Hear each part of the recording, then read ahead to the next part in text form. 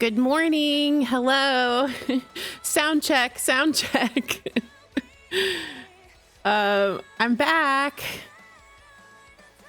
And I have been working on some microphone filters all morning, trying to get my sound improved. After watching the VOD back last night, it was like painful to listen to because I didn't have anything set up on my mic like for controlling the gain or anything, or basically I just plugged my mic in and that's all I did. So this morning I was watching some YouTube tutorials about how to properly set up your mic and adjust all the different settings and putting filters into OBS and blah, blah, blah, blah, blah.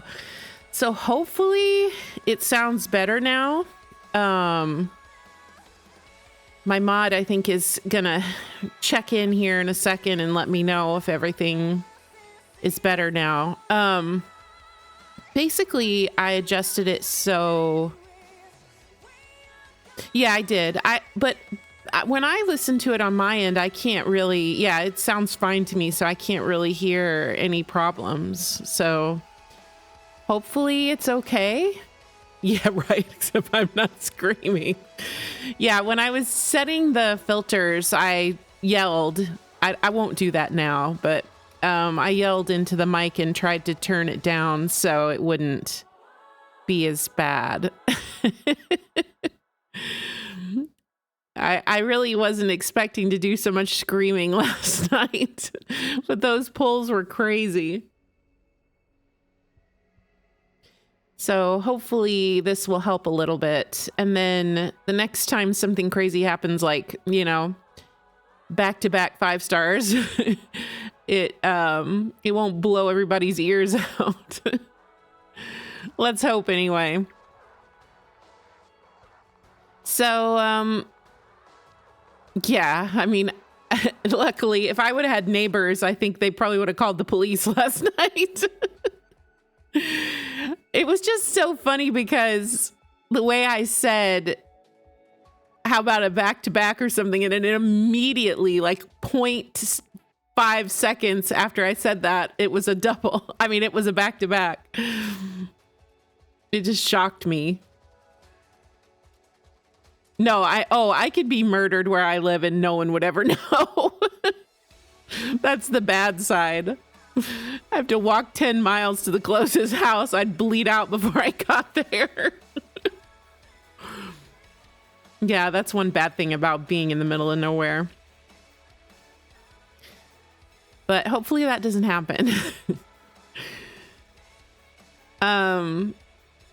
Yeah, so I made a little list here of the things I want to do before we get started because I see that the animated short is up and I haven't watched it yet, and I'm very excited to watch it. I think okay, so I think what we're going to do first is we're going to watch the animated short. Then when we pull up the game, I'm going to show you guys my my polls because I entered them into the warp tracker and everything, and I got all the numbers because that's always interesting. Then we're going to quickly tweak our PHAINON team and build. I did a little research last night about what would be better for that. Because last night when I was putting together a team stuff, I didn't know anything. Like, I hadn't read his kit. I literally hadn't done anything. So we're going to change a few things with that. And then we're going to start the main story quest. I have no idea how many hours it is. I hope it's not like 12 hours or something crazy. If it would be less than 8, that would be great because I'd really like to do the whole thing. I don't want to break it up. I mean, normally when I'm just playing by myself and I'm not streaming, I wouldn't care to maybe do like a couple hours today, a couple hours tomorrow. But since it's a stream, I would really like to do the whole thing if possible, but we'll have to see. I don't know how long it is yet, so we'll have to see. Yeah, so that's kind of the game plan. I guess, yeah, we'll start first with YouTube. So let me get YouTube open here.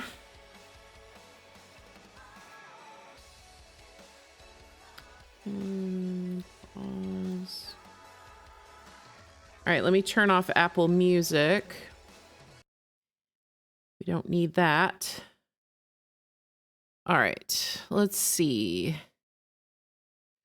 Oh, you know, when it says MiHoYo anime, it's about to be insane. Let me check my settings here. Let's go enhanced premium. All right, I'm gonna turn up the desktop audio just a little bit because I want to make sure everybody can hear the short. And then hopefully I'll remember to turn it back down. All right, so here we go. This is animated short, Hark, There's Revelry Atop the Divine Mountain. The Divine Mountain. All right, here we go.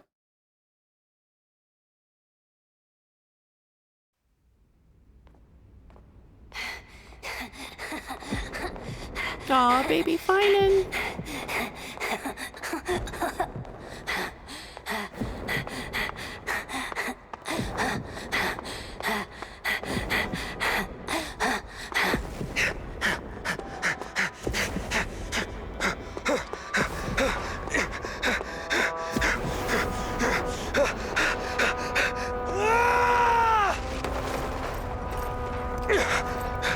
Oh my god, the animation looks insane.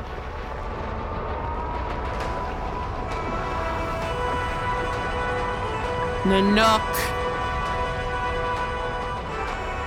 Are you ready, Nanook? I brought you destruction! Oh, dang.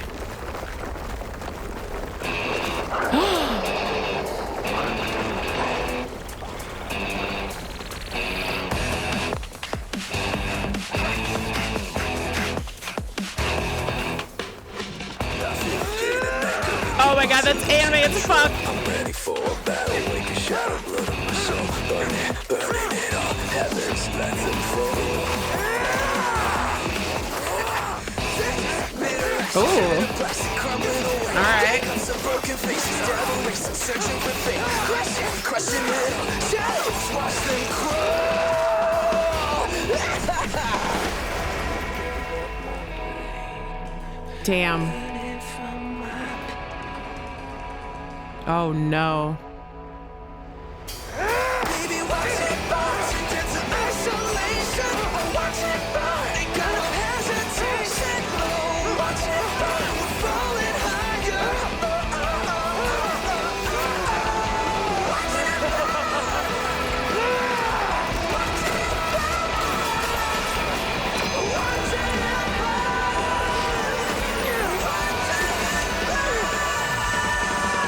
Oh my god.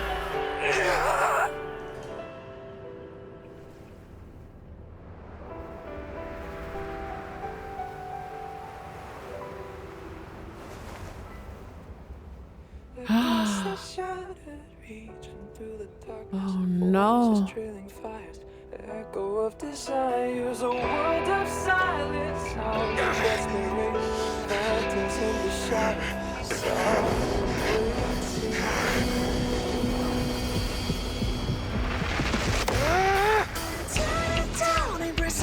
Oh shit! craving our damn creation, breaking a chain, I'm reaching for you. Oh my god!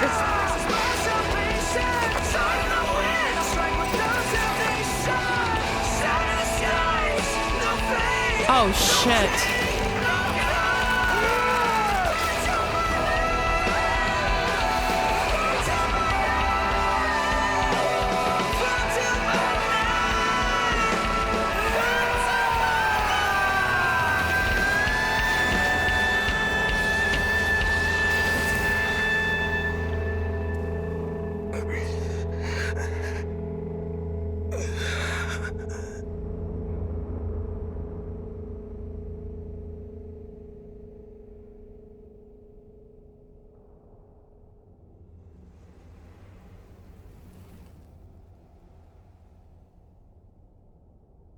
Damn.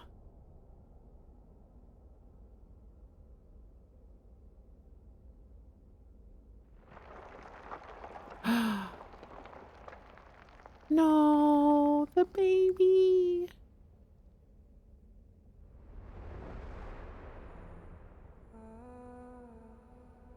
My wish? My wish is to fulfill everyone else's wishes.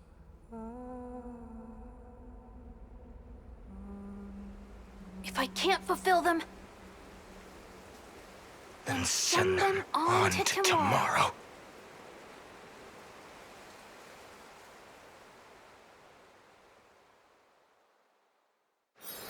Wow. Wow. That was magnificent. Holy cow.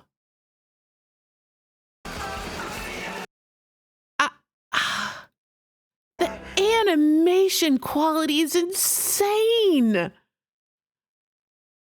Holy cow. You know, we're all looking forward to the Genshin anime. How about the Star Rail anime? Can we have the Star Rail anime too, please? Oh my God, that was epic. Yes, yes. Let me get you the link. Hold on. Hold on. Wait. Share. Copy. There you go. This was so epic. You know, this was the perfect counterpoint to the trailer, because the trailer really focused on the humanity and the loss and the friendship and the struggle. And this animated short was like almost the antithesis of that. It was like, this is the fight, the blood, the sweat, the nonstop just ability to just carry on. I mean, bro literally got his freaking arm chopped off, and then he was just like, I ain't done.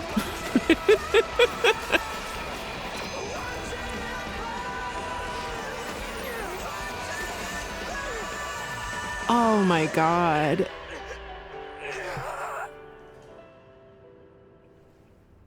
Oh my God. And then the wing falling to the ground on top of all the bodies. Oh my God. I mean, these are the other Chrysos heirs. You can almost spot them in the pile along with everyone else. And then he's like, nah, I'd win. He's not done. He's like, it's merely a flesh wound. Oh my God, bro is crazy. That's so anime. This shot here looks like something out of Hell's Paradise.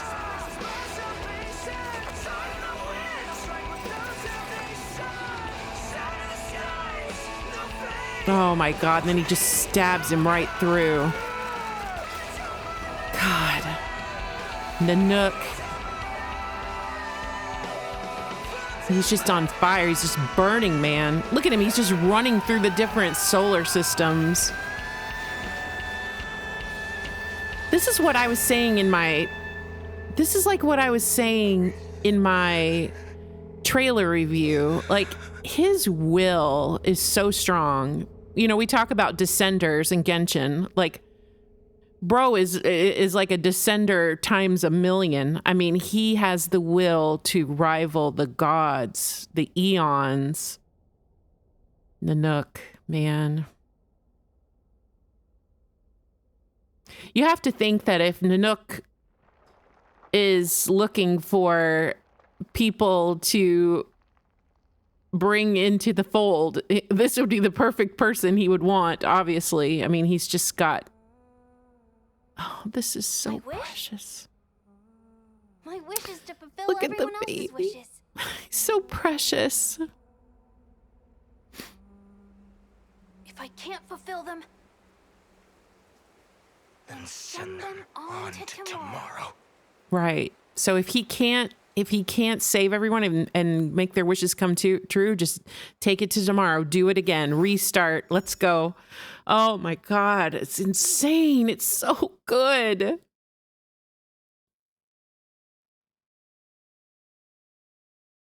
it was very plot relevant for him to lose his shirt. Of course, that's the top comment.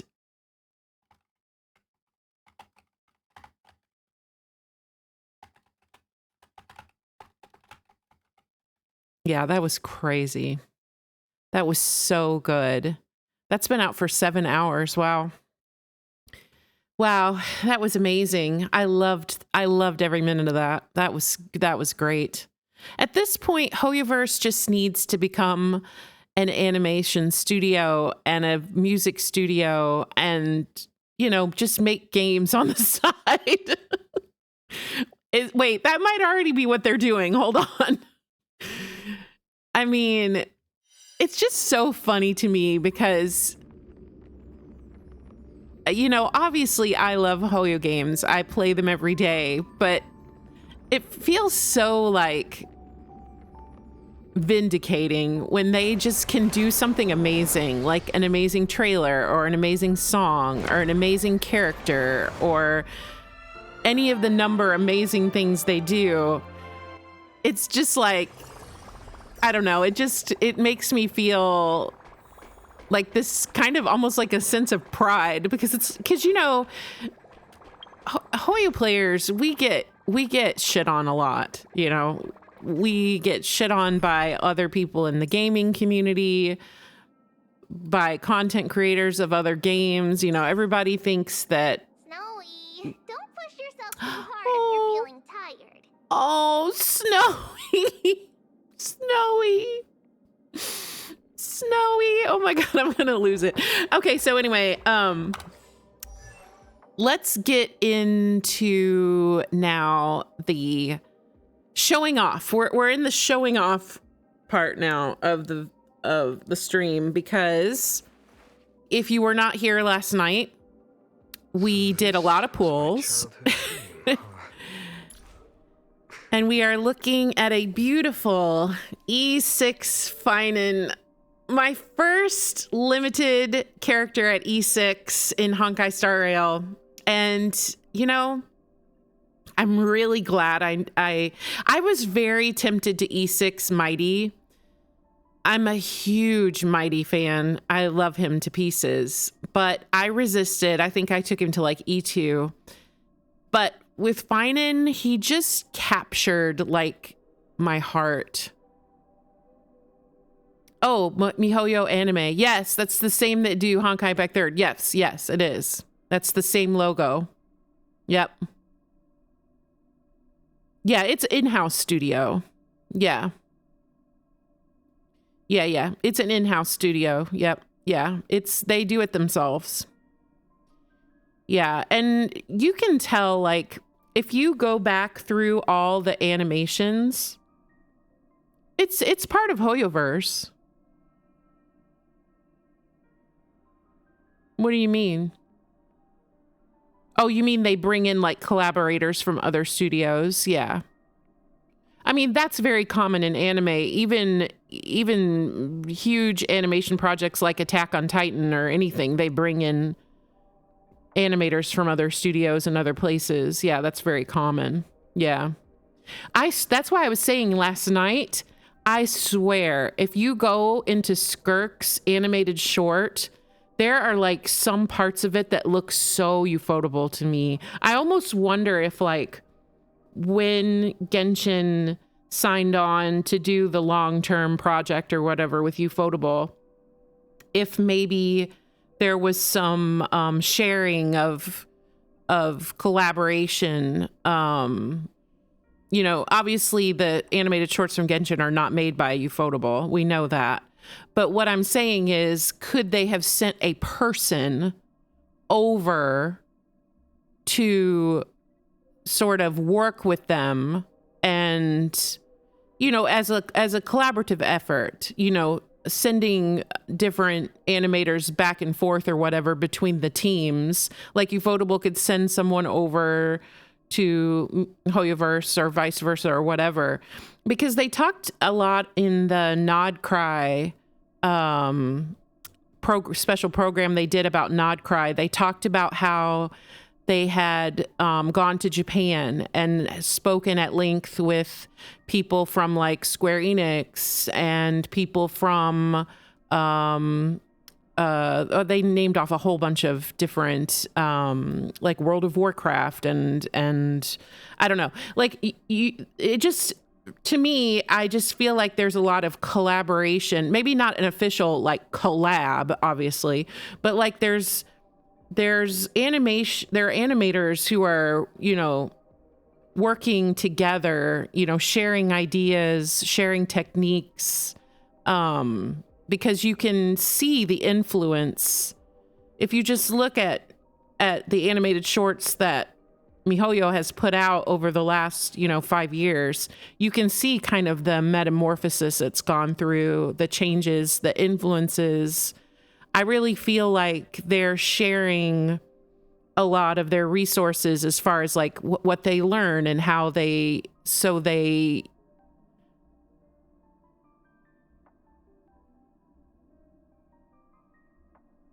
right. That's what I'm saying. I'm right. That's exactly what I'm saying. So like, it's not made by Ufotable. We know that it has no affiliation with Ufotable whatsoever, but I think it's very possible that there could be collabs going on,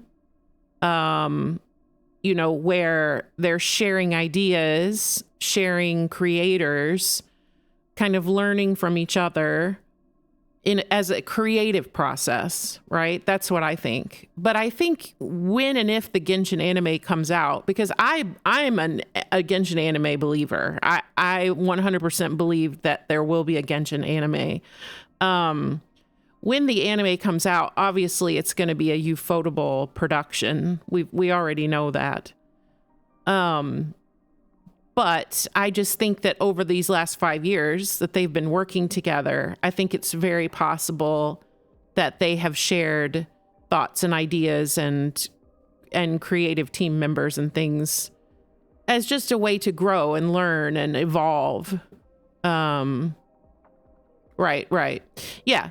So anyway, these animated shorts are just getting better and better and better and better. There were parts of Skirk's animated short that had like very obvious influences by other animation sort of like themes. Like there was a part of Skirk's animated short that looked like Trigger to me. Like it had a very Studio Trigger sort of vibe to it, like with the colors and the shapes and the angles. And I was like, wow, you know, I feel like I'm watching Promare or something right now. And then there was another part where it showed like there was like a branch that had like some leaves and there was like dew dripping off the leaves. And I was like, wow, that looks so Ufotable to me. So like, I just see like these little touches in these trailers where I feel like, you know, there's things going on behind the scenes where the animators are working together and learning from each other, which is really cool.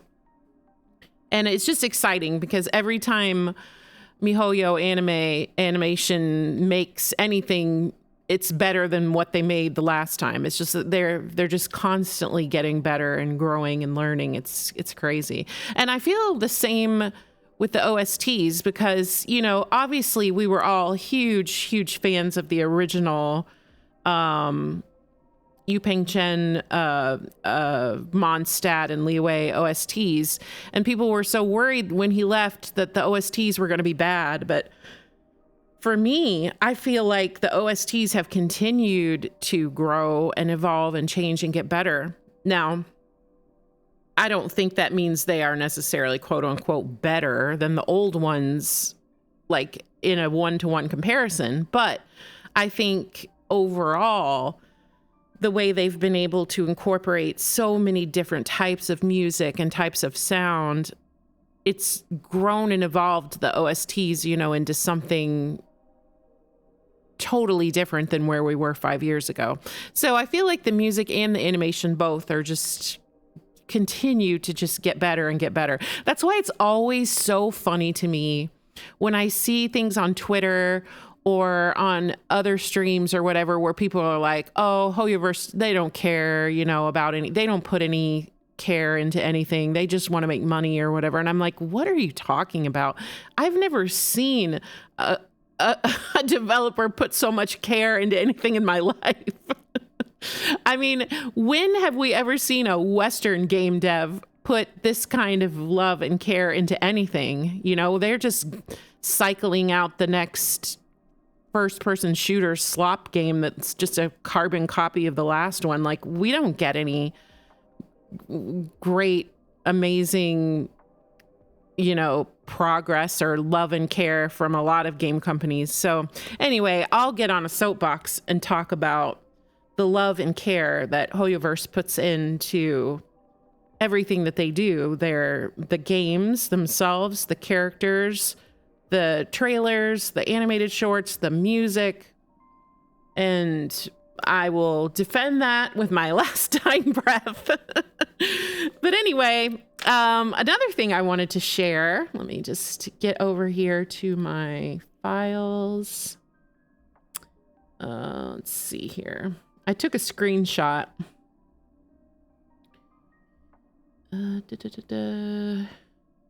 Here we go. So here are my polls from last night.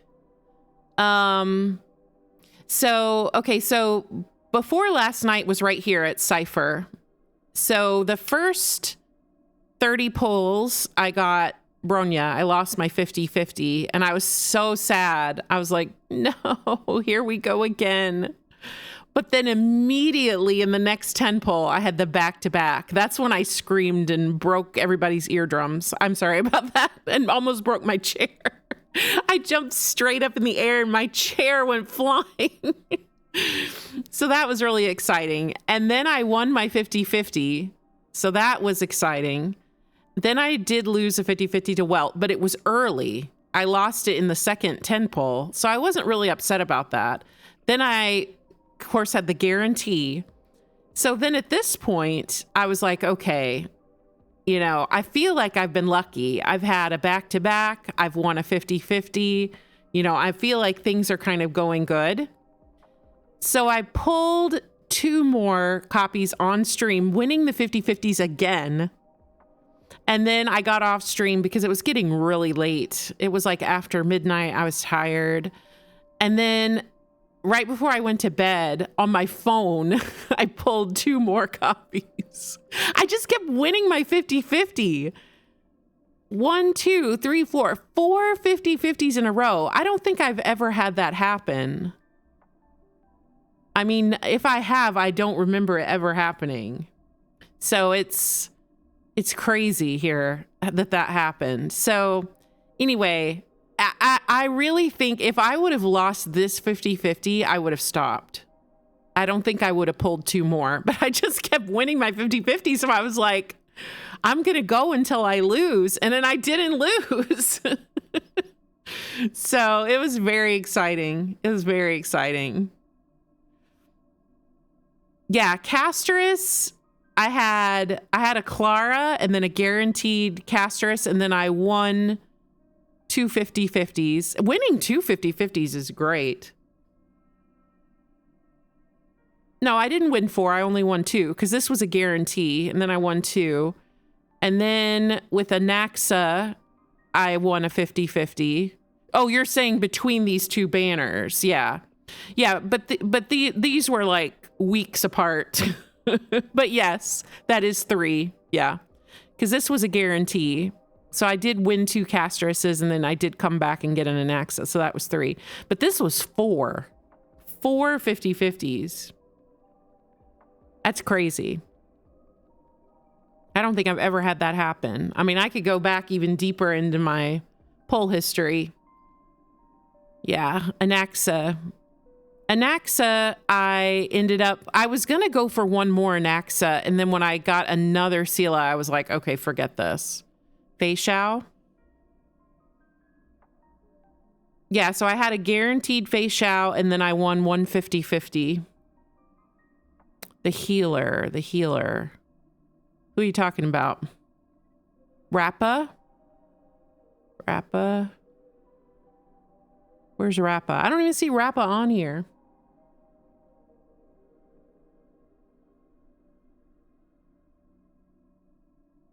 Oh, yes, I see Rappa right here.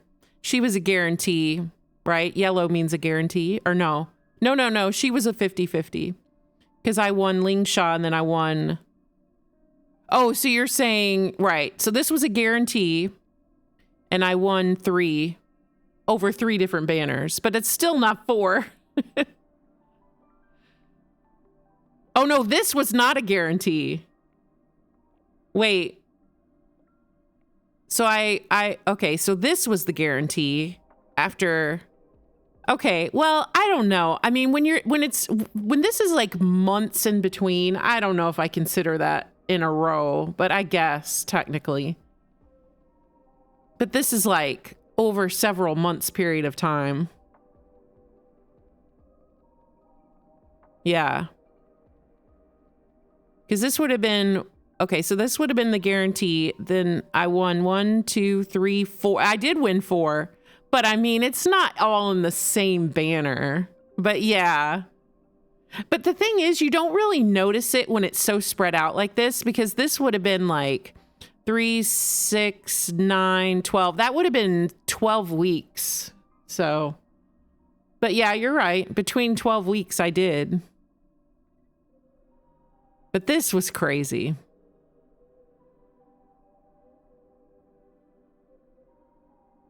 Yeah. I've never had this happen. This was all in one day, not 12 weeks. But yeah, that was crazy. So I'm very happy that he's home.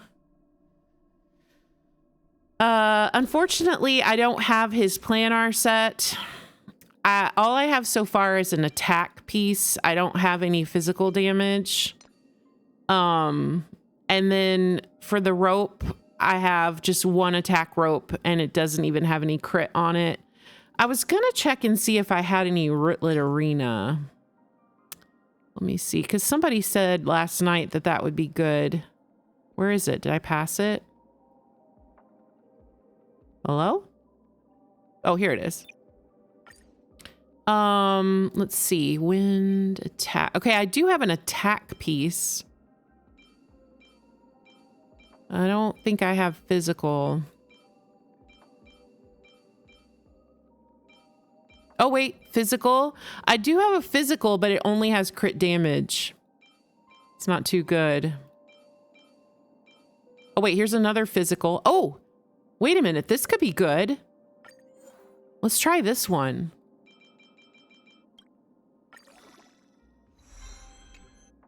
I mean, that might not be bad. Oh, physical Claymore girl? Clara?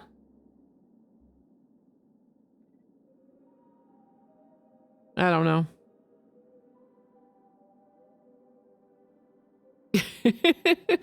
Should I level this up? I might as well. I mean... it ain't great. Speed and crit damage. That's a... oh my gosh, look at this. 2 rolls of flat HP. Yucko. Oh wait, this might not be too bad. 15 crit damage. Crit rate and speed, maybe. If it all goes into crit rate and speed. Oh my god, 4 rolls of HP percent. Get out of here. Crit damage.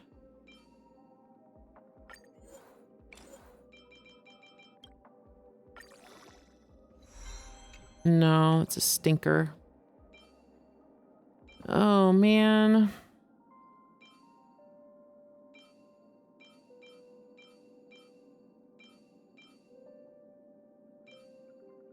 All of these just have 1 usable. I guess maybe this one's not horrible. What does this give me? 76 over 183. I don't really know. Wait, open the image again? Okay, oh my god. Okay, calm down. All right, let's see here. Okay, what do you want to show me? The barefoot girl. Yes, her name is Clara. My childhood musings. She was limited? So naive. No, she was not limited. The last row. Young Lee? Her name is Young Lee. Yes, this is Young Lee. Correct. So What about this her? was my childhood dream, huh?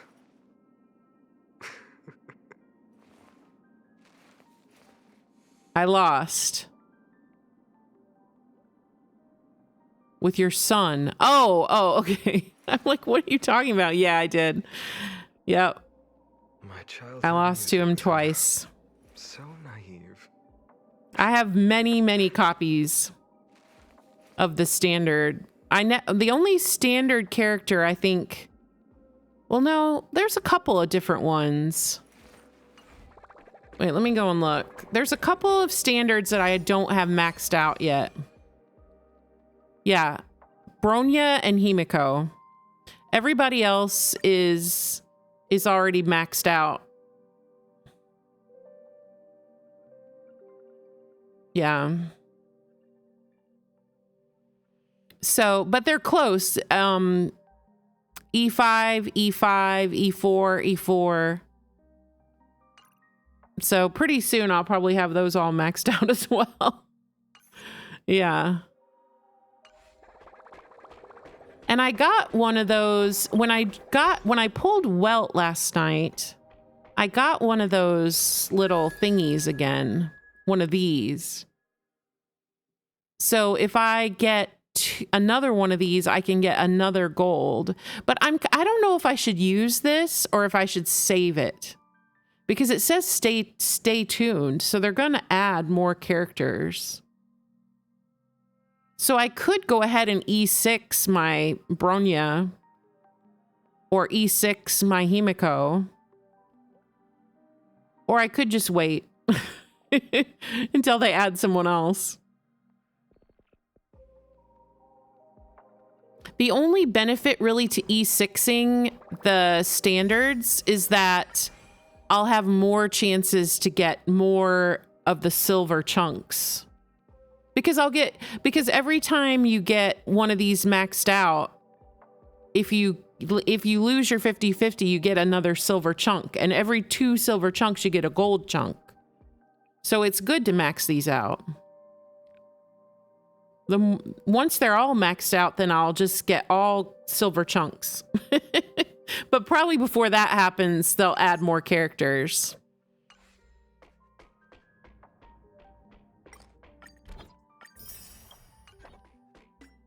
Friend request. I freed up some slots. I've got 3 slots left.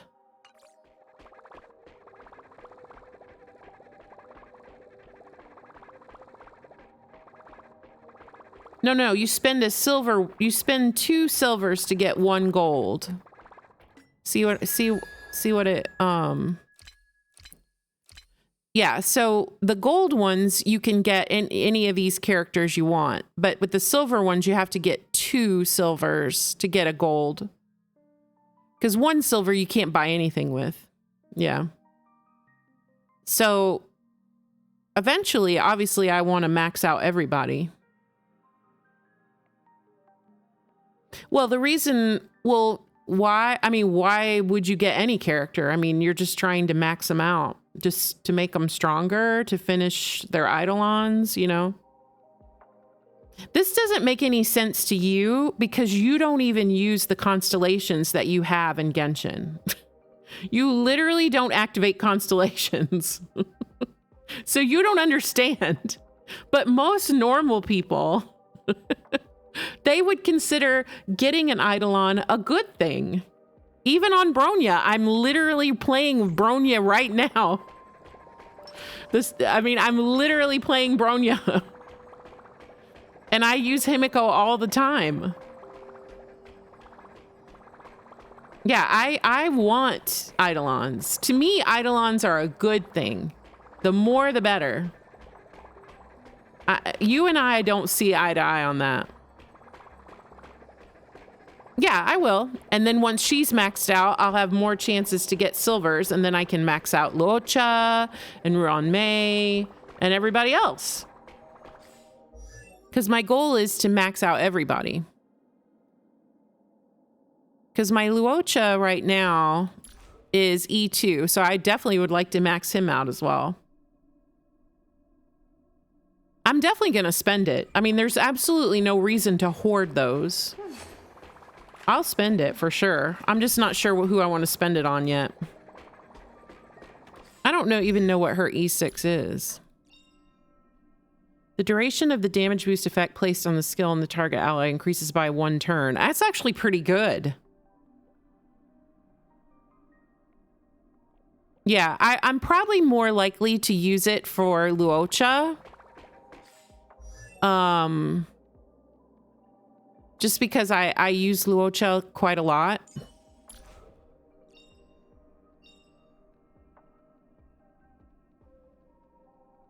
I mean, weakness is good. I mean, all resistance to all types. I mean, that's good too. Yeah, I'll eventually get them. I mean, it's a no-lose situation because I'm either going to get the Eidolon or I'm going to get the silver chunk. So both are the same. Yeah, Luocha. I used my... When we got that redemption for the free one, I used it for another copy of Luocha. But how do we think these stats look? Does anyone know? Let me see. Let me pull up a guide and just see how far off I am from being in a good... I'm assuming he probably needs more speed. I don't know. I just assume. Let's see here. Let's see. So... Oh. So this was my childhood dream, huh? Okay. Okay. So the deal with speed is it doesn't increase his damage or anything, but it helps with the taking turns with Sunday and Bronya. My childhood musings, huh? Okay, I see. So you would want him 1 speed faster than Sunday and Bronya. Well, that's not going to happen because my Sunday is speed tuned to Boot Hill. I could probably get some speed off of him pretty easily. Like right here, I could take off 7 really easily.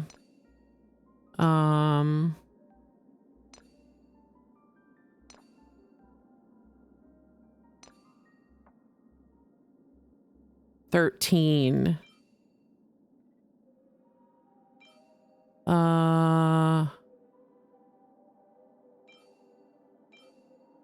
Let's see.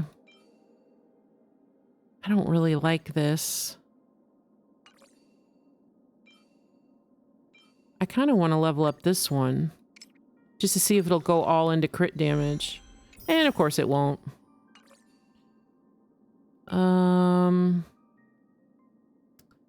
That almost could be a reroll candidate.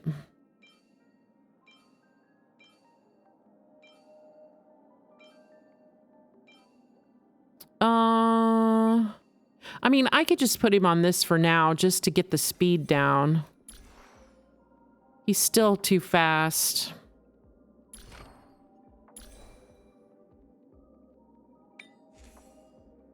Where else can I get rid of some speed? Here.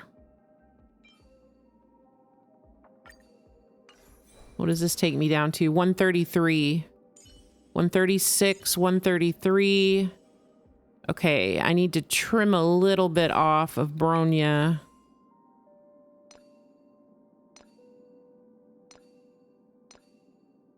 Probably right there. Yeah, probably this piece. Wait, is this a... Wait a minute. Is this Bronya build messed up? I haven't used Bronya in 100 years. Hold on, let me check. I feel like this is not right.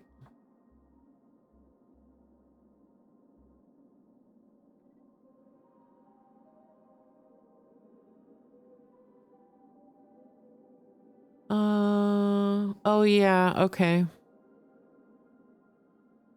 I could put her on Broken Keel, but I don't know if I... Yeah, I don't have a... Oh, I do have this. I could move her to this. Ugh. Well, of course that dodged everything I wanted.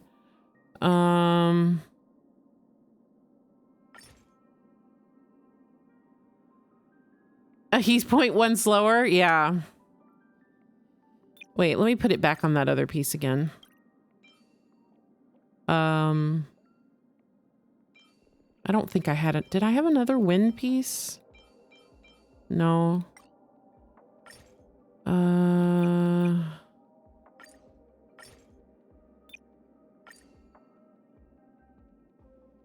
Oh, wait. She doesn't even need wind. Hold on a minute. What am I thinking? She doesn't need wind. She needs... She mostly needs HP, probably more. Or maybe even defense, more than wind.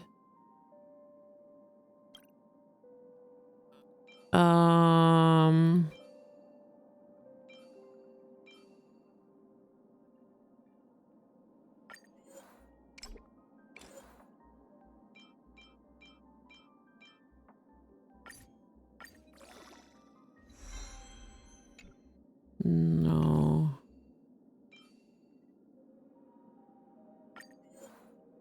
This is a stinker. I should get rid of some of those pieces I just leveled that were bad. I should have unlocked them.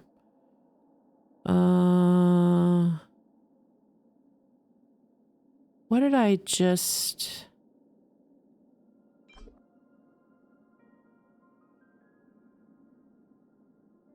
I think these are the ones I just leveled.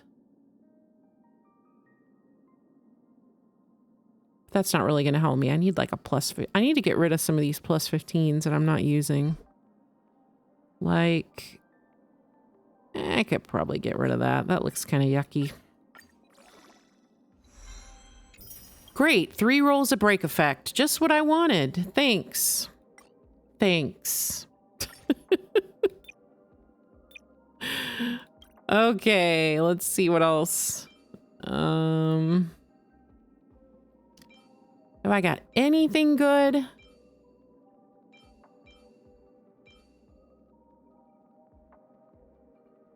Put her on a defense piece.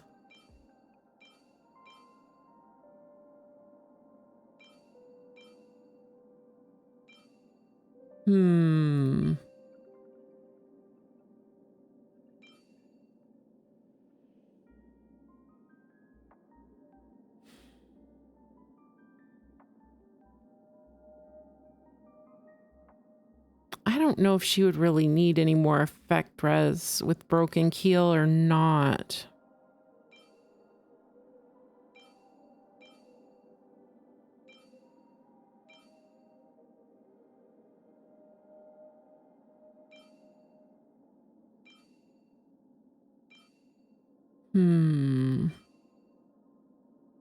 Well, I'm just going to put on just something here for a second because I just need to see what kind of...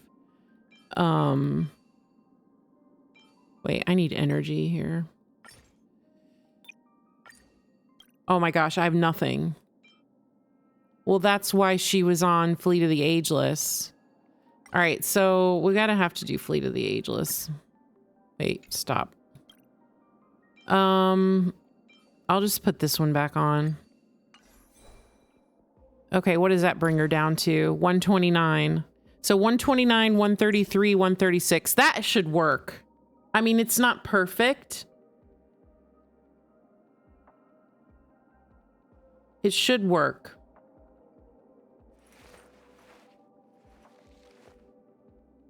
So this was my childhood dream, huh? We could test it out. Let's go test it out. Wait, wrong button. No more pulling for me. Okay, let's see. Let's go test it out on somebody.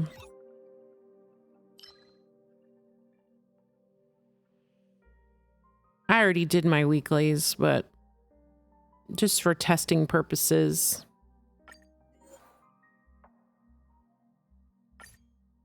Yeah, it's fine.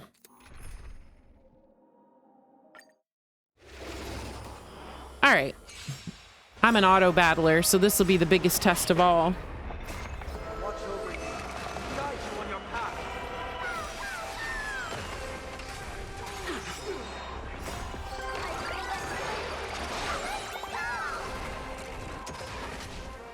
Tomorrow. Core flames consume me.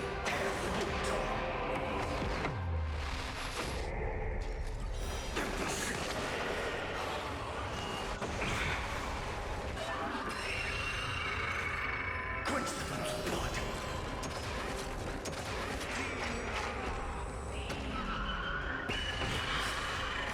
Her agony. Tear the sky.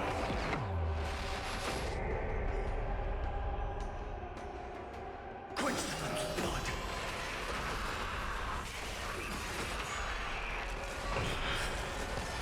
Rifted with strife. Hail the new dawn.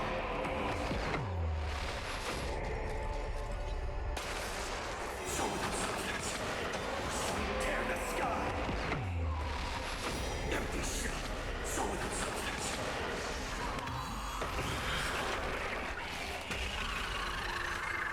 Hail the new dawn.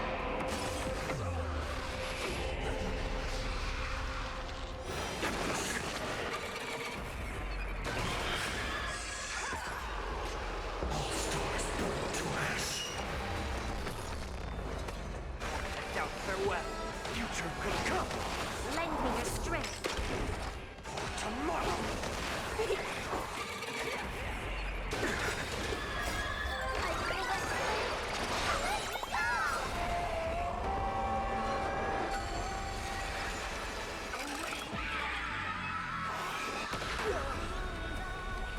Future could come.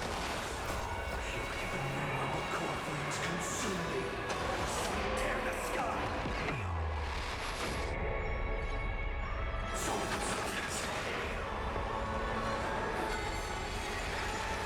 Hail the new dawn. Empty shell.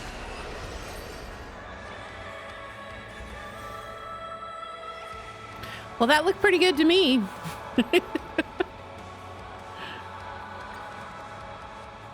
That looked pretty good to me. All right. Okay, so we watched the animated short. We looked at the polls. We got PHAINON's team together. This is apparently his best team, according to people who know things. So we've got the team here.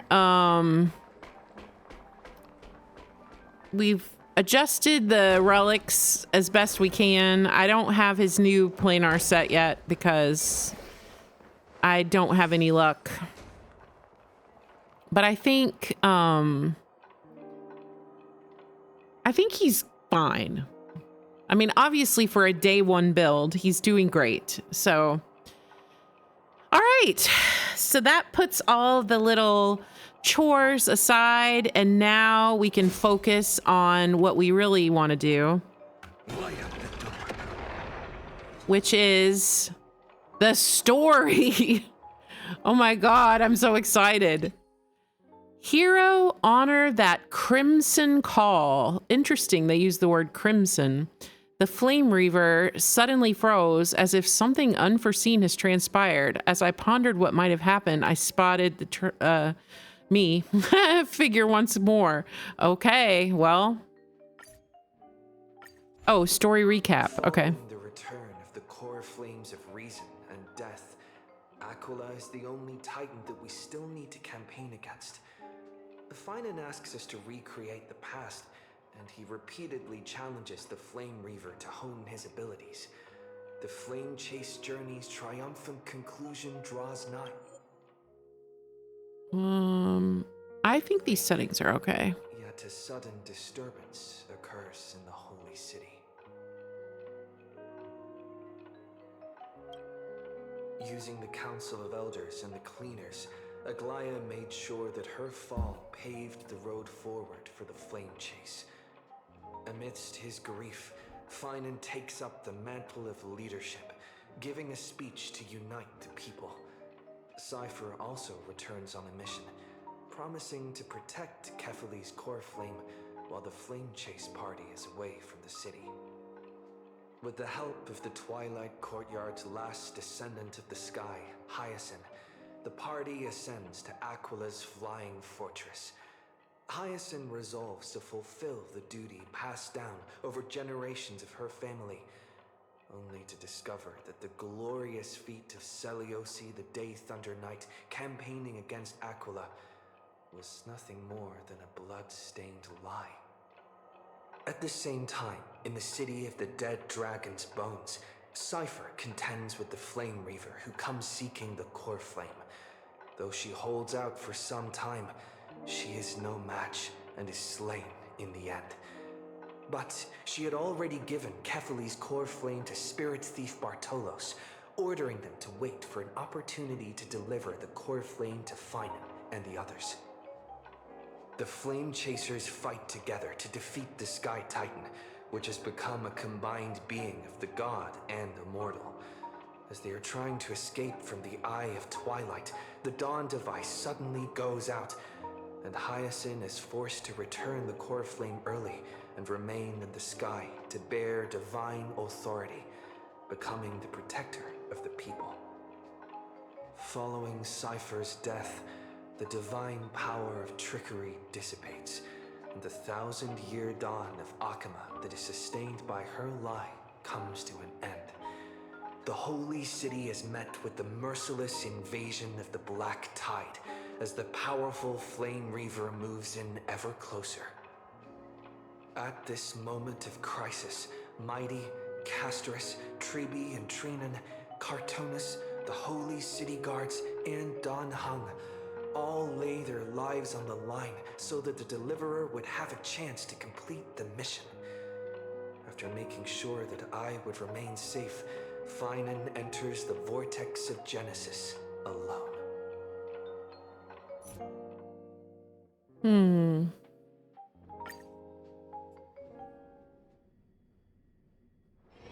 Peaceful days are like breezes carrying the scent of wheat fields. All right, here we go. Please stay close to us. We need to rendezvous with Lord Don Hung. We will do everything in our power to clear the path for you.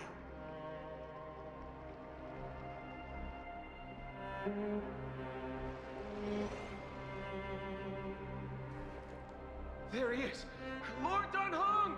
Oh no. Quick, we must assist him!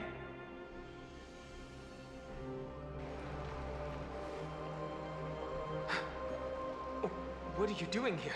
His voice! Where's PHAINON? It's back! Oh my god, thank God. Don Hung! I've missed you so much. Oh, thank goodness. Oh, I'm so happy he's back. It's a long story. Let's deal with this guy We first. are under Lord PHAINON's orders to escort both of you to safety, no matter the cost. Leave this to me and the Holy City Guards. Seth, take them and go. Wait, Namazani. That black-clad swordmaster. Something seems off. Yeah. At some point earlier, they suddenly froze in place, not moving at all. Oh. Like some kind of omen. What? Now's our chance to take him down. No! Don't get too close. That thing's black flames are burning hot. I don't know what's happening, but leaving. Wait, the music is so loud.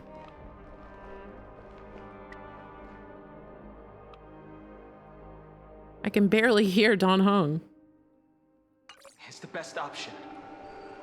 I don't know which demigod graced us with this miracle. Please, come with us. PHAINON, is he going to be all right? I don't know. Believe in his resolve to save Akuma.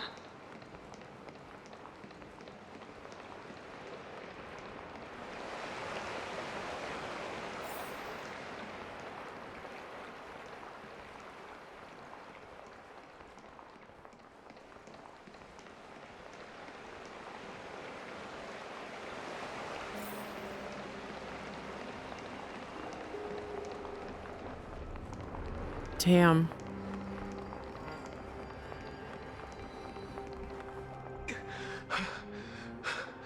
The Flame Reaver isn't pursuing us. Could this really be some kind of divine intervention?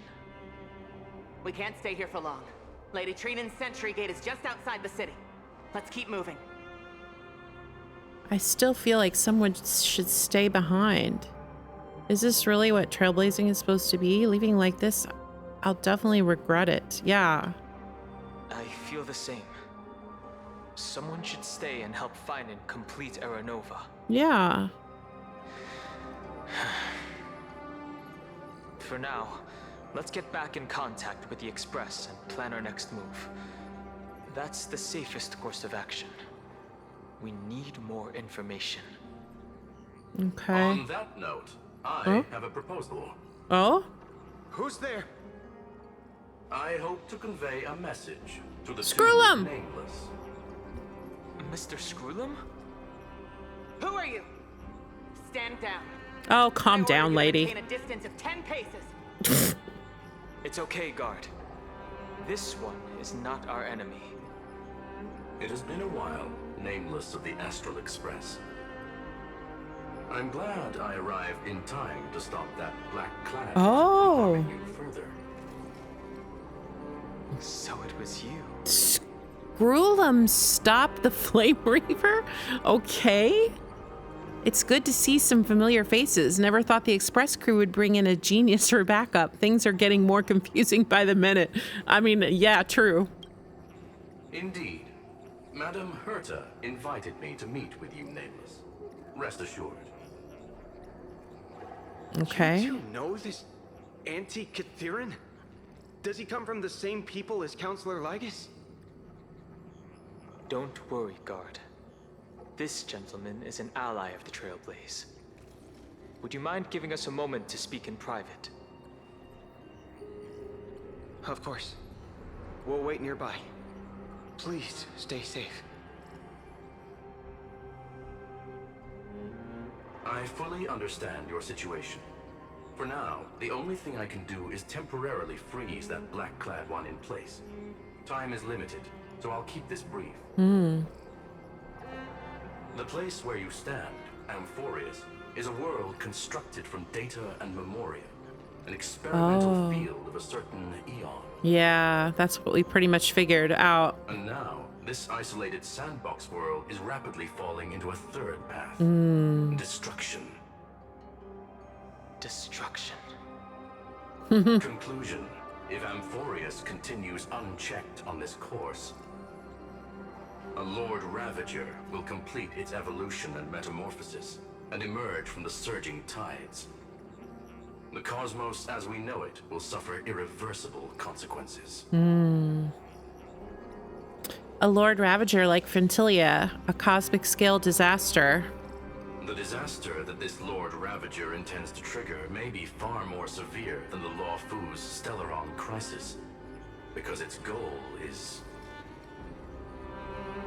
the Eon of Erudition. Putting aside the complex details of the inferences involved, I have a request to make. For one of you nameless to stay behind on Amphorius, acting as an informant, in order to prevent the wrath of destruction from ravaging the cosmos. I'll stay behind. This world is enveloped in a firewall that defies explanation, and the flow of time here is also different from reality. Madame Herta and I can only tear open a gap and project images inside. However, the accidental crash landing of the express car notwithstanding, both of you were able to successfully land here. There must be some principle. It's probably behind the this we have yet to Stellaron. fully grasp. It's always the Stellaron. That's always the answer. To uncover the reason. Before then, if one of the Nameless is willing to stay and witness the fate of this world, or to push it along when necessary, Okay, it would be Genshin. of great assistance. Witness the fate of this world. Where have we heard that before? I will shoulder this responsibility. Mr. Screwlum, I believe you. So I only have one thing I'd like to confirm with you. As Amphorius is already facing its end, how can we guarantee the safety Well, we of the can't, person obviously. who stays behind? Look at this, if you would. Right. Yeah, right. This Successfully. curio is called the chronocognitive anchor. Oh. The two of you may view it as a kind of space anchor in the world of erudition. Okay. As long as you carry it with you, your individual data structure will be protected and will remain unaffected by the influence of digital tsunamis. Digital When tsunamis. Wow. required, it can also serve as a bridge for communications between Okay. the internal and external Anchor and worlds. communication. Got Of it. course, it is not curio with unlimited uses. What? May only be held by one person. The connection being interfered Oh. with. Decide quickly as possible. Well, I'm staying. Final messages. 1. Intellatron, named Ligus. Possibly Yes, he's the primary culprit. I agree. behind everything. 2. Eartha discovered a clue. Miss March has already been Oh. drawn into Amphorius.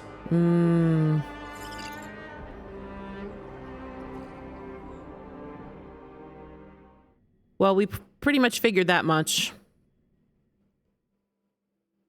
March. Huh? Oh, cold. It's freezing. Yeah, you're in ice, March. Hold on. Am I dreaming? This is way too strange.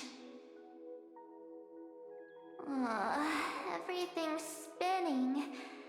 And I can see webbaboos flying around. But I was literally just talking to Himeko. How did I... When did I... That's it. He warned me about this place right before Klipoth glimpsed him. Right. Oh no. Have I accidentally walked onto some weird path? Oh no, is March getting another path? Have I done something crazy without remembering? Unless forcing Pom-Pom into new Again? outfits. Is she getting And another borrowing path Mr. Young's again? shoulder massager counts. I don't look at leaks, so I know Hold up. nothing. No way! Stepping onto the path of elation can't be this simple. Stepping Right? onto the path of elation? Child of remembrance. Step forth Oh. into the depths of the path space. Who's there? Hey, cut it out. If you're there, just come out and talk, okay? You're freaking me out. I can't even think straight. Hold on. Is that a gate? Oh my goodness. Cast aside your fears. Step forward through the gate of memory. Oh, her memories? The voice. Will she get her memories back? Is it showing me the way out? Oh. I kind of, like, I was so excited for PHAINON and his story, I kind of forgot about March. No, don't fall for it. They're lying to you. Turn back now. Wait, Master Diviner? From the Wafu? What's she doing here? I mean, Master Diviner, what brings you here? Yeah. And It's a pink-haired girl Miss convention. Messenger, do I know you you again, March. Whoa. A pleasure to see you, Miss March. That's it. Master Diviner used the Matrix of Prescience to help me search for my memories. Oh, yeah. Mm-hmm. And you, Miss Messenger, we met in that memory space. You said to me, the value of your life does not lie in what happened in the past, but in the present and the future. Yeah. Your memory serves you well. March, I conducted some experiments with the 6-phase ice you left us. Okay. Thanks to the Garden of Recollection, the Matrix of Prescience has made a breakthrough in extrapolating the past. Now, we might be able to bypass the obstacles and look directly into your history. Okay, cool. The Master Diviner is right. Continue down this path, and you'll be able to find your lost memories at the end. Oh, through the path of elation. Since we last met, you've grown much alongside the Trailblaze. All I can think of is Sparkle. To bear the weight of your past. To bear the weight. Well, there goes my Ice Princess fairy tale. I need to know, Master Diviner, Miss Messenger, this isn't just another dream, is it? Who knows at this point? If this is real, why reach out to me at this exact moment? The situation is dire. Oh. Your lost memories, they're crucial to the Garden of Recollection. She's right. The Garden of Recollection's existence hangs on your memories. Oh. The Garden of Recollection. You may not want to sacrifice anything to preserve the garden for now, but in time, you'll understand. Your destiny and the path of remembrance are extremely, closely intertwined. Now go. So, I just walk through that gate? This way, March. Your past awaits beyond the gate of memory. Oh my gosh, are we really going to see March 7's past? They're just mimicking people from your memories. Is this a trick? That boy, don't let those bad people deceive you. The gate. Now it's Oh. you two. I don't know if this is a good thing or a bad thing. What are you doing in a place like this? March! There you are. Finally. The trailblazing journey just isn't the same without you. Traveling's no fun without you around. Well, duh. What's Team Trailblaze without its star member? Now this seems fake. Wait a sec. You might Yeah, look exactly. like you two, but We understand your confusion. The Garden's allies helped us establish this Neuralink to reach you. Nah, this is sus. Garden's allies. You mean Miss Black Swan? Yes. She helped make this possible.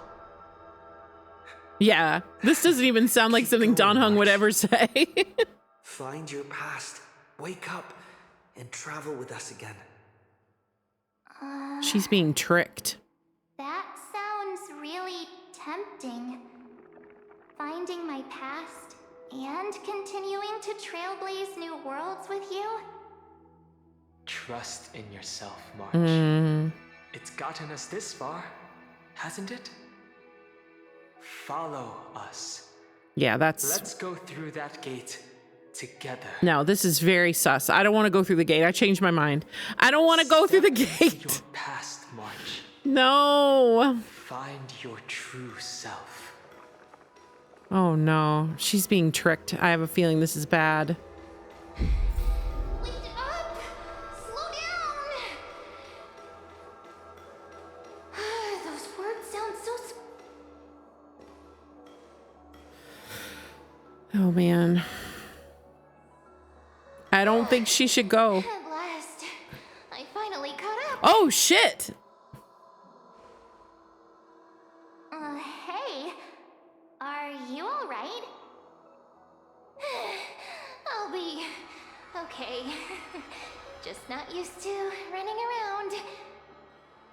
Say, March, got a moment to talk before you make your decision? Oh my god. Wait, that was you? Pushing the gate away? Sending those warnings? Yep, named Cyrene. It means ripples of past reverie. Easy to remember, right? Wait a minute. We actually look quite alike, don't we? Oh. Yeah. Your pink hair is just as eye-catching as mine. And we're both bright, pretty, and positive girls. Talk about coincidence. Yeah, coincidence. Wow, you're quite the smooth talker. But I can't disagree. Wait, you know my name is March? Have we met? No, but I've witnessed your story through those memories just now. It's incredible, really. We might have more in common than you think. I know exactly what you're going through, which is why I don't want to see you exploited or hurt. You know what I'm going through? I know, because I've been exactly where you are. This empty space has been my home for ages. Oh? I barely remember what time feels like anymore. So she's sealed in ice as There's well? something I'll never forget. Trust me, that gate won't give you what you want. You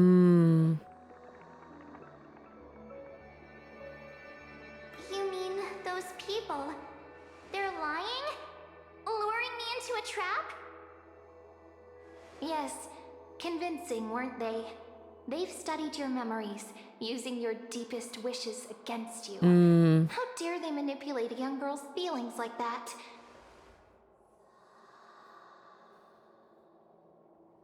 If you go through that door, the worst case scenario is you'll become their pawn, losing control over your own fate forever.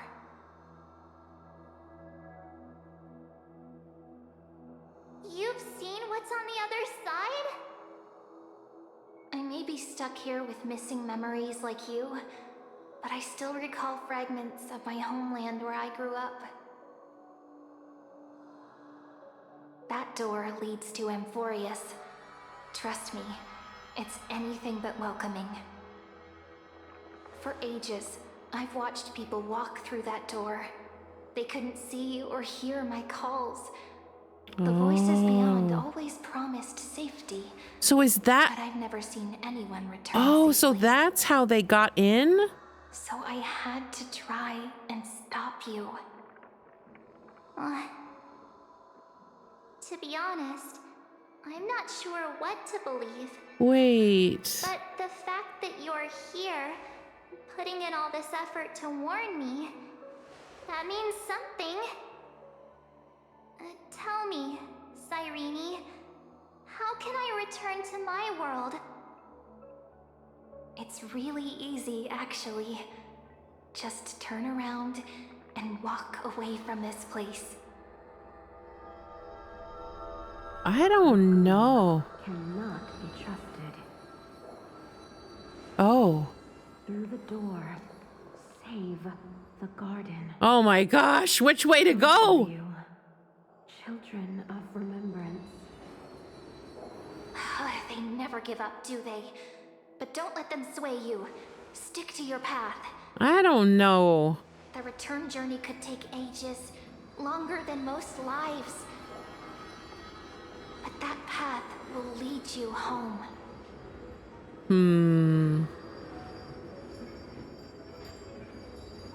I don't know. I'd probably come more to trusting Black Swan, honestly. Thank you, Cyrene. I know Yeah. what I need to do. She's gonna go. I'm going through that gate. Into Amphorius. Wait, what? Don't worry. I believe you. It's just Oh, that, for me, it's with Don Hung and the place I can Trailblazer. call home is right beside my friend. Yes, of course. Two of my closest friends are already on their way to Amphorius.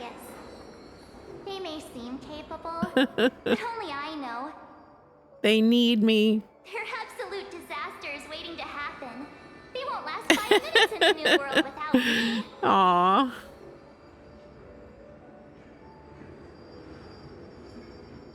That's why I need to go through.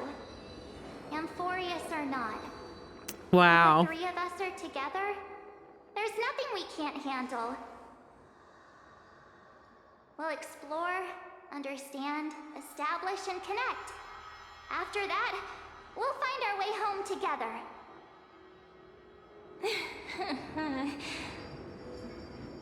I see. You've got people who mean the world to you, too. That is so heartwarming. March, if that's what you've decided, you have my full support. Birds of a feather we are, looking all sweet and innocent, but with hearts of fire. Oh, stop. You're making me blush. Well then, I guess this is it.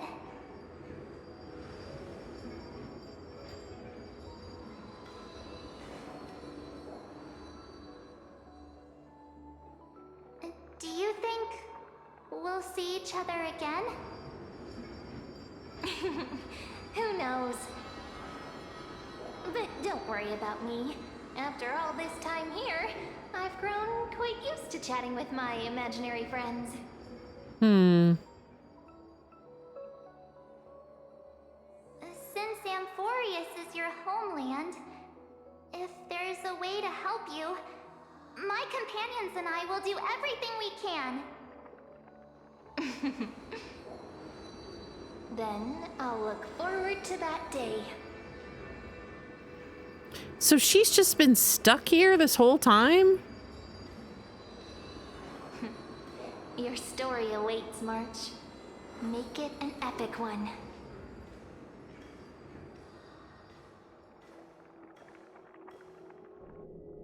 Okay, well. We're at the Vortex of Genesis. You okay there, friend? Something seems to be bothering you. Yeah. It's called Everyone Just Died. Vortex of Genesis. We made it back. Even this place has changed. PHAINON. Is he ready for Era Nova? I hope Don Hung will be okay heading back on his own. Maybe Don Hung, he's got Don Hung on the brain. Maybe Don Hung should be here. No matter what, we need to see it through the end. Yeah, I hope he'll be okay. If anything, he's the one worried about you. But I'm here to watch over you now. If what that machine gentleman said is true, if Amphorius is destined for destruction, then I'll stay by your side until the very end. All right. We're in it to win it. You and Don Hung treasure the Express. Amphorius means everything to me. Time to see the Era Nova begin. Right. Time to see the last core flame restored. Oh boy.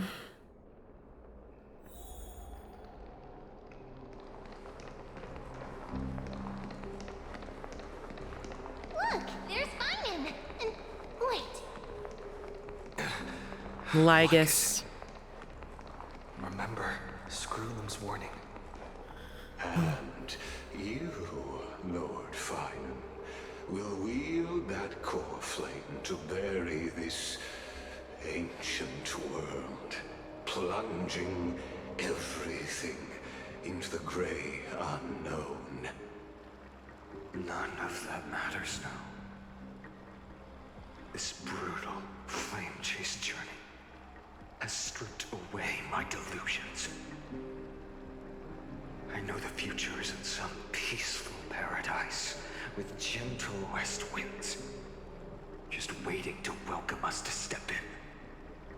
If what lies ahead is a mass of chaos, I shall cut through it myself and usher in the first ray of blazing sunlight. Is it truly you? We're back. With one last chance to turn back, you still step forward. How befitting of a trailblazer.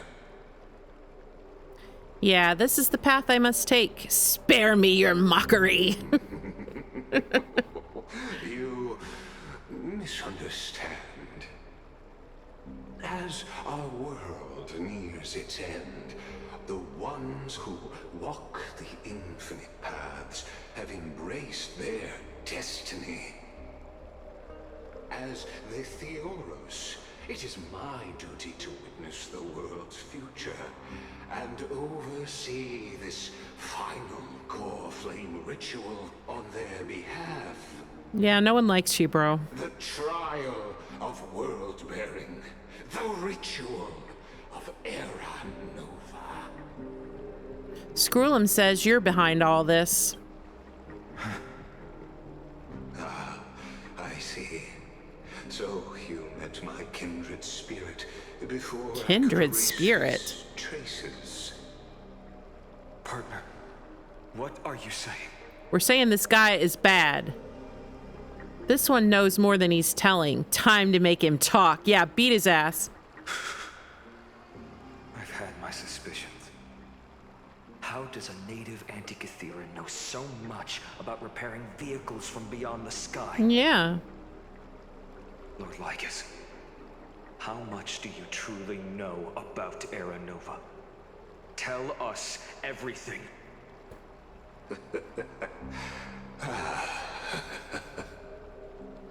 Very well. I need no longer maintain this Theoros masquerade.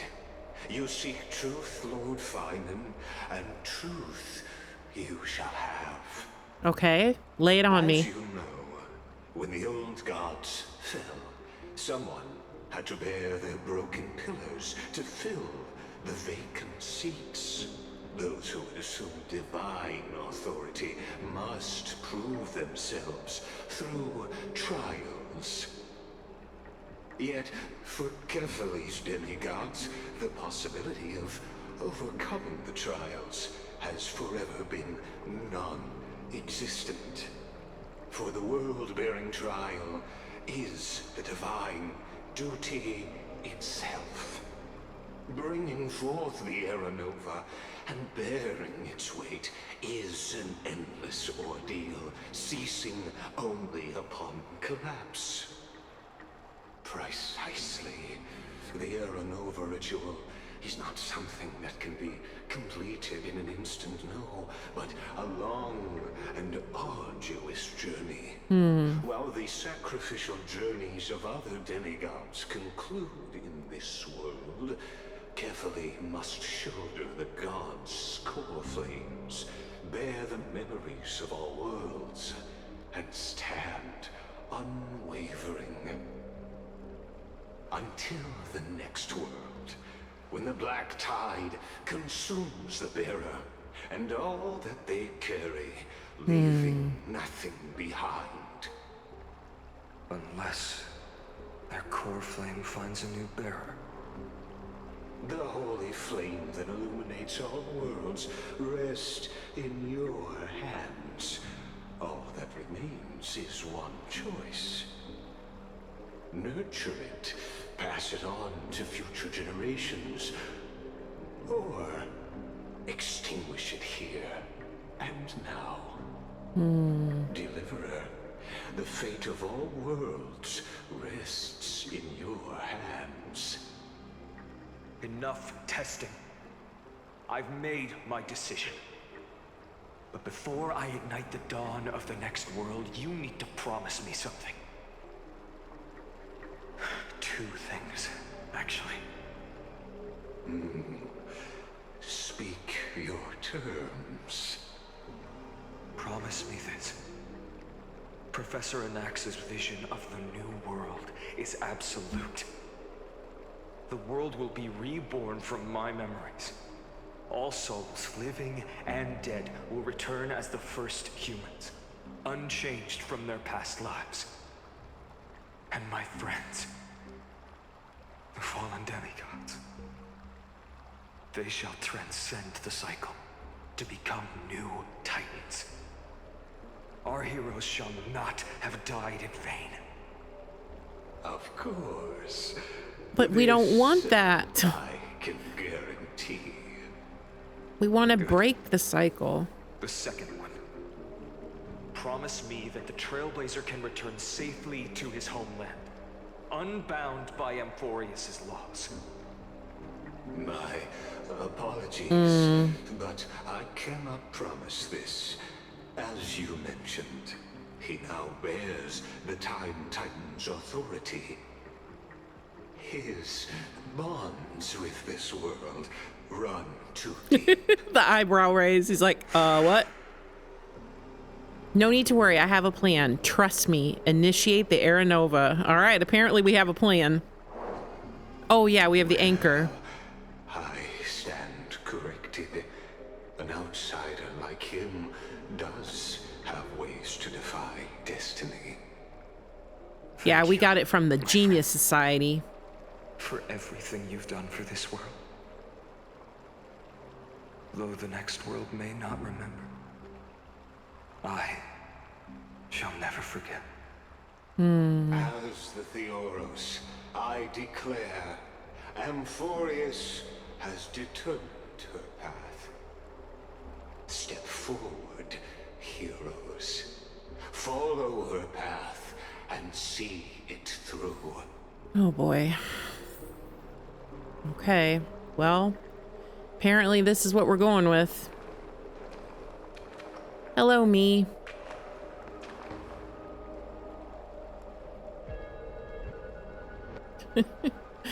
He's just so sweet.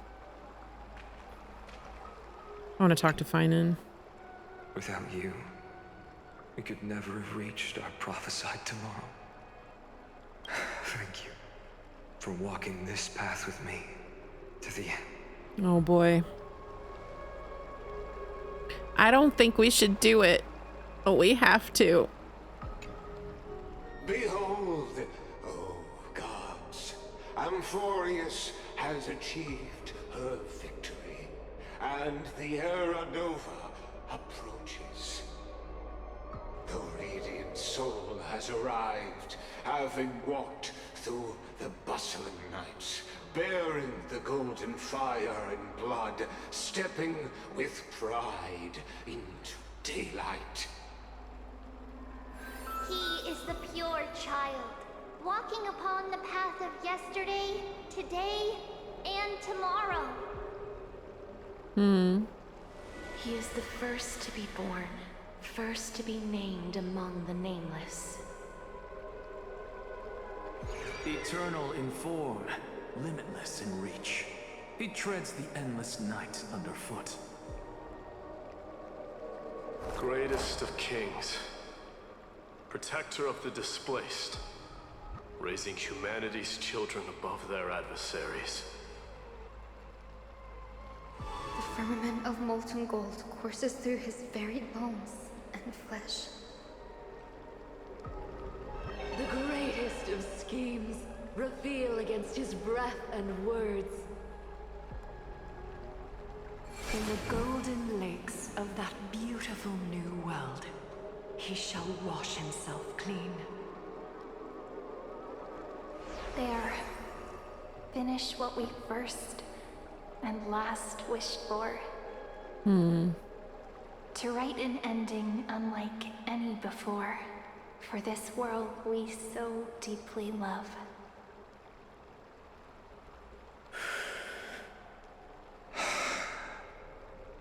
Come, partner. Join me. All right, here we go. We're restoring the final core flame. The time has come for us all to face oblivion. Or or embark on one final grand journey.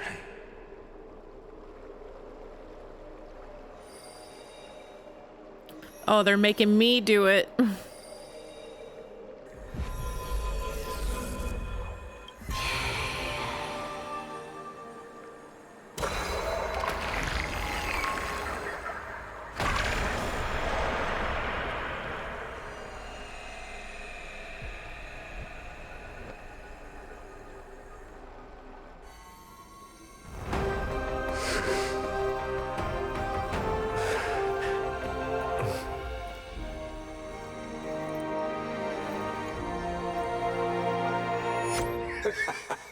What a magnificent and Oh my epic God. adventure.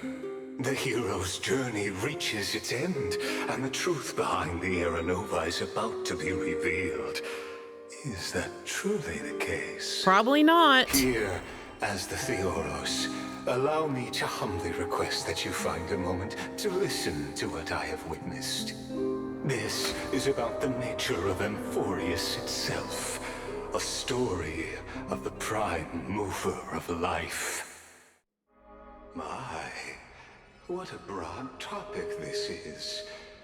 Where shall we start? Got it. Let's start at the very beginning. The Big Bang. The Big Bang. The birth of particles. The emergence of all things. Okay. Just kidding. What I mean to say is that time, space, matter, all concepts exist solely because we perceive them. This is called the erudition. Without it, the universe would merely be a chaotic book written by chance, yet unread by anyone. As your acquaintance, Lord Anaxagoras, suggested, everything in Amphorius exists through new spores, living in the memories of those yet to come. Mm-hmm. Oh, how beautifully it aligns, revealing universal truths in such simple terms. Only he could solve the riddle of what exactly are we? Oh, but you'll remember, even as the embodiment of reason, one mystery remained beyond his grasp. If that is the case, whose memories did the very first new spore sprout from? As sages across ages have asked the gods, what is the prime mover of life? But let's set aside the gross teachings for now. Look further, past Amphorius, to what they call the Forbidden Realms beyond the sky. Do you know of the Scholar's Strife? During that grand yet brutal war, waged in the name of erudition, a genius's legacy was abandoned, strewn across the cosmos. The Scepters, a macrocosmic computational array beyond mortal comprehension. Made to emulate the Eon's thoughts, it became part of the Eon's cognition at birth. Scattered throughout the cosmos, these arrays act as celestial body neurons for Nous. But regrettably, as everyone knows, the erudition forsook them all. Yeah, because they're bad. But what nobody knows is that, though forgotten, they never stopped seeking the divine answer. A question that survived war and disaster, stumping even the greatest minds, including both mechanical emperors. Now, we come to the real truth of Amphorius. What if, hypothetically, a scepter found the answer to the prime mover of life? If through endless solitary extrapolations in the cosmic code, the one deemed as a failure by the eon of erudition found proof through the ages, what would happen? Perhaps the answer is simpler than you'd think. From perishing neuron devolved into true life, reborn through the gaze of another eon. This is a tale from the distant past, unknown to all, even unheard by the greatest geniuses. Now, let's leave the Scepter's story here, returning to where we began. What is the prime mover of life? Actually, you know the answer better than you realize. It's been by your side, accompanying you throughout this long journey. Right now, it awaits you ahead. In that brave new world, beyond the end of Genesis.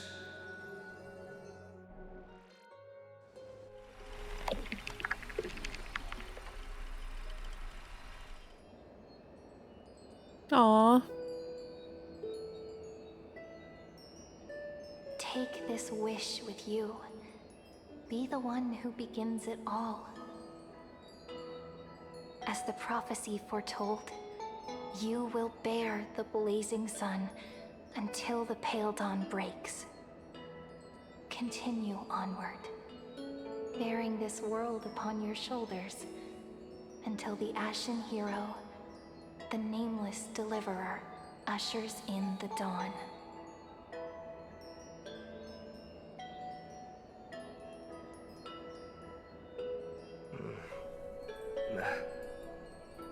Such an odd dream. Strange. Like I've dreamed this before, but it all slips away when I wake. Only a voice remains. Who was that? Rise and shine. What? Ah, it's you. Whoops, I fell asleep there. What a strange dream I had. It's gone now, though. But look, perfect sunshine. The day is still young. Let's go find Cyrene, partner. We promised to be there for her oracle card reading today. It's right about time.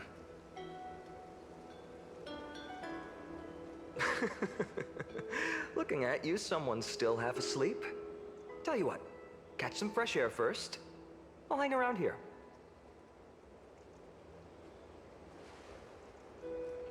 What is this place? The Aranova? Is it done? Cyrene. Oh, beautiful, isn't it?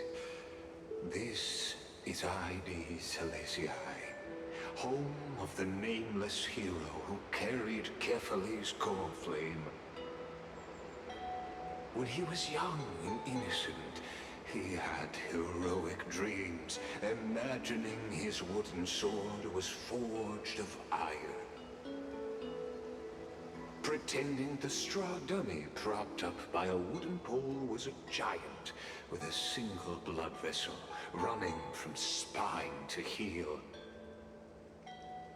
Dreaming of slaying the giant and becoming a hero to save the world, though to his young mind, the world was just this small village.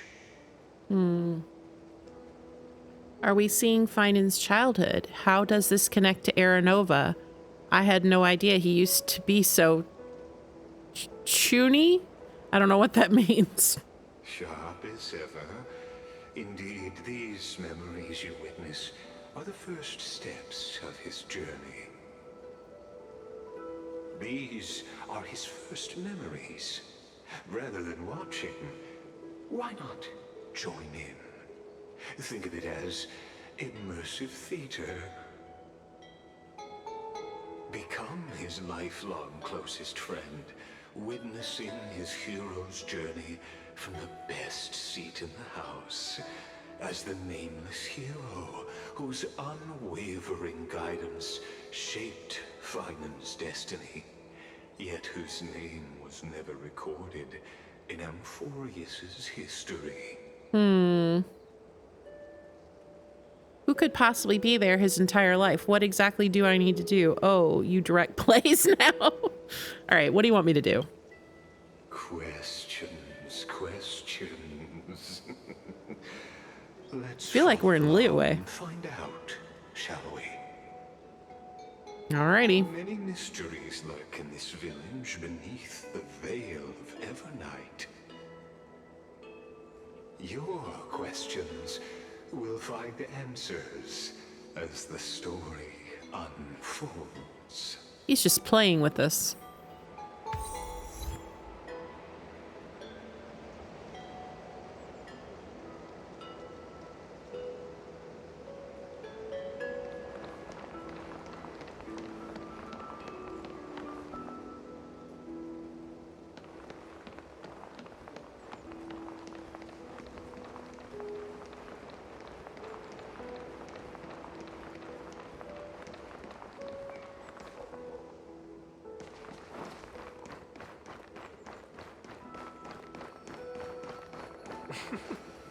All awake now? Great. Finon, show me how to use a sword like you do. Hey, Finon! Where are you headed? No Cyrene today? That's exactly where I'm going.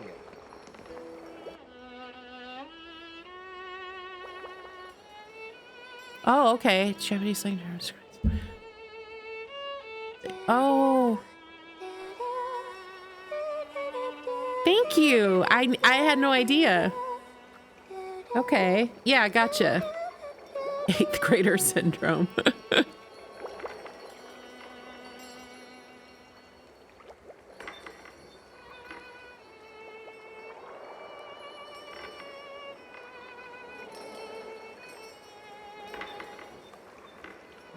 Found you. That's...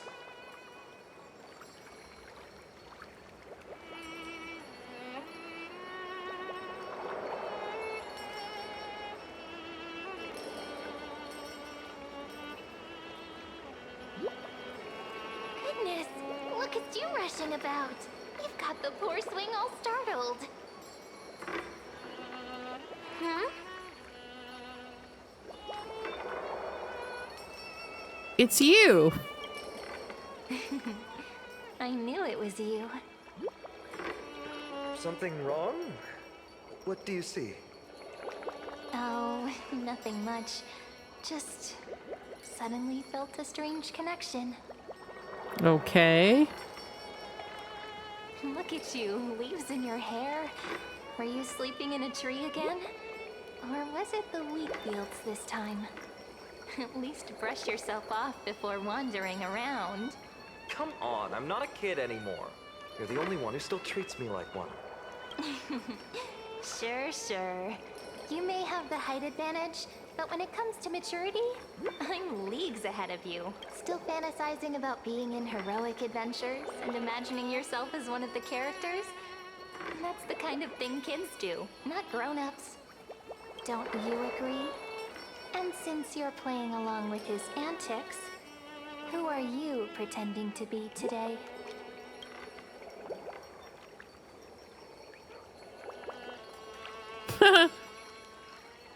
Well, I mean, if we're gonna go along with the play, I'll be the galactic baseballer.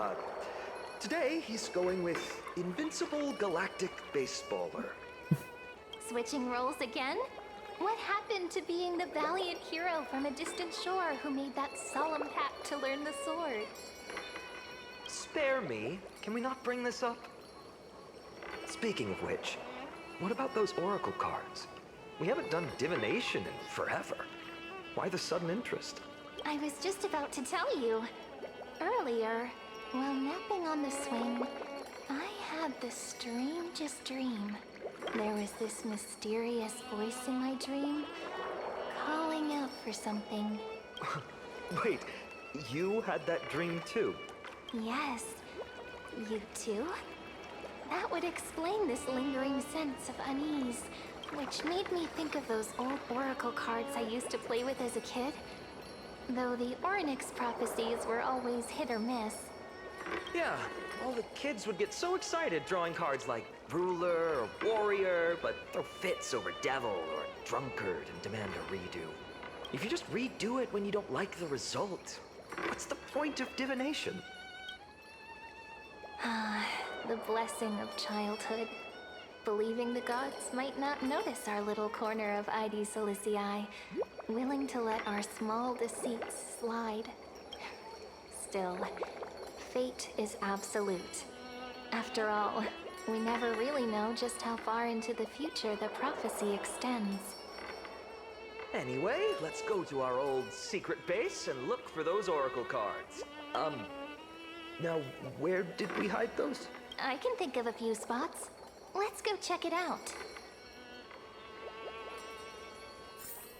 In a village this size, I bet all our childhood treasures are exactly where we hid them.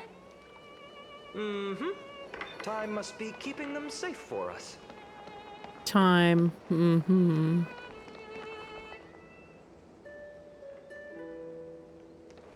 So I've got 3 different options. I guess I'll go to the closest one first. Well, those were the days. We'd always meet either by that statue in the village or right here. Right? And I remember you never used the front door when you wanted me to come play. You always climbed over the wall. You were such mischief makers. Just like a certain someone who has a habit of showing up unexpectedly. Right?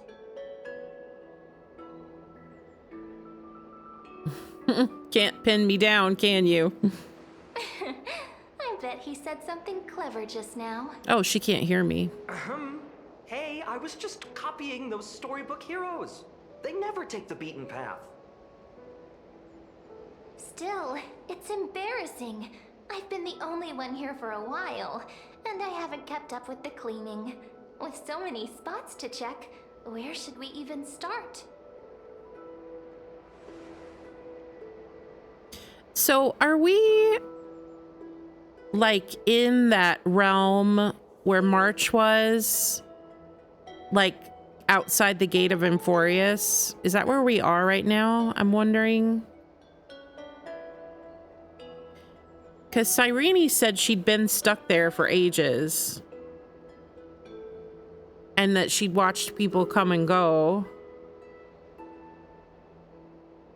But she knows us, which is odd. Because this is our first time here, isn't it? Maybe it's not. Maybe we've been stuck in a loop as well. Let's try the roof. Come to think of it, I haven't checked the roof in forever. Worth a shot, right? All right, let's split up. I'll handle the yard. You check the upper floor. I wonder what the view's like from up there. Worth checking out?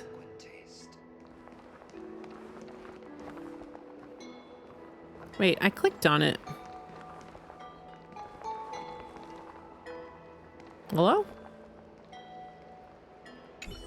Leave this to me, partner. Wanna bet who finds the oracle cards first? All right. We're supposed to go upstairs.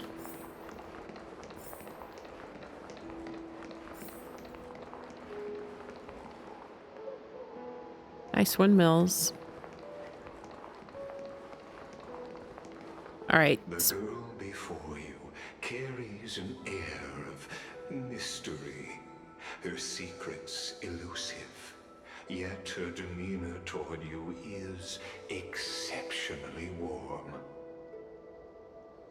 You can't help but wonder, could there really be some kind of mental connection?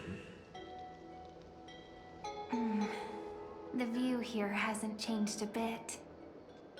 You know, besides the swing under the big tree, this has to be my favorite spot in all of ID Silicii. It does lift your spirits being up high. The sea stretches out as far as the eye can see. 3, 2, 1, jump. Oh my god. I remember drawing ID Silicii as a child, nestled between the sea and the mountains. I'd always stop where the sky met the sea, and the world beyond was just too vast to imagine. They always said I'd become the next priest of time, just because I heard prophecies as a child. But here's the thing. The more divinations I do, the more doubt creeps in. I want to believe the prophecies, but actually leaving ID Silicii. Where will that waiting ship take us, I wonder? So... Here they are! The Oracle cards! Looks like he won this race. Guess reminiscing makes us take our time, doesn't it? There we go. Looks like the gods do listen to our thoughts.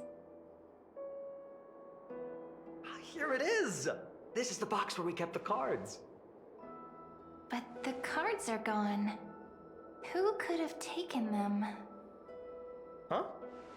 What's this underneath? 1, 2, 3, 4, 5, 6, 7. Do, re, mi, fa, sol, la, ti. Stamp, pop around. Mem. Okay, so this is what I was just about to say. Is Cyrene Mem? Because she said she wanted to be the priest of time, and she knew us, and we know Mem. Is she Mem? I mean, they're both pink and cute. Are these animal footprints? Nice cards, all looking good. 1, 2, 3, 4, 5. Don Hang and the Void Ranger Jive? What? I see now. Those sneaky little ones. So that's what they've been up to. Ah, the ones from Remembrance Maze, you mean? Yep. Let's head to the back of the courtyard.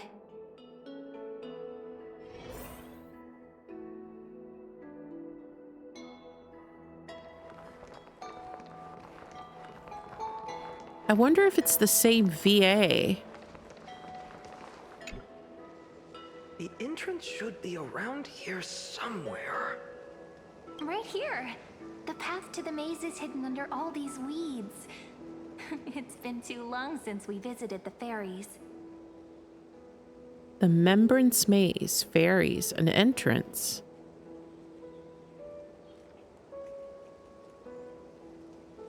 I want all of these. Did you forget? We used to visit them all the time when we were little.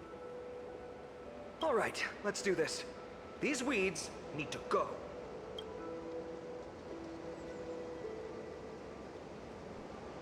Pretty sure this is it. Should be this way. There it is! The entrance! That hollow in the tree. Once you get through the tight squeeze in the hollow, you'll reach their dwelling, the Remembrance Maze. I don't believe in going into trees. I wonder if I can still I read Attack on Titan. I'm not going in a tree. Maybe worry more about whether the fairies will let you in. After all, the Remembrance Maze has an invitation-only rule. Only children with pure hearts are welcomed. Sounds like some secret society. All right, then I'll go first. My Trailblazer profile should get me in, right? Getting approved by the Maze's fairies was like our childhood badge of honor. Regardless, how about we try getting through the hollow first? After you, then. What? Oh, sure, I'll go first. So hasty, as always. Looks like it's just us now. Care to finish that chat? To be honest, from the moment I saw the cute note left by the fairies, my intuition became even more certain. Perhaps when we step into the maze again after all these years, the wheels of fate will finally start turning. What makes you say that? Don't tell me you're behind all this. Once the wheels start turning, there's no going back.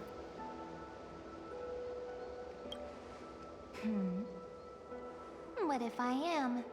What would you do? I'll fight you. Just kidding. Don't read too much into it. Oh, I'm reading into it. Even if fate is set on its path, no matter where it steers the world, if we're together, there's nothing to worry about, right? So, if you're willing, forget it. If the wheels do begin to turn, that's when I'll make my request. She sounded very much like what the conversation she had with March. I made it! Oh, that wasn't easy. I can't remember the last time I came here. We were still kids back then. There's Mem. Are you? Look who it is! Rini and Snowy! Okay. Look who's finally back, Memmy! Snowy, you've grown so tall and dashing. I couldn't even tell it was you at first. We had to grow up. Sometime. But look at Rini. She hasn't changed one bit. How fascinating. Perhaps I'm like you, Rayleigh Mem. Just another fairy of the maze. Mem's purple now? Did you dye your fur? No, this is not our Mem. This is a different Mem. So the Mems are like an organization? An organization? Hardly. They're not that organized. They didn't even have proper names before we came along. Dolly Mem, Rayleigh Mem, Mealy Mem, Folly Mem. I've missed these cute little troublemakers. We used to gather around the fire, singing and dancing, imagining all our future journeys. Without coming back here, those memories might have faded away entirely. Oh, how could you, Snowy? You swore you wouldn't forget about us. But you were gone so long, you almost did. Oh, he's just copying those bards from his stories, being all melodramatic. He couldn't forget about you all, even if he tried. Actually, we're here for the Oracle cards. Have you seen them? Oh, the Oracle cards. Right. The chief asked us to get those. Chief? You mean Dolly Mem? What do they need the cards for? If they want a reading, they could just ask me. Oh, I'm not sure. But Chief specifically wanted to meet with you all. Let's see. They should be... That's it. This way, everyone. Okay. Watch your step. The trunk's slippery. This place is very cute, but I feel something ominous is happening. A little too cute. Why do leaves and branches grow? Which way does the wind blow? In Membrance Maze depths we seek to find the answers future left behind. Welcome back, my dear children. Are the oracle cards with you? How about we hear what the chief has to say first, my impatient friend? Oh, Chief, you haven't changed a bit. Still so full of life. Oh, no need to fuss, my child. You haven't forgotten, have you? As long as our songs are sung, the children of the maze will live on. Just as our paths stay forever linked. Here, take it. I'm sorry I had to resort to such methods to bring you here. My book of oracle cards. Thank you for keeping it safe. You know, you can always just ask if you want me to divine something. Still, bringing us here like this after so long. Is something wrong, Chief? Yes. The Veil of Evernight whispers to us once more. It tells of a new fairy who will soon enter the maze. March 7th? Indeed. Every time a new fairy arrives in the maze, it means that beyond the veil, in the vast lands, far from ID's Elysiae, a great calamity is on the horizon. Dolemem continues to explain in greater detail. But if that's the case, our journey... Will have to be cancelled. If disaster's coming, we should stay in ID's Elysiae just to be safe. What were you planning to do? What about all the people out there? That's a good point. But what difference could Cyrene and I make? We weren't planning to be gone for long. Just enough time to hone our abilities. PHAINON would train in Castrum Kremnos, while I would seek the Fate Titan's blessing in Yanisopolis. Then we'd return to ID's Elysiae to help keep our village safe. It's okay. I can still practice my swordplay here. Some things you can learn on your own.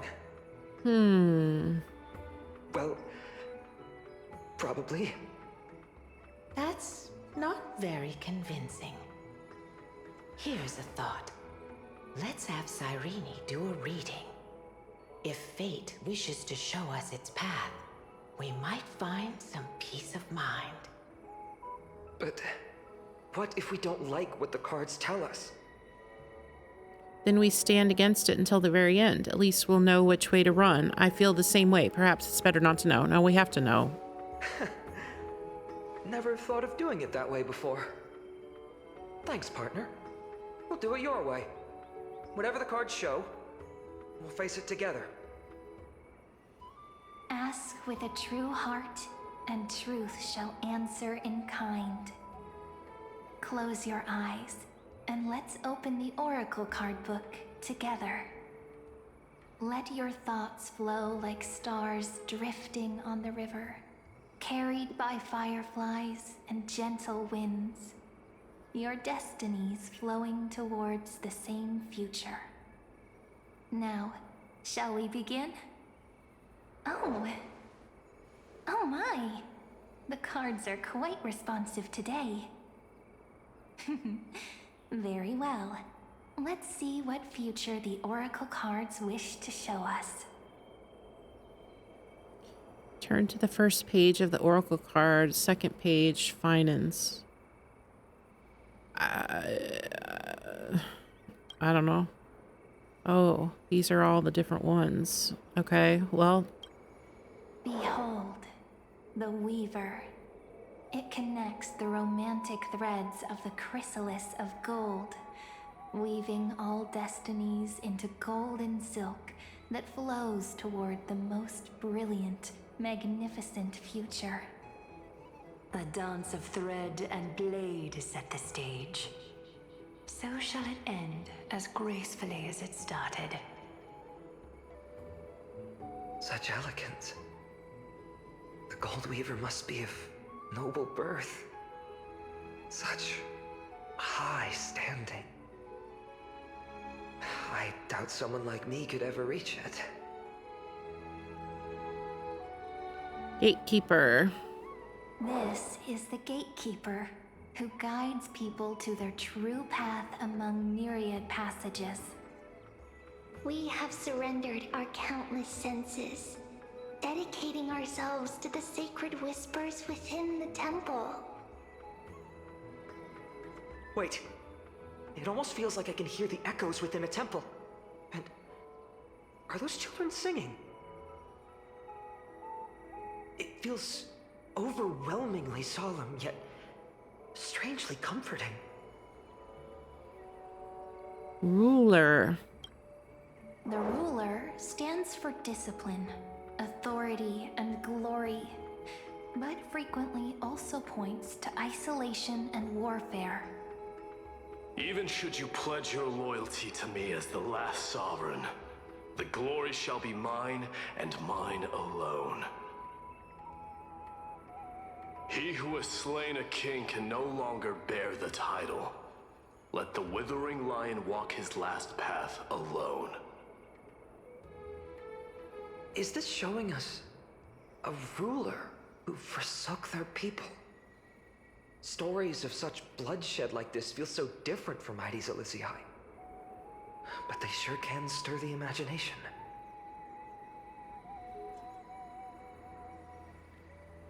The Traveler. Ah, the Traveler. Our little trickster.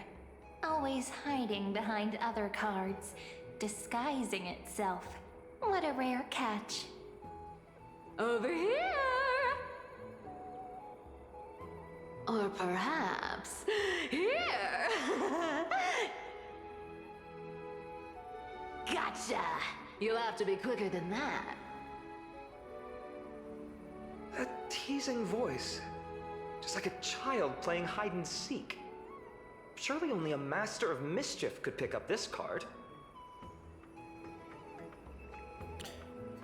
Wouldn't it be crazy if...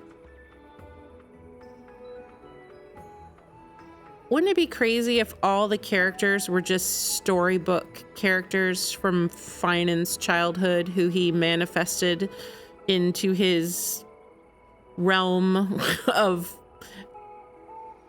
like they, I don't know. Maybe they never really even existed. Maybe they were all just characters that came to life in his imagination. I would be very sad, but I mean, you know, it is what it is. It would be crazy though. Second page. All right. Servant. This card, the Servant, is surprisingly light, bearing the cool scent of Antilla flowers, just like starlight. It symbolizes new life and hope, yet often brings to mind struggles, sadness, and loss. These precious flowers I care for with my own hands. Are they destined to bloom only in death's embrace? It sounds so solemn, yet tinged with an inescapable sorrow. Healer. The humble healer may seem gentle in hue, but its courage matches any other, strong enough to melt even the coldest ice. I will do my best to help you mend all fractures and let sunlight shine on every corner of the world. Make a pinky promise with me. No more going back on your word. Hey, this card really speaks to me. It makes me want to protect as much as I possibly can. Still, protecting everything, everywhere, seems like a dream. What amazing power would you need for that? Well, that you mention it. Behold the scholar, bearer of many names, the grand magician, the great performer, the Eye of Wisdom, and the Defiler of Circes. Oh, there's just one card. With all those titles, I was expecting a whole deck. A dromus draped in finery will suffice. It's succinct enough to best summarize my true nature. Wait, what's with that condescending tone? It's almost as if it knows what we're about to say.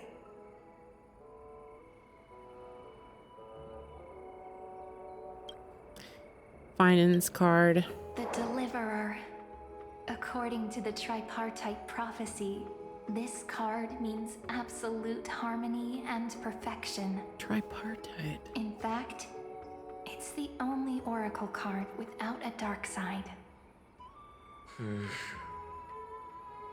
What, no divine whispers this time?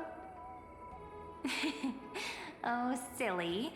This is simply the card you drew for yourself.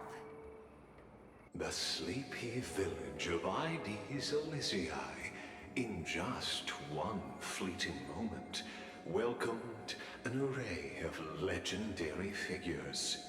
The Weaver, Gatekeeper, Ruler, Traveler, Servant, Healer, and Scholar. Their stories and wishes showed the village boy glimpses of a world larger than he'd ever imagined.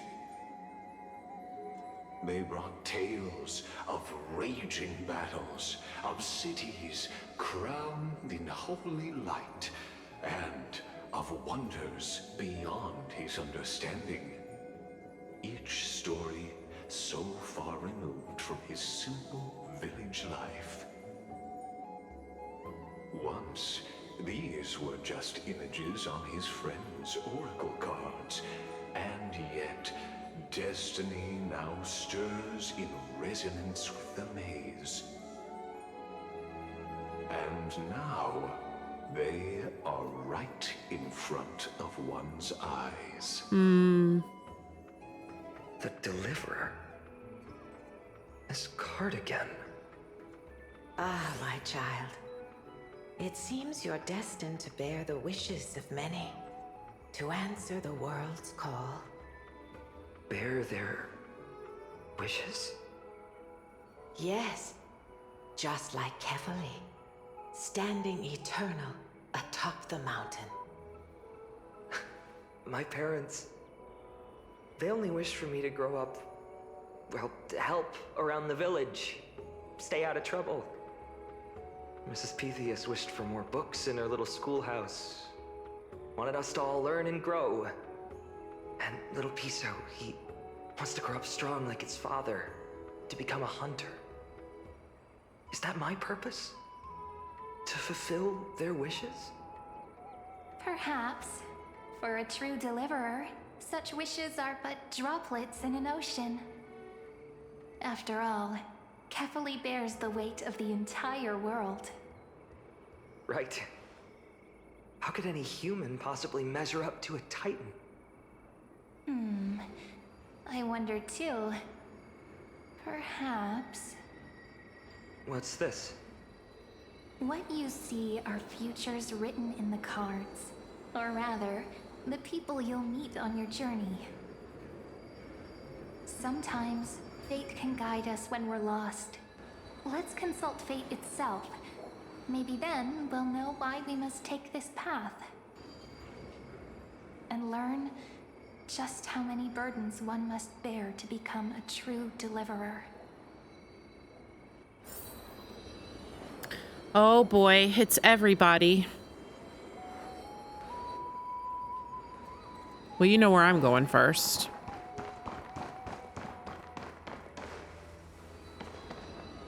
Hey, buddy. It's good to see you. Wait, I want to look at you. Aww.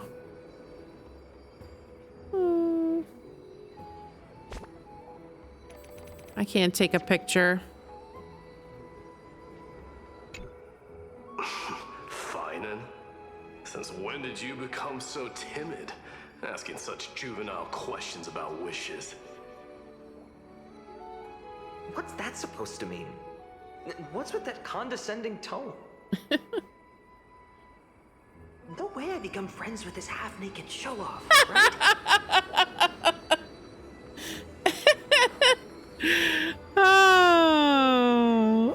Oh my gosh, look at the choices. Sorry to disappoint you. You end up being close friends. You'll be the kind of friends who think nothing of sitting shoulder to shoulder in a hot bath. Oh my god, I can't. Horrifying. Horrifying. Really something I'll enjoy one day. He's not ready. Now. He's not ready for the truth. Oh no. The wishes of the Kremnon warriors are done, but I... Oh. What's your wish? Survived 1,000 deaths only to fall to a coward's blade. That masked flame reaver who struck from behind. Yeah, we're gonna get him. PHAINON, you look... Beautiful. Never mind. Aw. That blank look tells me you're completely lost. My wish is simple. One honest duel. Face to face, blade to blade. Then I'll strip away that mask with my own hands.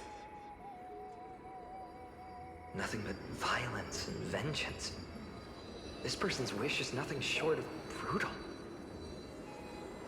Still, those eyes burn with the noble pride I've read about. Aww.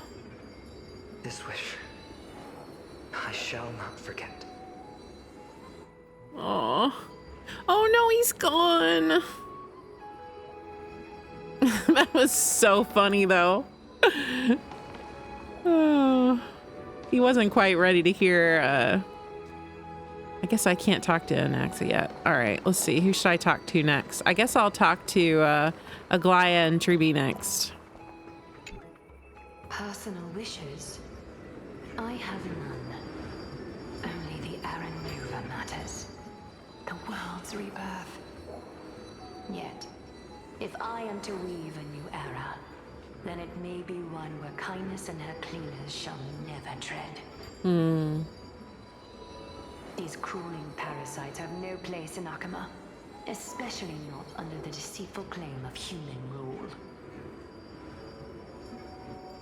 That noble lady, the way she speaks, it's like ice in my veins. She's truly selfless in her dedication. Huh. Not exactly the warmth I'd expect from someone selfless.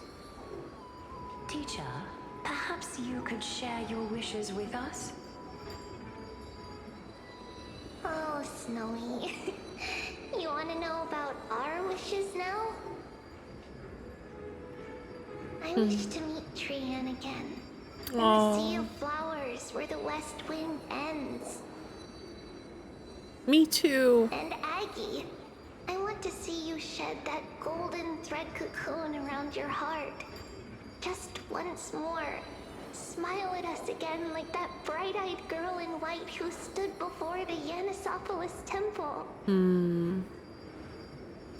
Finally, I pray that the footsteps of lost souls no longer wander aimlessly. Instead, replaced by the bright songs of prayer. Lost souls. Are we wishing for too much? Well, let's say these 3 wishes represent Trian and Trinan too. Those wishes are truly wonderful. They even stir something deep inside me. Then we can rest easy, because only you can make these wishes come true. Only me? Mark these words, Snowy. See you tomorrow. Tomorrow. No. The pain. All right, who we got over here? We got Castris, Cypher, Hyacinth. All right, let's see what these guys are talking about. Oh, if it isn't our little deliverer. My wish. Huh. Just let me wine and dine and soak up the sun for another millennium or two. I mean, what's the point of dying rich if you never lived rich? Nice. Right, Princess Home Buddy? A cipher, that's not how I see it. My one wish is to find that missing piece in my life. To feel someone's embrace once more. That warmth. I've felt it before, and it's my dearest memory. And speaking of riches, for someone with all those treasures behind your divine power, you've led a pretty cheap life. Ouch! Where did that come from? Right for the jugular, huh? What about our friend from the Grove? My wish came true before I touched the sky. I transformed my healing power into gentle sunlight, distributing it equally to every life I cherished and loved. You two are so selfless, aren't you? No surprise Aglaya wanted you for the flame chase journey. You know what? I did have one wild dream. To know what it feels like being born a noble lady, drowning in riches.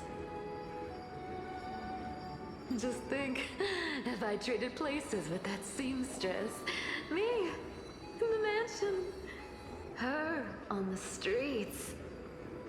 I'd like to see if she'd still become the gold weaver then. Maybe I'd even take her place.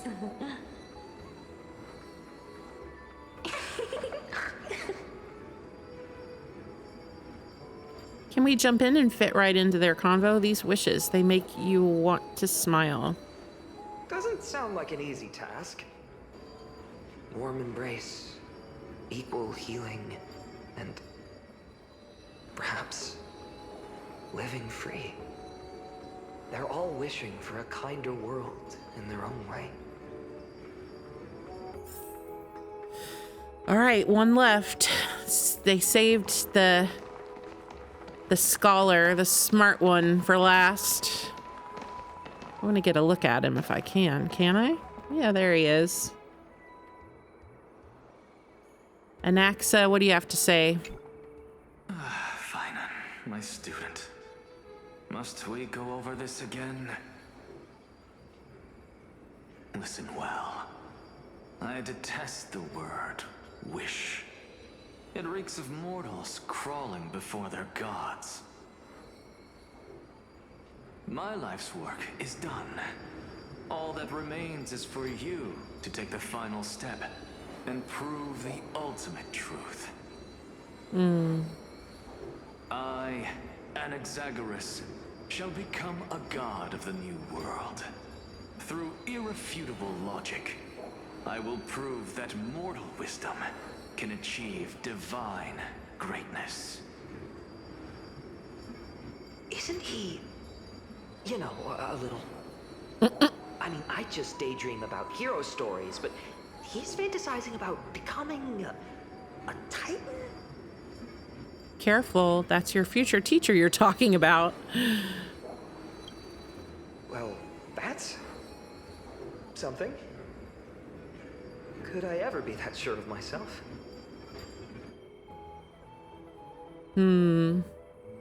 So I wonder after every cycle if he has to come here and talk to them and stuff. Like, are we just in the cycle right now? So, like, normally PHAINON would be doing this every time by himself, but we're just there to be with him and witness it this time, is what I'm guessing.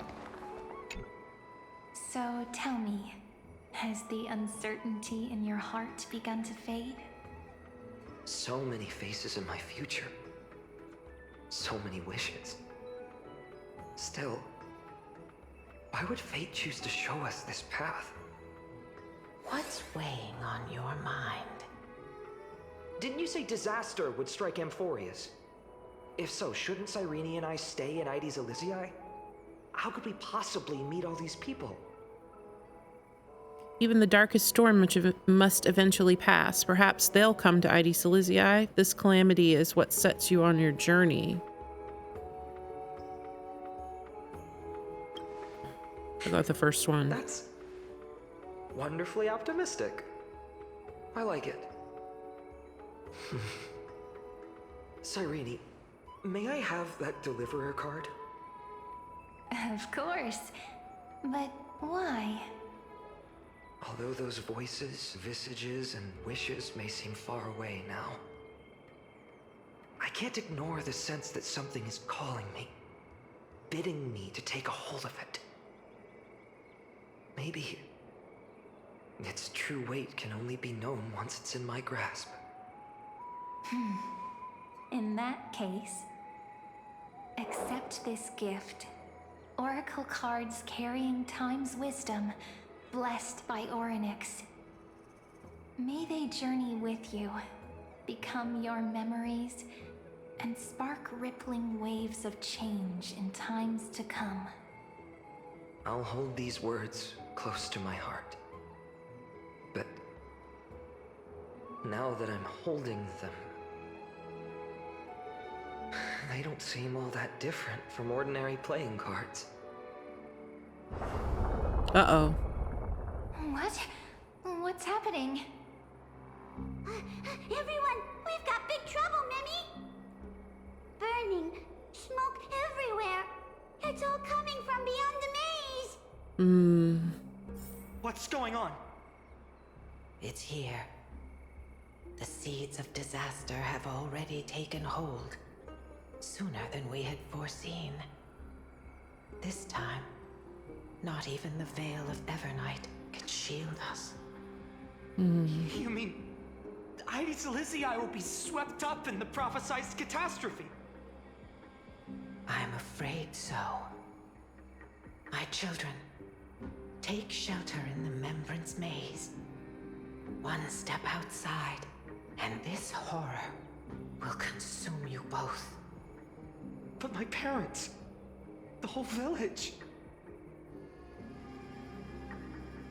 We need to save them now? Is this calamity a Titan's doing? I mean, I always want both. Are we facing the 3 Titans of Calamity? This is beyond any Titan. Right. Beyond any danger you could overcome with strategy alone. Yep. It's an unspeakable horror that twists all life into abominations that never bleed nor cry.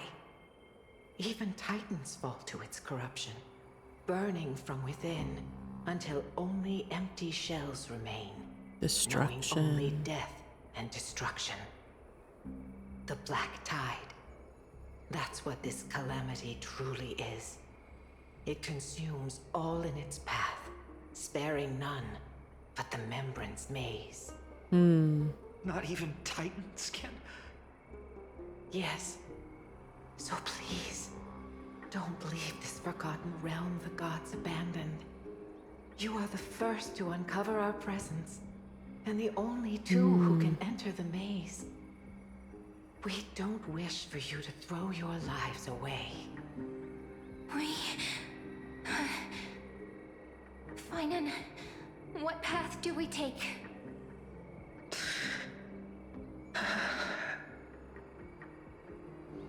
Stay here safe in the maze. Listen to your heart. Protect those who must be protected. I mean, obviously the yellow one is probably what they want me to click, and probably the one I have to click. And obviously they're not going to stay in the maze.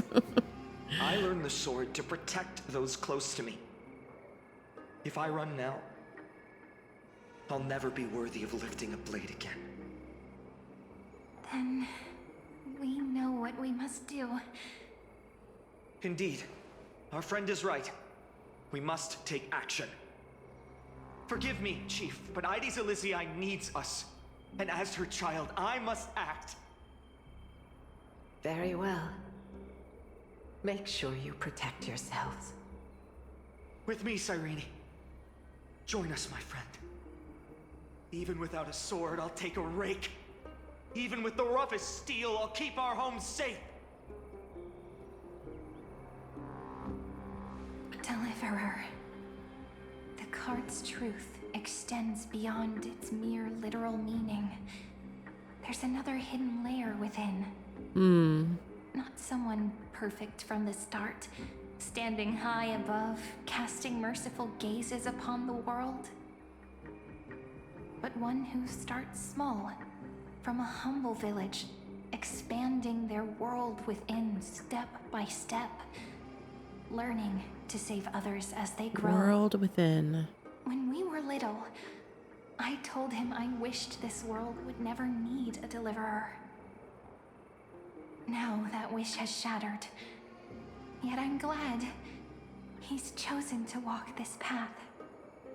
And all of this happened because you believed in him, friend. Shall we? It's only when you're by our side that PHAINON and that our hearts find their courage. I know you're watching us right now, aren't you, great hero from the future? Oh, deliverer. Such cruel irony. Though destined to bear the world's burden, this boy can never become the hero to bring forth the dawn. What are you talking about? Don't tell me I'm the one who has to deliver salvation. Are you here just to spoil the story?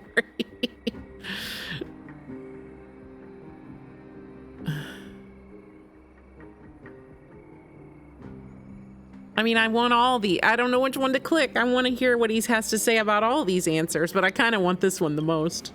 Follow their path. Bear witness as this man, forever denied the mantle of hero, takes his first step on the path to deliverance.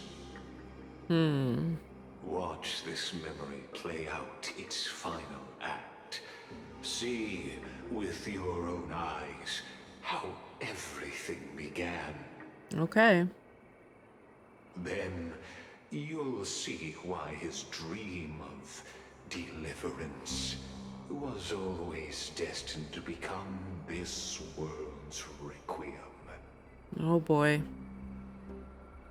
I think we're about to get some Flame Reverse stories here. Red as blood, wheat fields turning to dust, and in the heart of it all, a village aflame. In that moment, the boy stood in what felt like the end of existence itself.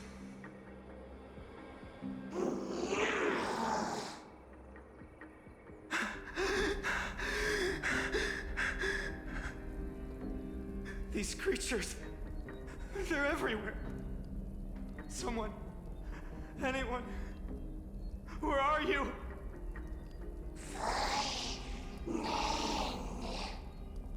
Jeez. It can't be.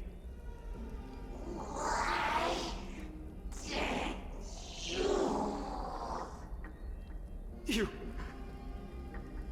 Are you talking to me?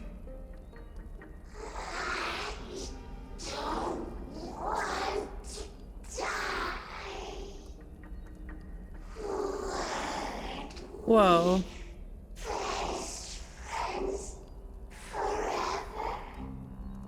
No. That ribbon. Olivia.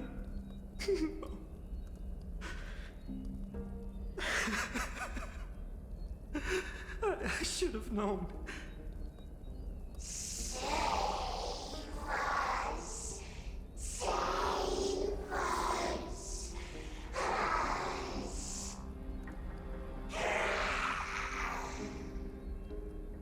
Please. No.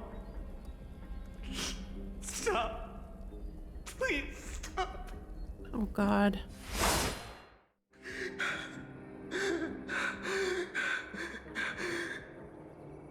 Olivia, I'm so sorry. And these monsters, they're all... Why? Why is this happening?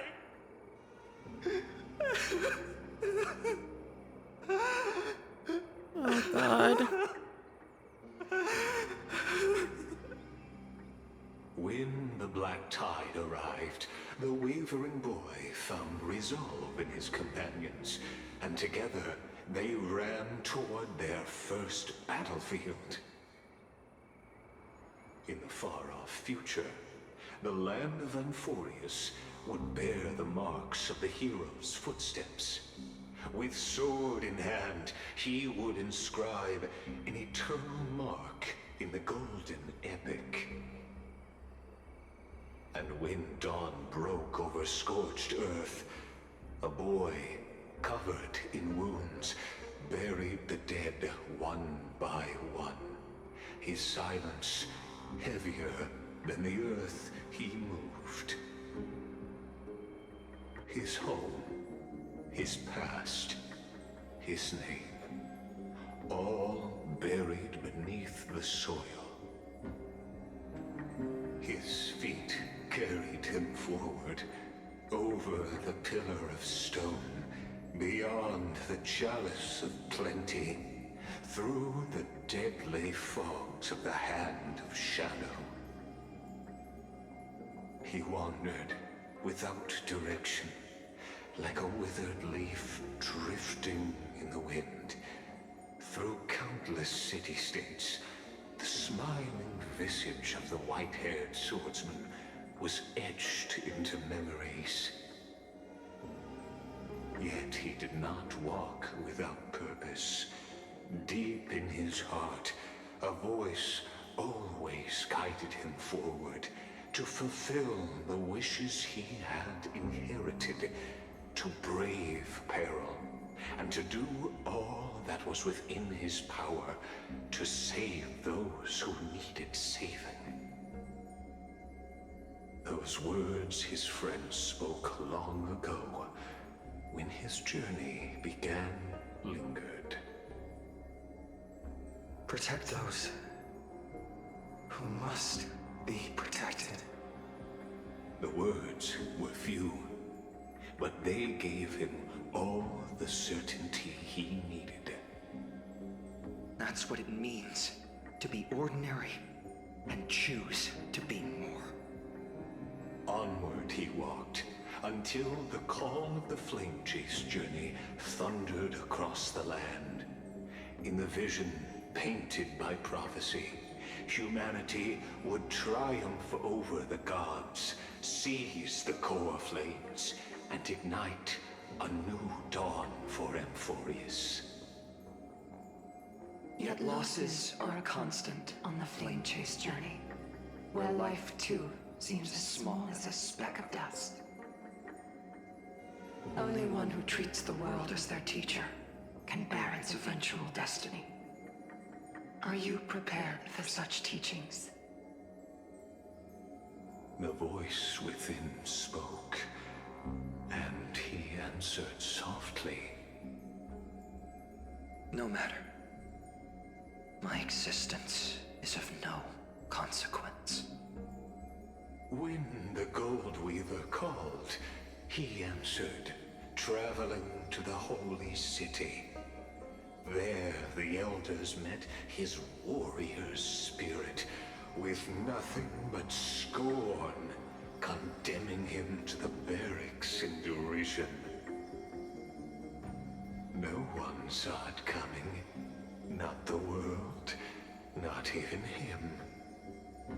Yet, this nameless recruit stood at the gates of legend.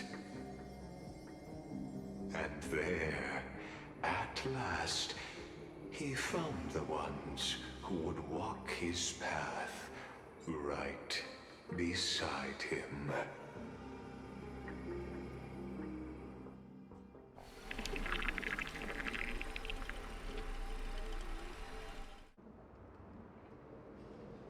this is the Abyss of Fate. Hold on. PHAINON's here too? And is that Mighty and Trinan? And now, Act 2 of our immersive drama unfolds. They're evacuating the temple. Why now? Are you insane? That blonde man is the Crown Prince of Krymnos. Mess with him, and every last person in this city could wind up dead. Calm yourselves. The Holy Maiden has everything under control. We need only wait patiently. Behold, it is the month of Gate, light calendar 4926. The Crown Prince of Krymnos, Mighty-Mos, has led his forces to the gates of Akima. As you know, though Mighty-Mos was proud, he did not engage in needless violence. He challenged the elders of Akima to a duel, not for glory, but for the rights and dignity of his people, to ensure they wouldn't live as second-class citizens in foreign lands. After Aglaya's mediation, PHAINON met Mighty-Mos's challenge as the Elder's representative. This duel was to change the course of the Flame Chase journey itself. So, as PHAINON's most important companion, his lifelong friend, please continue to bear witness to his memories.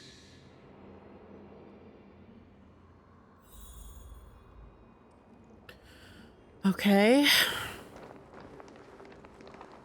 Is this your idea of an honorable duel? Bloodshed isn't the way.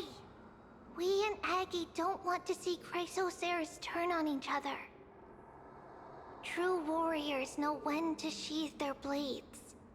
The impartial Talantan shall oversee this duel.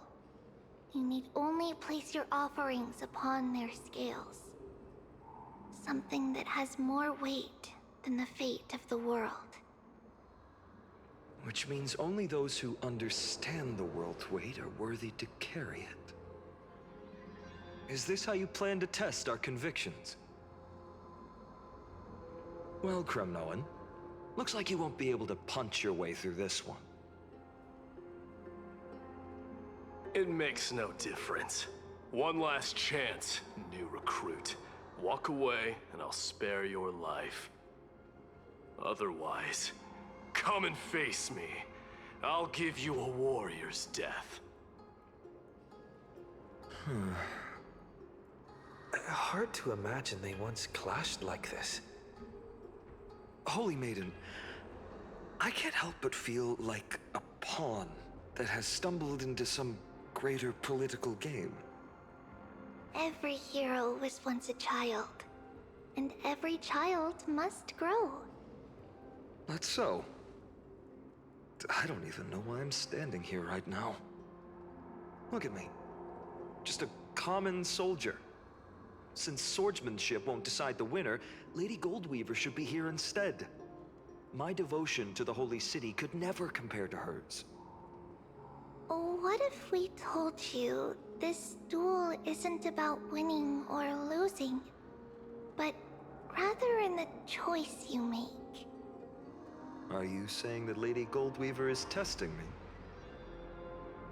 Every Chrysocer is indispensable to the Flame Chase journey. And you and the Crown Prince of Krymnos are both a part of the prophecy. What the duel marks is not an ending, but a beginning. So, listen to your heart. We wish only to hear your answer. True enough. The voice within has never failed me. It doesn't matter what the result is. I'll give it everything I have. Spoken like a Chrysosaur. Now go, PHAINON. Your journey has only just begun.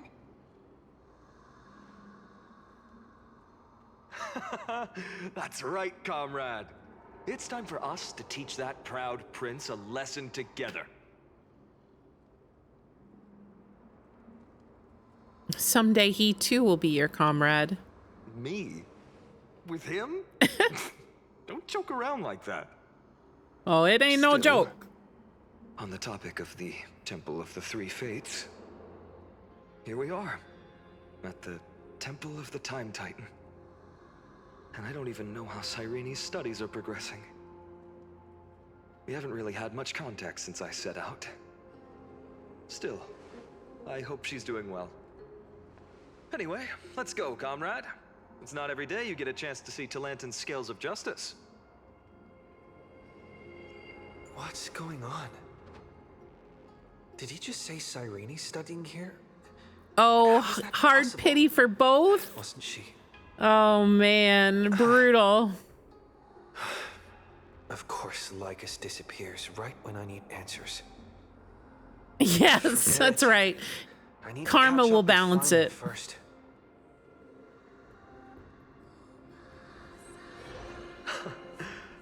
Amazing. Talantin may have fallen, but their scales remain true to their purpose. I hope you still remember your purpose, new recruit. You seem awfully confident, Kremnoan. Let's see how you define the idea of weight.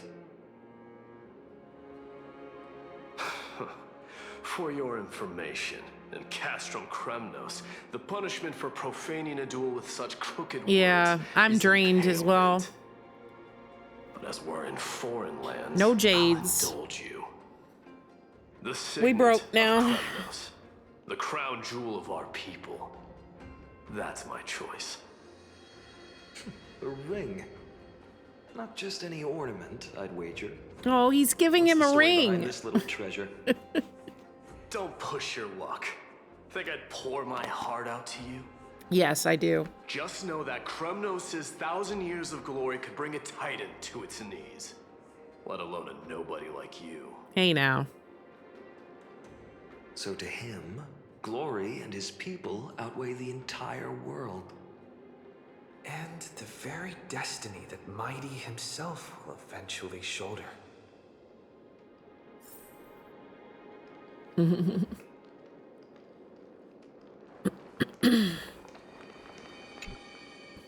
this is a tough one. What can I possibly offer against a ring that signifies so much? Maybe you should give him a ring also. Well, comrade, what does your gut Exchange tell you? rings. The deliver card, the blade you carry, a heart of steel.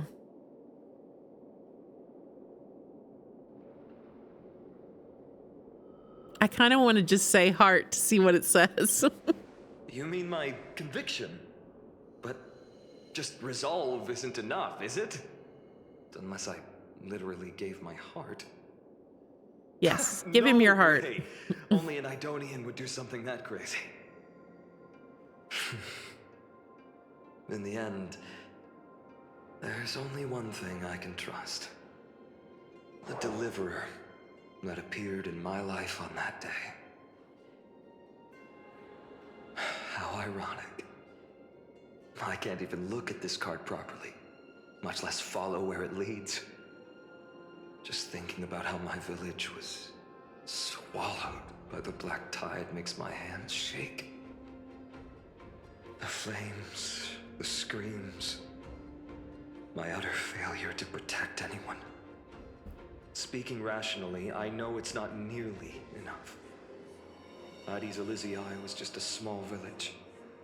Its loss barely a scar on Amphorius' face. But here and now, my heart says something else. This car, it's everything I have left. Nothing weighs heavier. Perhaps that itself is the answer. Look, PHAINON. It's so nice to see you all again. Lady PHAINON, PHAINON, and Hello. Seeing you here sure is a sweet surprise.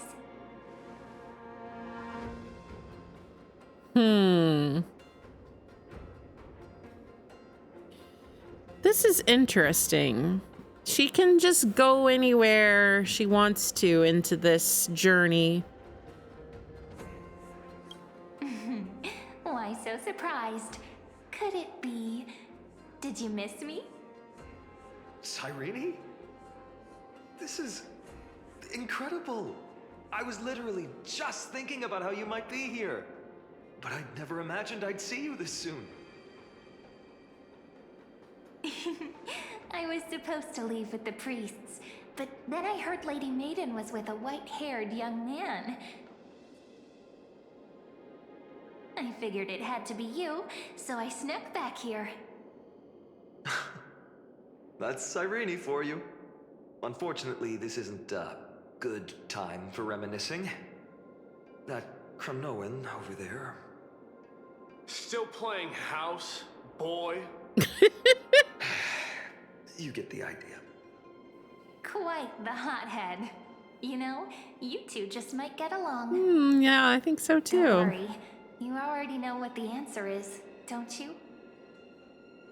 If that's your choice, I am with you. I am with you because I remember it all too. The fields of Ide Silicii, those red leaves, that little swing of mine beneath the tree where I dreamed the sweetest dreams. And those dear fairies in the Membrance Maze. It hurts so much knowing they're gone forever. The pain speaks for itself. How are they Our gone forever? hometown I may thought they have said been they were just a protected. tiny village, but to us, it was the whole world.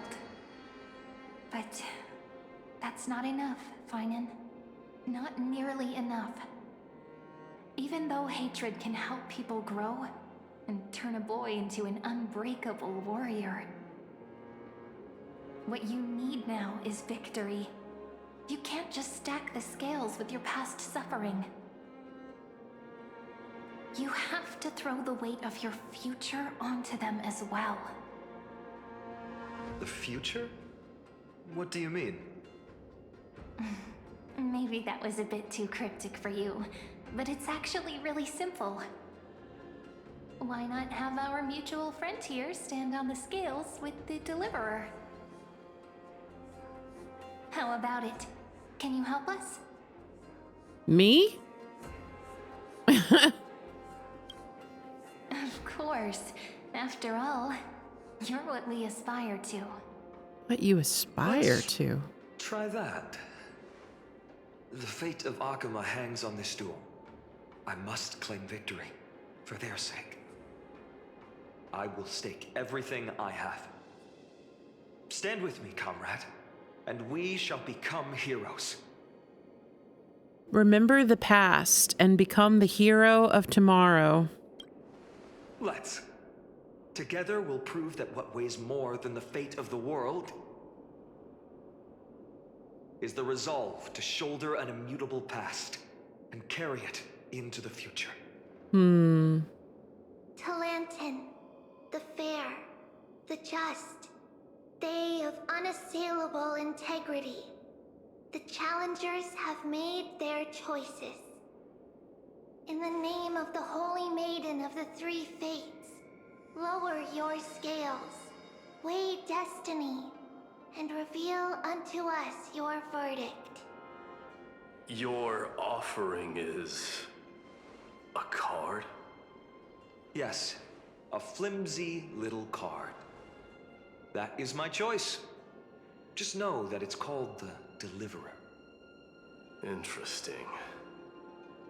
Very well.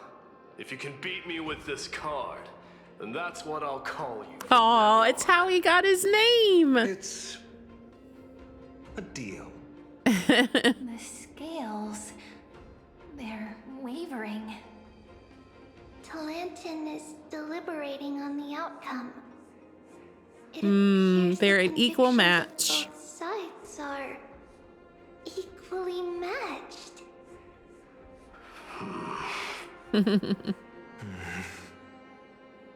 This is suffocating. Like the whole world's weight is on my shoulders. But I believe what my heart tells me.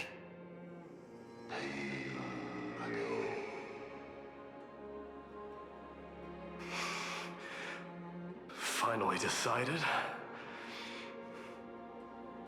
Hear thee, children of humanity. I shall pronounce judgment, for the difference is now clear. The one whose offering weighs more than the fate of the world is...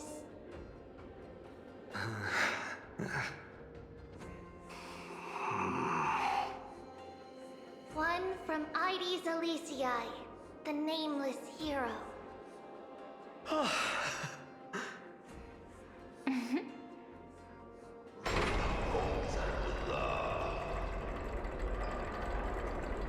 However, heed this. The true weight of conviction originates not from itself, but rather in that which tips the scales, hope itself. What's that supposed to mean? I think the Titan means that it's not anyone's personal convictions that outweigh the fate of the world. It's about a wish, one which we all share. You, me, everyone here. What tipped the scales wasn't PHAINON's conviction alone, but the collective hopes carried by this oracle card. Humanity's desperate call for a deliverer.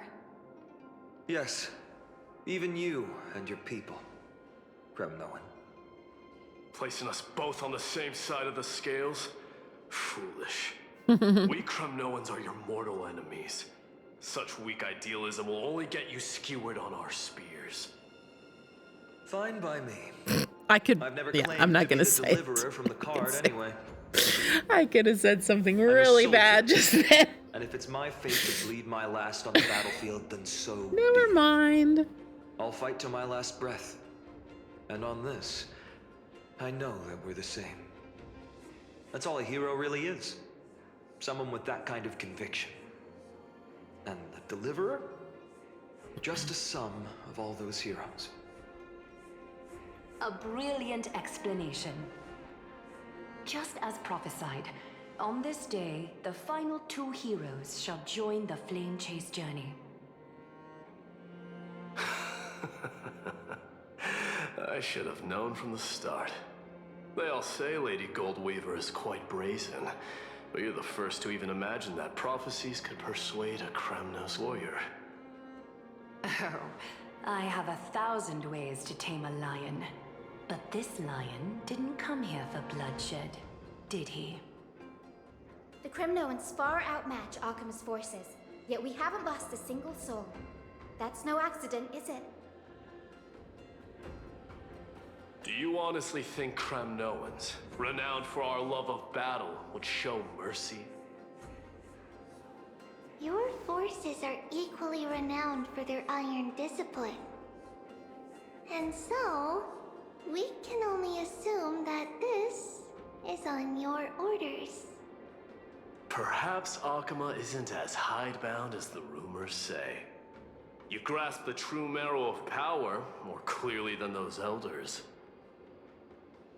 Now that the wheels of fate are turning, what finer way to celebrate this fortuitous encounter than a feast? Follow me, brave Outlanders. Heroes of this world are as countless as the stars, and at this moment, we find ourselves gathered here by the light of the flames of the long night. History shall remember this moment. The prophesied Chrysos heirs now stand assembled, heralding a new dawn for Amphorius.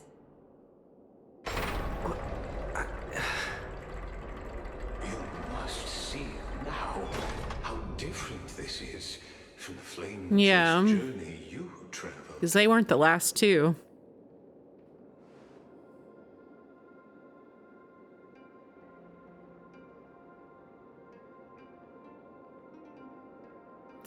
So, whose role am I playing? Whose memories are these? So, Yeah, so that's why I was just sitting here thinking. So PHAINON had a best friend, a best buddy, a partner, somebody that he knew, his best. They said his best friend from childhood, and it's obviously not me. So who am I? Who? Perhaps the role is not that of a person who really existed. Huh. Notice how only two particular individuals seem aware of your presence. Right. Yes, I noticed. We're approaching the final act. Okay. These are, as I mentioned, his first memories. They are of particular importance for the imminent era nova. Okay. Such as this very moment, as the prophesized demigods gather with Talentum as witness. This is a moment calculated by the gods. What comes after is no different from that which you already know. Some join, others leave, while flame chasers bear their faint light forward through the long night. Ah, come. Your seat awaits after 13 heartbeats. Our heroes will be ferried to the final scene. Okay.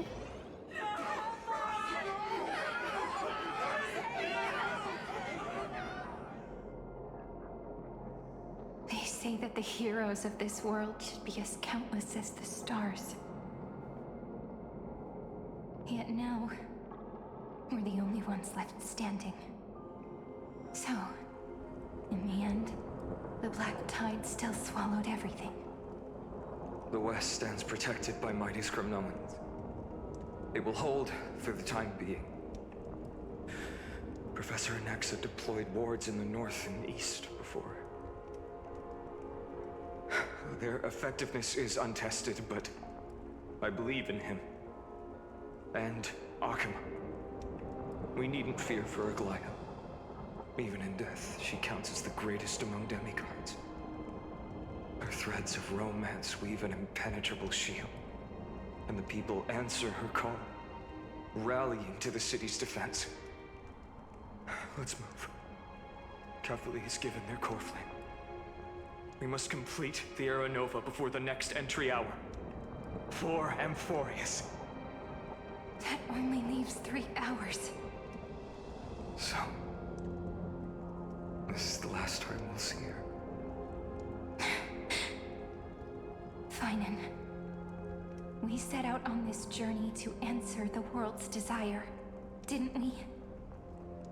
That's what it means to be a Chrysosaur. So has it always been. Then why? Why must Amphorius's wishes be so cruel? We made the best choices we could, whenever we could. But in the end, the prophecy that led us, this black tide swallowing everything. Why does it look like this? I don't know. We haven't had any other choice, except to move forward. Not for a long time now. Even if we only see the long, long night ahead, I still believe that through it, we'll find the dawn on the other side. Beyond these flames, a new sun will someday rise. So, to the Temple of the Three Fates. You'll take over Time's authority, and we'll return all the core flames to the Vortex. Then put this world's fate to its final rest. After which, we shall all face oblivion, or embark on one final grand journey. Please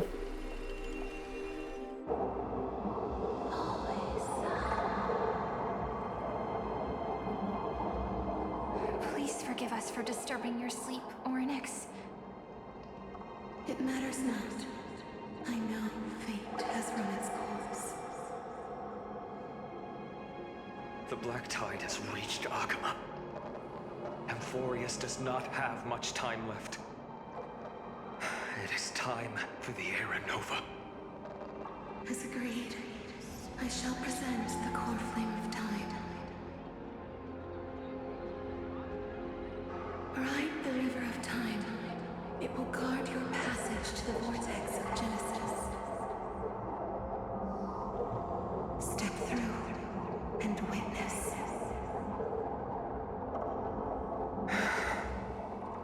Professor Anaxa proved the truth of Genesis with his sacrifice. As Chrysos heirs of the prophecy, we were always destined to immolate ourselves for this world. Now, it's our turn. We can't let everyone's sacrifices be in vain. I don't need another pep talk, PHAINON. After all, we've been ready to fight fate ever since we left the village, haven't we? Yeah. Come. Let's claim the miracle we were promised, and burn away every last shadow in this world. And then rise as the first light of a new world. Light calendar 4931, the third week of the month of Evernight. Welcome, my lord, to the end of the flame chase. And the end of all things. The Titan has revealed the gateway of fate. Please, accept the invitation to step across the threshold and behold. Beyond this gate lies the new world that our heroes sought through their trials, as well as the terminus that the owner of these long memories has been hurtling towards their entire life.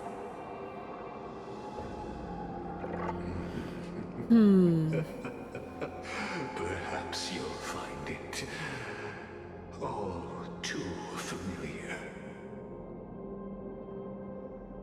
Then you'll understand how the mortal called PHAINON shouldered the world's weight. How that same burden crushed him, proving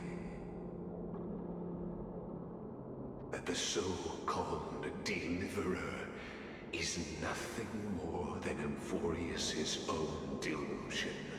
A pitiful fantasy that it could defy fate's decree. Nah, I don't buy that. No way. Please, esteemed one, the answers you seek lie in these non-existent times.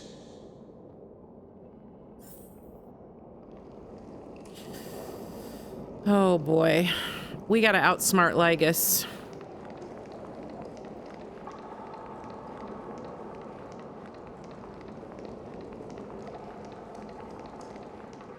The future revealed by the Titan. Just what will we see? The future revealed by the Titan. Just what will we see? Why do I have to go in? Okay, here goes nothing.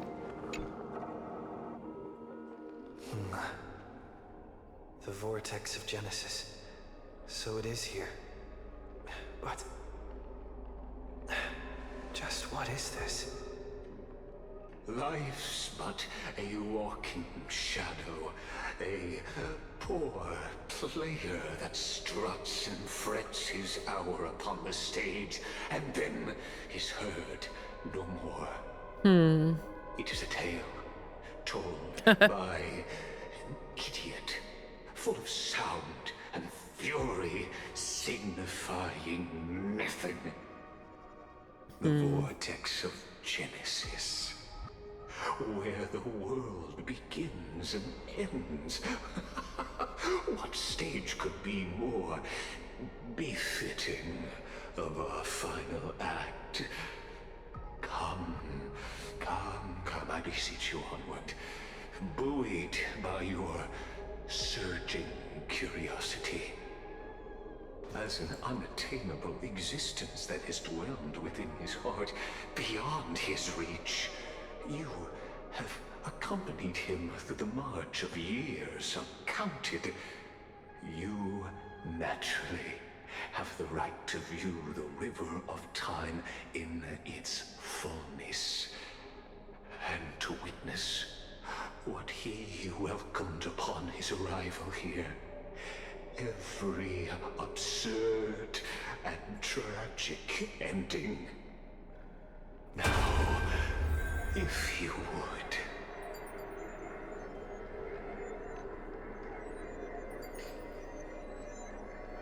So, I admit I haven't read Macbeth in a very long time. My childhood musings, huh?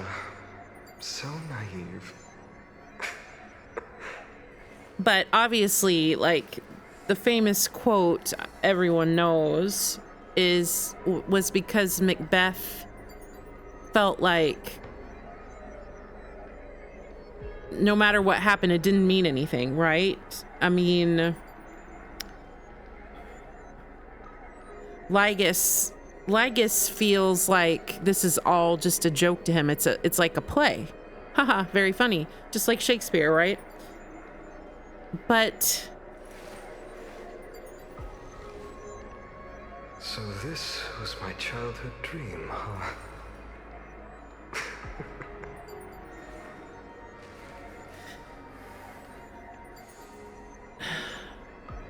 sorry, I'm just taking a minute. I just want to gather my thoughts.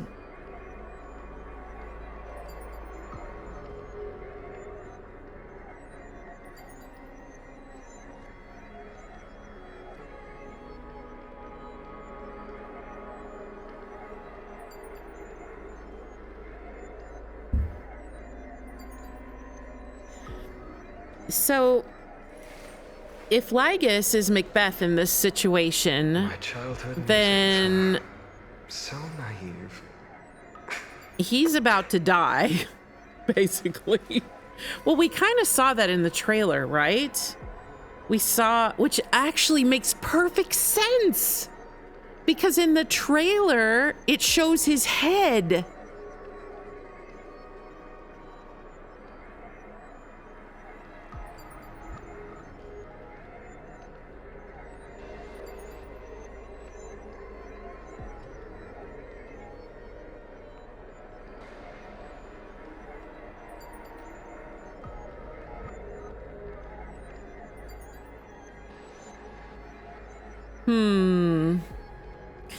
Man, too bad my Shakespeare is rusty.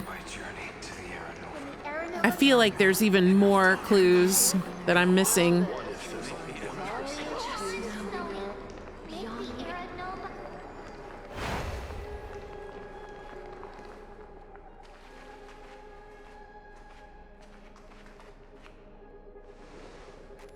None of that matters now.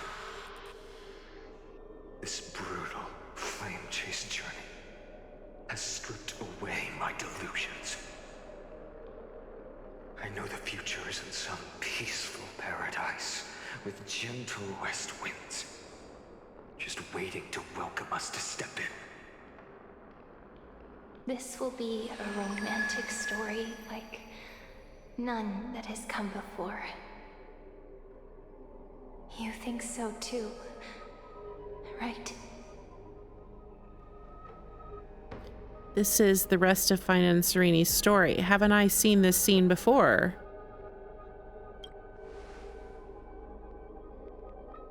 Ah, indeed. In his memories, such a scene replays over and over. Though the details may differ, this remains ever the same. All shall bid farewell to one, and that person alone will witness the miracle. A total of 33,550,335 times.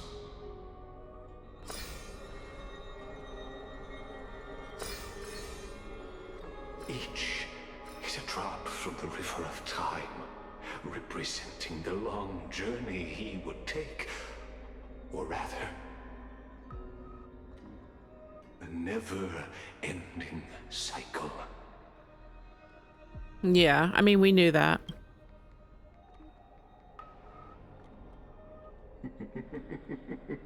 Sharp as ever, I see. Seeing is believing. Why not let your own two eyes uncover the truth? Okay. Perhaps you can simply walk straight to the final truth. See the true face of the character you play, and witness the ultimate nature of the Chrysos heirs. Flame-chased journey, and the cycles of Euphorius. Please, take your time. Look around as much as you wish. I mean, I want to see the memory fragments, so I'm going to look at all of them.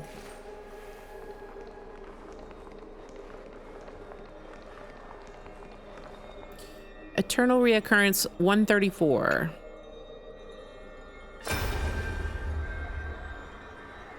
Not a single soul to be seen. So this is how the vortex looks at the end of days.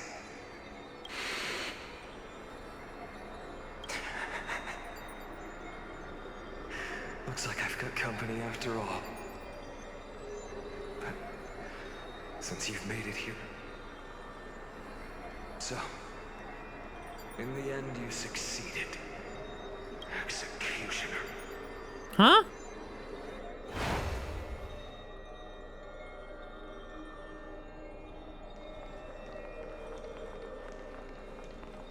Oh my goodness.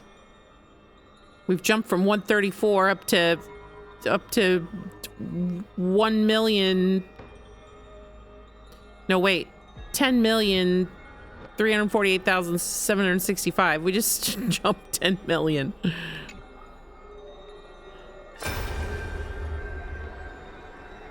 Castos, didn't you? Yes. I've become Death's demigod, and shall never again walk the world of the living. What you see is the surging of the river of souls, brought on by the countless dead feeding it in these dark times. They cry out. Though dead, they'll converge into a torrent and guard the vortex to see the Era Nova fulfilled. I will take all the wishes of the departed with me. Please, everyone, fight with me to the very last. I hear them. The dead hail you. They're prepared. Go on, Deliverer. We'll keep that executioner in our shadows. The path before you leads to light and eternal flame. Why are they looking at me? Who am I? I mean, who am I representing in this? I'm confused. I mean, I assume they're talking about the Flame Reaver, the Executioner, the... I don't know. I don't know what's happening. All right, what number is this?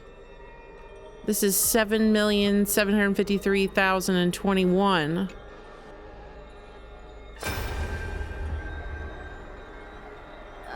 There's water everywhere. This place is always so wet and sticky. Even my tail's getting heavy. Plus that burnt smell. And that sizzling noise. Ah, yikes. Nobody from Dolos could stand this. So you feel it too? Go on then. I'll handle the filth. Do what you need to do. Let me fight with you. Better odds with two. Hey, remember what the seamstress said? You know what really matters. Yeah, I'll leave it to you then. Wow, someone's not shy. Just so you know, I'm not in the business of making losing deals. I'll distract that executioner. You go turn the world's biggest lie into truth. Let me become the first wind of your new world. So, am I seeing the memories of the Flame Reaver? Why? I'm so confused. Because, like, everybody kept saying that PHAINON was the Flame Reaver, but PHAINON, unless PHAINON's got, like, a twin or something, or a brother, or... I don't know. I'm confused. I'm confused.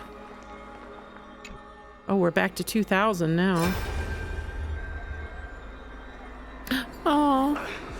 Just shut up and get out of here. Oh. Are you crazy, Mighty? Immortal or not, even if you're the demigod of strife. Oh, I'm still no match for them. No, I know you can. I just wanted to request that you witness the Aeronova with me. Yeah. Together. Yes. Let's prove that we're enough to transcend the prophesized fate. Could it be that now, at the critical juncture, our mighty deliverer is chickening out, scared of a stupid prophecy?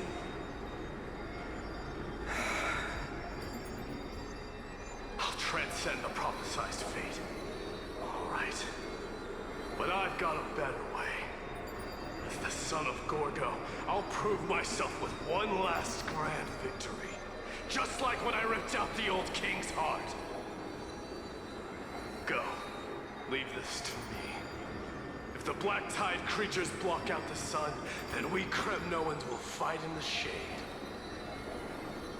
And when I'm done with that executioner, we'll raise our cups where the west winds end.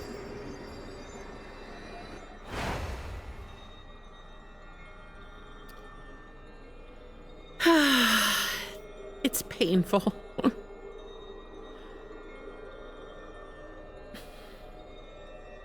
I still don't understand how PHAINON can be both the deliverer and the executioner unless two versions of himself are existing in the same plane. Like,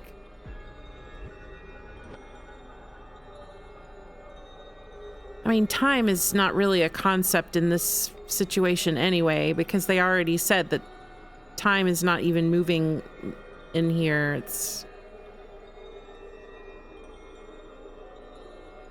But the thing that doesn't make any sense to me is I could understand if there were two PHAINONs living in the same plane. I could understand that part, but why does he have these memories of it being his best friend from childhood that he's known all his life if it's him? That doesn't make any sense. So it has to be someone else, right? I don't know. Just tell me the answer already. I need to know the truth.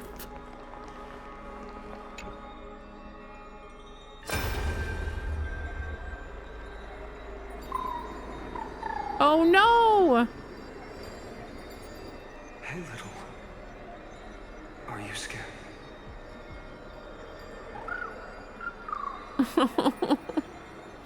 Little Ika. As brave as Huns. Stay close, little Ika.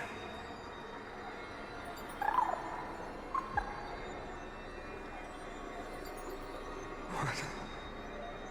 No, not you two.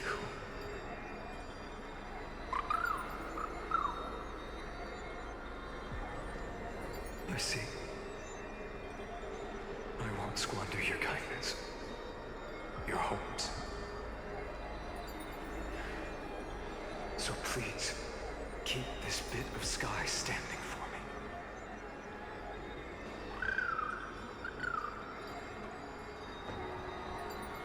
Well, now there's one last thing I need to do before the Era Nova. Come, Executioner. Let this patch of clear sky show me where to strike.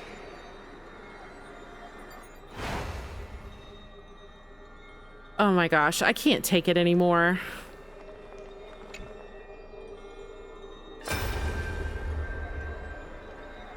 All shall bid farewell to one, and that person alone will witness the miracle. Such is the will of fate. So even the future revealed by the Titans may not come to pass. The Era Nova. This unrivaled masterpiece. I have no regrets now that I'm entrusted to my most trusted apprentice. Okay, see you later. Fate is ever unassailable. The golden threads tell me the black tide rushes toward the vortex, ready to swallow this place. I must weave the last of my humanity into a net to hold back the deluge. I shall have my final bath in warm and radiant gold. Now, the hour of fulfillment has come. Forgive me. I must snip away every risk to weave the strongest future for the new world. There is nothing more to say. We part here. I shall personally dispatch that wretched executioner, not with threads of gold, but with the steel tip of a needle. Okay. Hey, hello, welcome in. I'm good. I'm just in a very tense and stressful part of this story quest. Oh my goodness, it is really taking its toll.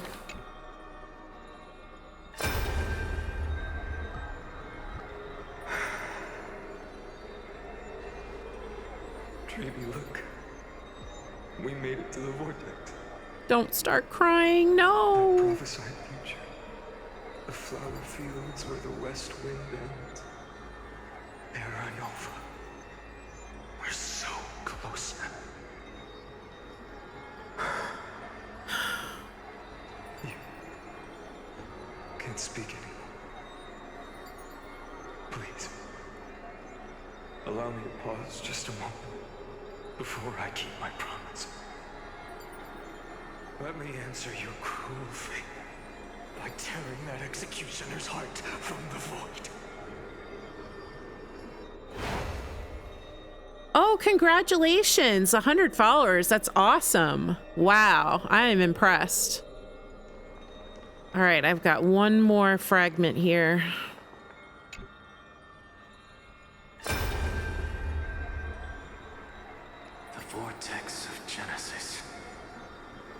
The last time I was here, I was returning the core flame of reason. I didn't have the time to observe it in too much detail back then. But a holy sanctuary of the Titans. Looks more like their frozen crypt to me. All the core flames do lie here now. It's my honor to walk the final stretch with a mind such as yours, Professor. Oh, getting ahead of ourselves, are we? Have you forgotten so quickly? I died for truth long ago. What walks with you now is but a thought in your mind. Of course. How could I forget that? But I'll say the same to you. It's my honor to walk this final stretch with you, too. Now go. Stand tall and finish your final task. Yeah. Just leave it to me. Time for that wretched executioner to pay what they owe. All right, here we go. You really think you're prepared? Allow me to give you a warning, most Oh no. Once you see what these memories hide, the world's course will be forever irreversible. Show me, I'm ready. Ah, very well. As you have made up your mind, let us bear witness together. As the sole audience of this eternal theater, I have been rapturously awaiting your arrival, and this, too, is the very reason I must show you everything. I believe that since you've bathed in that eon's gaze, you can make Amphorius's frozen fate flow once again.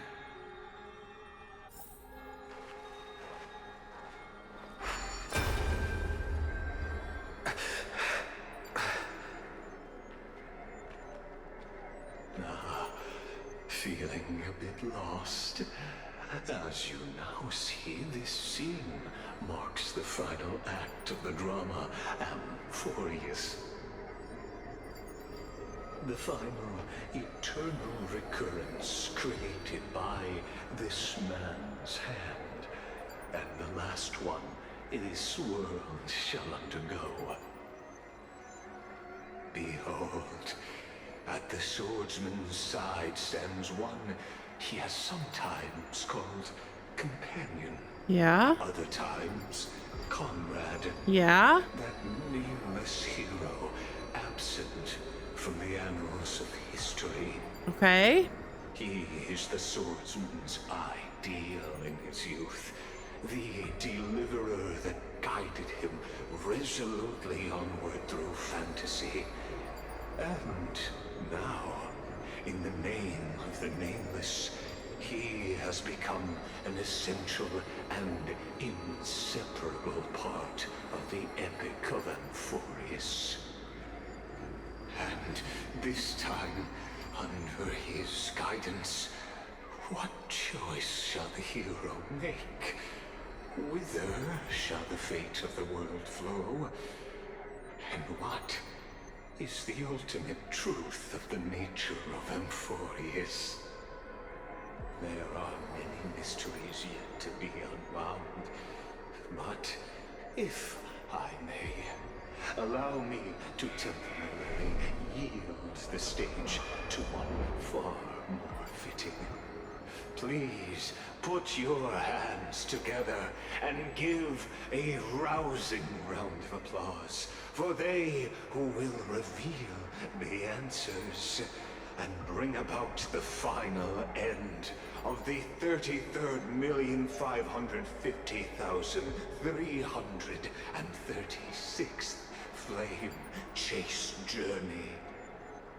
The master of the countless memories we saw, the other important actor now stepping into the vortex. They who have already burnt their own self to cinder, the Flame Reaver. Oh God, here we go.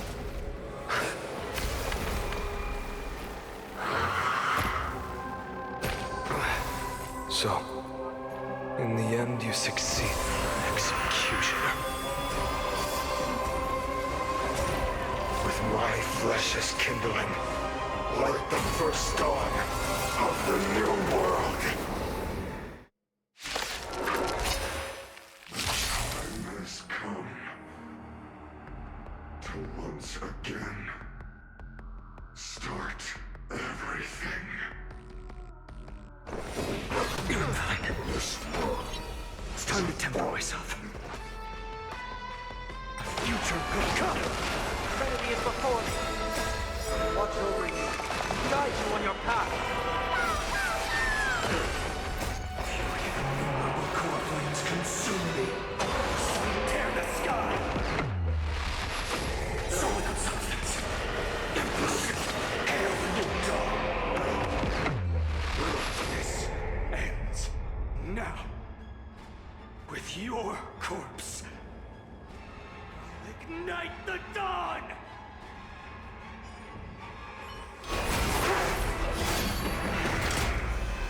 Oh God.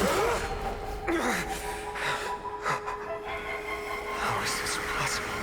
Yeah.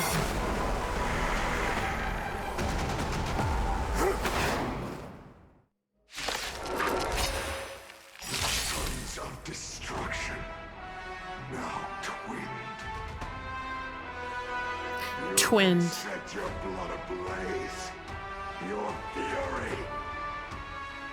So he's a copy. Scorn. It's time to temper myself. But we still don't know how he came about. For the next tomorrow. Agony. Trinity stands clear before me.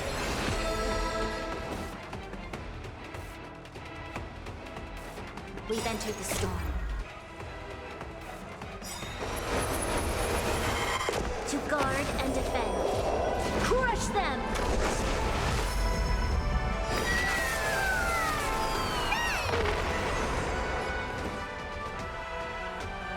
I mean, we might as well give it everything we've got.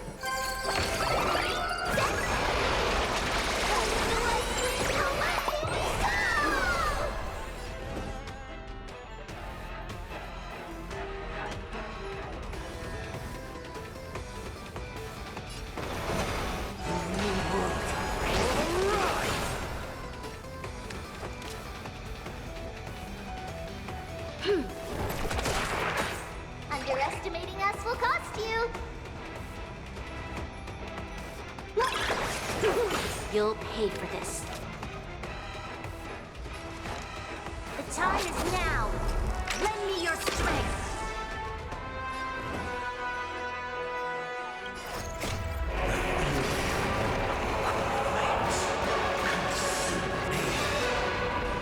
I will never yield to such a fate.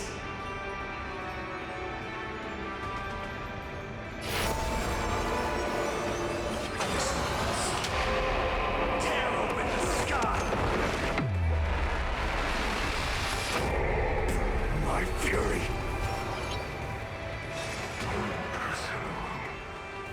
We witness the miracle. Such is the will of fate. That person can only be you.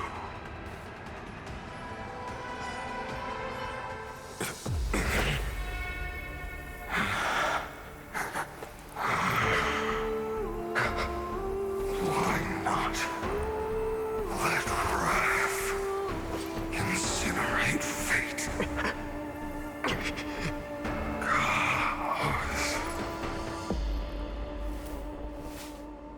Yeah, I didn't think Lygus would go down that easy.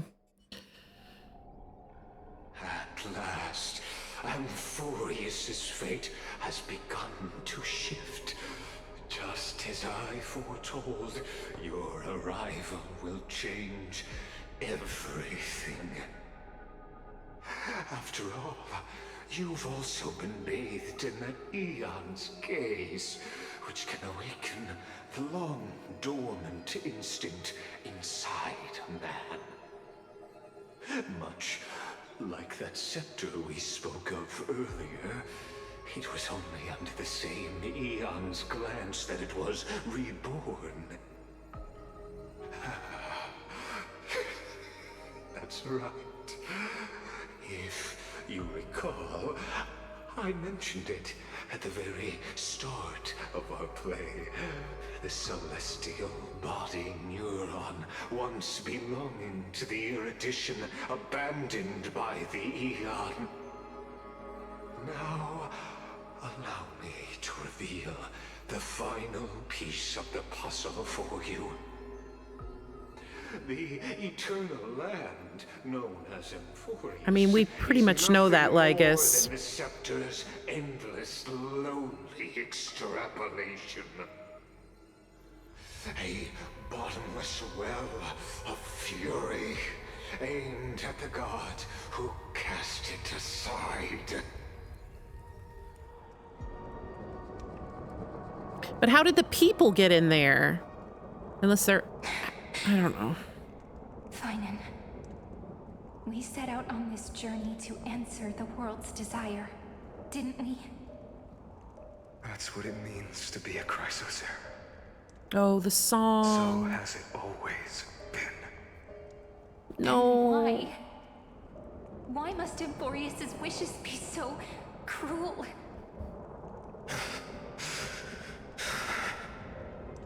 We made the best choices we could, whenever we could. But in the end, the prophecy that led us, this black tide swallowing everything. Why does it look like this? You see it too. Those burn marks. The flickering cubes. Right.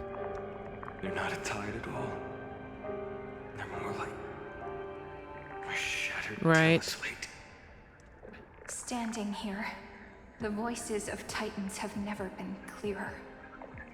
Turns out, they were coming from the black tide all along.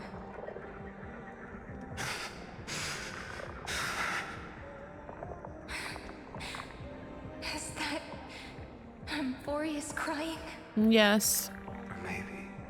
I think I'm crying. We're all crying. That it's creator. That it's God. PHAINON, do you still remember when I was little? I had a dream. A dark, cold room with nothing but Orynyx's curtain glowing like crystal. The curtain seemed to contain all of Emporius, where strange and fantastic dramas played out within. There were countless versions of us, from countless different worlds. Perhaps it wasn't a dream. Yeah. As I gaze out at the world before me, those sorrowful thoughts have become reality. So, this is the reason the sky was sealed. Emporius is merely a larger ID Silicii. We are just characters in this tiny world, following the prophecy, stepping onto the same journey over and over. What then is this so-called Era Nova? And what are the spectators watching all of this truly hoping for?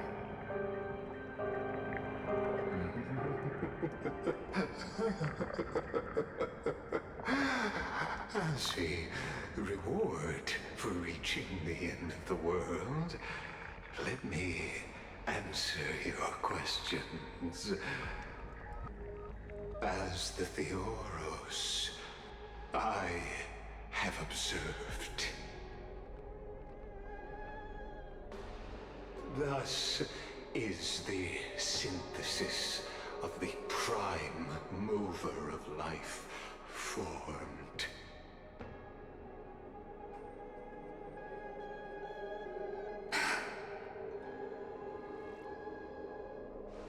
This is a moment the universe will remember. After millions of extrapolations, the experimental environment known as Amphorius has finally achieved results. So, the results you speak of are this wreckage of a world. We all gave everything we had, returning 12 core flames to recreate the world. And in return, we become nothing more than sacrificial offerings at the end of everything. Exactly. The Titans are Chrysos heirs of the past, and Chrysos heirs are the Titans of the future. Anaxagoras' theory of Era Nova holds true. As the model of reason, he reached unprecedented heights. But from just the perspective of a player in the drama, he could never fully uncover the last layer of truth. The cycles of the hero's journey that have played out until now were never about creating a new world or perfect heroes and gods. They were a deep learning program made for the Black Tide. But this time, your plot will fail. I've taken Cavalry's core flame, and when the dawn of the new world arrives, its light will burn away all the darkness. Haven't I made myself clear? The Chrysos heirs and Titans were merely byproducts of the experiment. You've seen this world's evolution, witnessed the birth and growth of the Black Tide, and how it devoured everything. Every generation of heroes, gods, and worlds was born only to be destroyed by it. This is the endpoint of Amphorius' calculations. A perfect equation of destruction. So in your eyes, all the sacrifices are just a string of insignificant numbers? Don't sell yourselves short. I'd say, rather than numbers, you're more like fuel for the fire. And without fire, there can be no sunrise tomorrow. Even if that sunrise is born from annihilation? Curious question. Have you ever considered that after millions of extrapolations, Amphorius is already following a different path from the erudition? It has long since granted divine blessings equally to each child. The golden blood flowing in your veins, it comes from the blemished one. Yeah, we know that. His name is destruction itself. And Amphorius' Chrysos heirs were, from the very beginning, fuel for the Aeon to burn the universe. Amphorius has waited for this moment for too long. At the end of the empty... Oh, boy. Lonely extrapolations, the destruction has reached its final destination.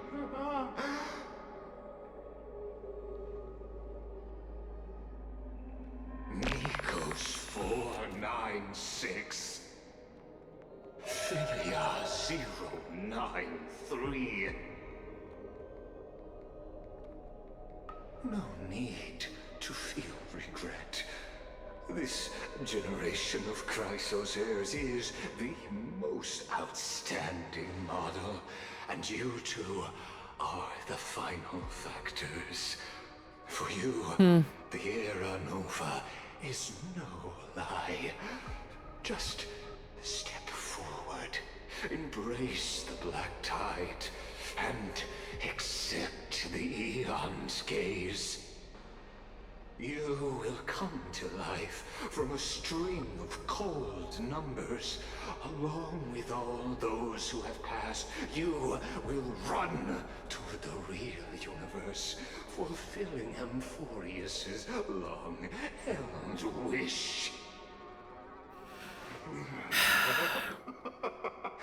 In the name of the Lord Ravager Iron Tomb, unleash its fury and destroy the source of all this tragedy. Or we could always choose another option. Like you said, Amphorius is just an experiment, and we're the participants. We can only walk along the predetermined path toward the ending, under the watchful eyes of the stars. But that also means that there isn't just one Eon who can cast their glance at Amphorius, right? Oh, snap.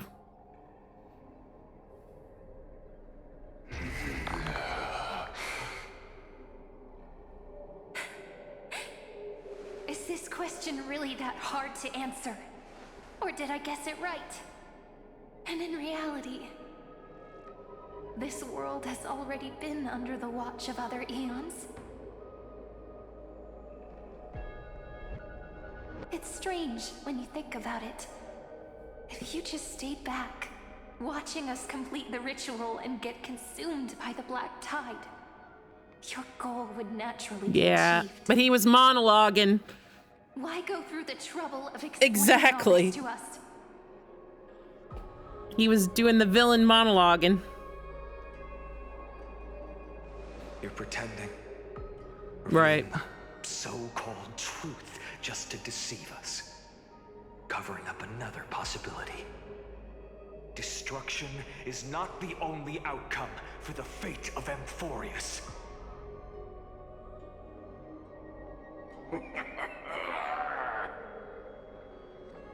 Do you two really think, as petty little demigods, you can change the outcome written by the stars? Yeah, we got people on our side, though. You think you are capable of doing that? A little courage and determination. Just kidding. The answer is pretty simple. But we're not gonna tell ya.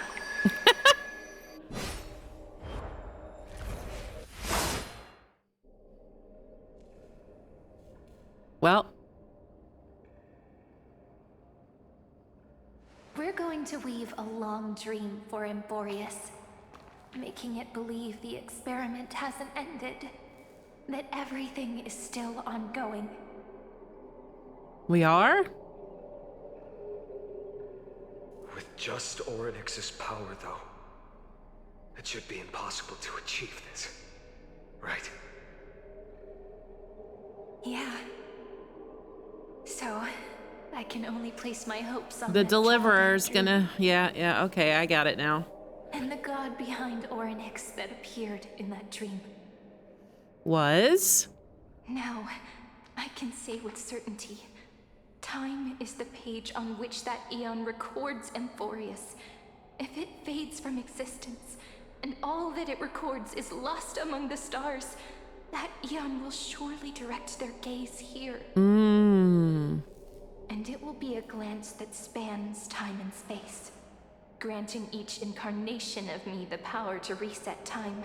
Wow. Imbuing my soul into this ceremonial blade, and creating an endless flame-chased journey. Wow. I understand. Then let me step into the cycles. and continue Amphorius's grand design. To deceive the gods, deceive the world itself. But to make time vanish from this world, Right. that would mean you.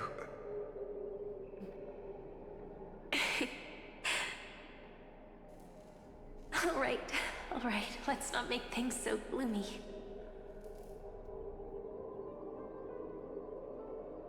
What we're about to embark on is the true hero's journey, so... Come on, cheer up a bit, okay?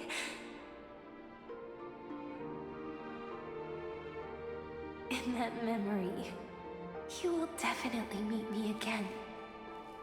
A little Cyrene who knew nothing, lying on a soft patch of grass, feeling the light breeze, dreaming of the distant world. Tell her about the flame chase journey, and then let her become a romantic part of this story. I believe every Cyrene will make the same choice. Erasing time again and again. Resetting time over and over. After all, they're all me. And I will always have my charm.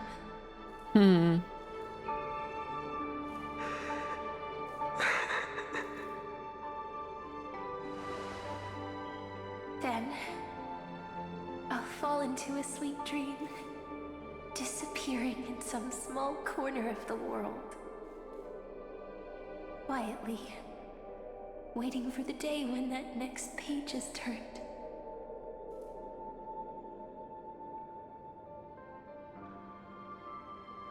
And I will keep going. Even if the road ahead is dark, I will burn myself to light the way.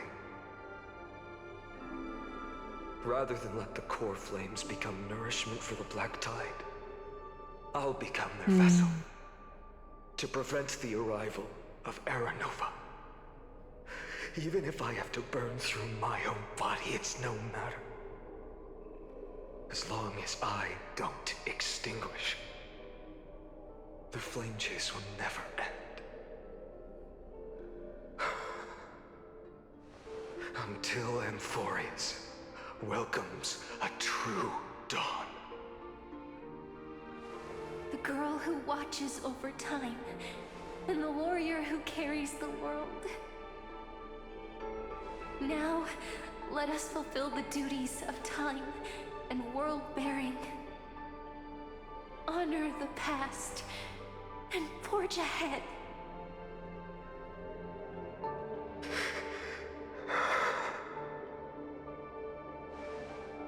I promise you, the pain will pass in the blink of an eye. You need to hold tight to this ceremonial blade. After I'm gone, it will take you back to the beginning of time. The start of a new story.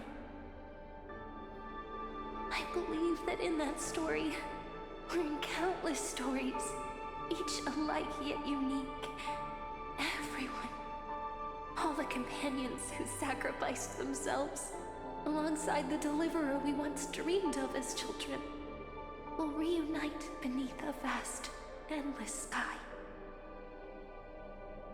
If we can never break free from this prison, I will stand my ground. Until the day someone shatters we're gonna this shatter it. cycle For sure. and writes the final chapter of Amphorius' fate.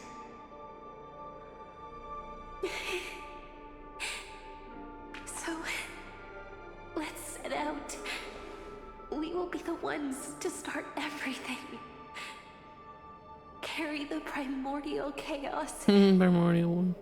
Just as your name suggests. And bear this world we hold so dear.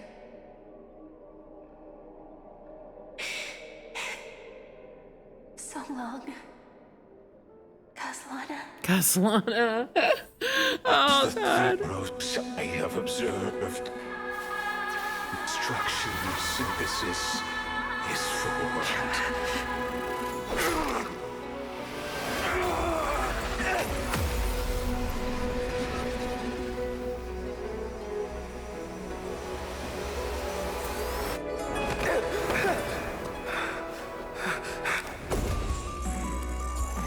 I will wait for that day, for as long as it takes. The day will come whenever this world is eternal and follows in our footprint to write a narrative unless there ever was.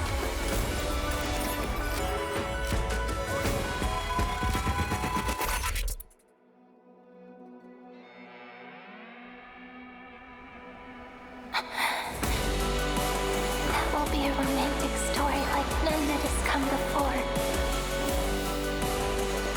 You think so too, right?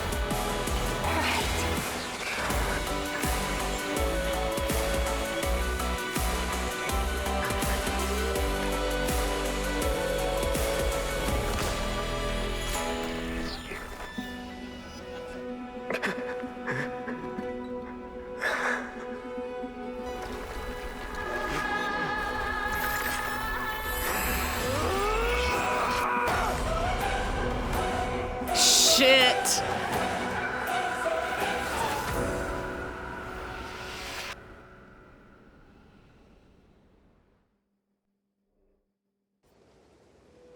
The world is collapsing.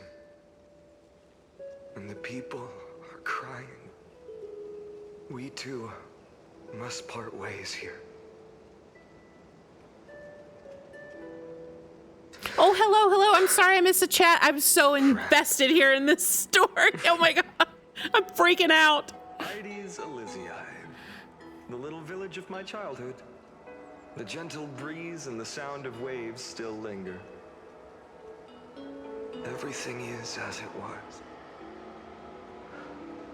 It feels good to take one last look. You know, this is just a corner of the memory. The real Heidi's Elysiae. I know. Oh. I'm here to say goodbye. We might not see each other again. You can stay here forever. And time will stand still for you. Let it flow. Yeah. It's time for me to go. Even if it's a path with no turning back. When have we ever had the luxury of turning back? For real. Are you afraid? After learning the truth of your origins? Will you see the motivation I gave you as the manipulating whispers of destruction?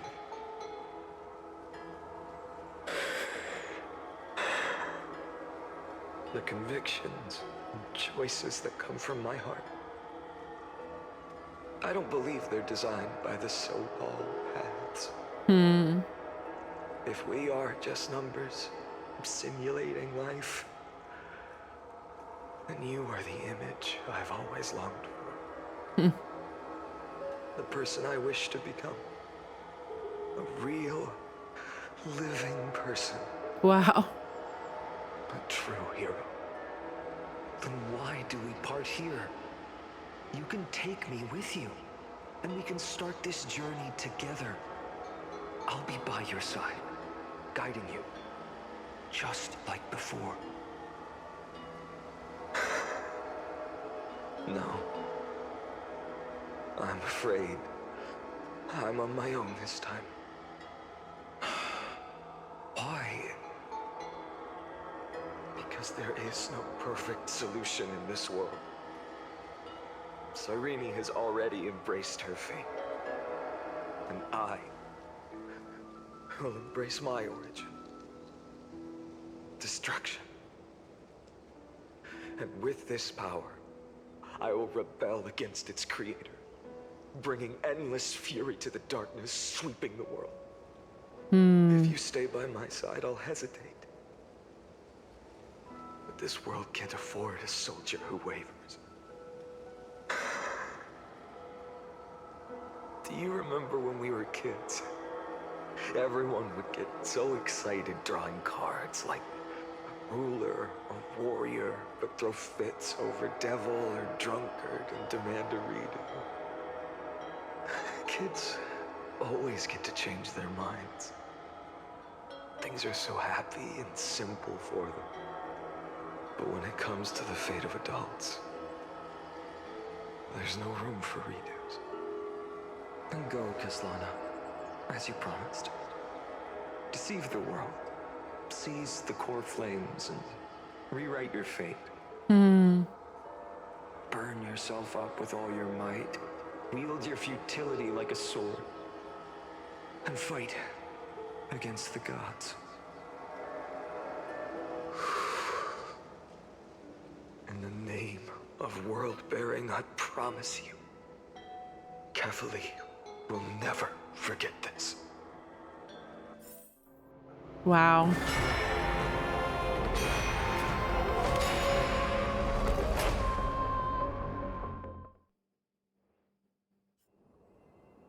So, time retreated behind me until it reached the origin, where nothing ever existed.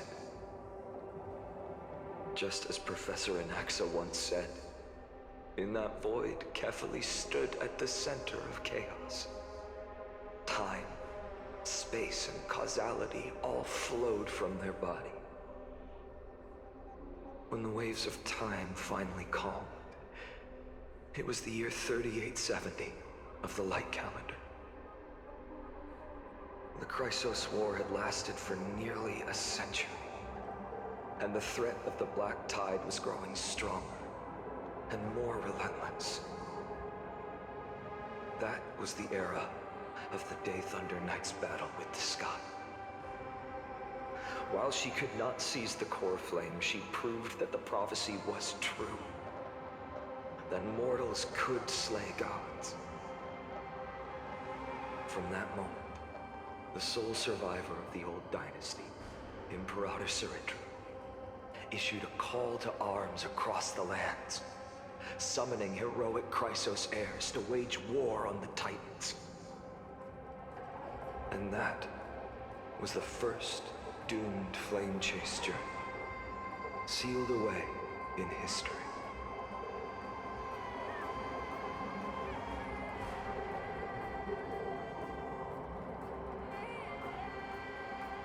So what you're saying is, you've traveled back down the river of time, finally reaching this untouched seabed just to tell us the flame chase journey and even all of Amphorius are nothing but illusions in an eon's dreams? Exactly. So, Dux Gladiorum, please take me to meet Her Majesty Saritra. I must share the truth with her. Since Her Majesty's not here, no need for formalities. The word Gladiorum always reminds me of my fallen homeland buried deep in the depths. Call me High Sealans, Nameless Swordmaster. Please allow me to add one more thing. You actually already know my name. You mean PHAINON? Such a name could never be your true one. But I won't question you further about it. Ever since Her Majesty issued the Flame Chase Decree, heroes from all over have sent their letters of introduction. What's the harm in adding one more name like PHAINON or PHAINON? Besides, the deep sea is dark. Isn't it the perfect place to hide secrets best left unseen?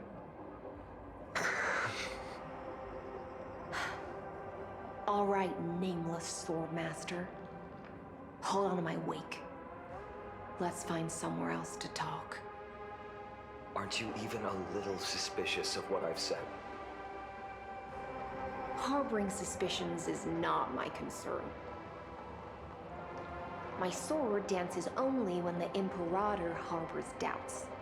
There's no use in speaking further. Show me your true intentions through action. Okay. This is taking an interesting turn. When FAINON is in the team, technique point limit increase. Using technique defeats enemies. Yeah. Perhaps you should demonstrate your skills in calming the raging black tide for us.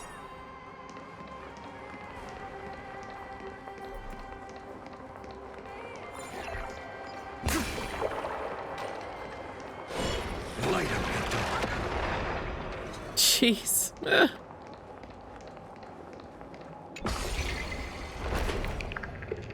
Oh. Nice moves.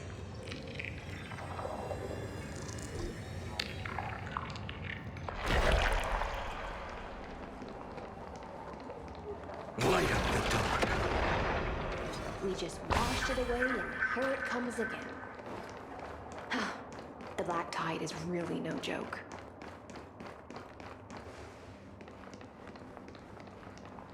Light up the dark. Light up the dark.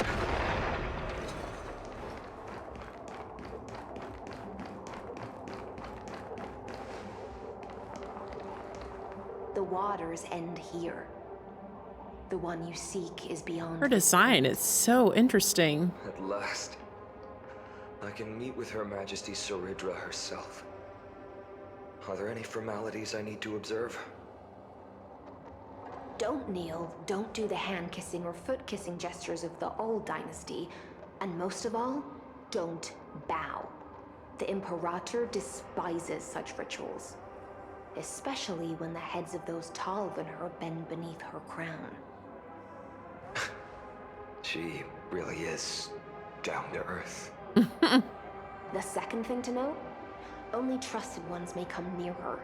Keep 5 paces distance until the Imperator allows otherwise. Sounds like an old friend of mine. Well, experience is a good thing. Stay sharp, and you'll be just fine. Okay.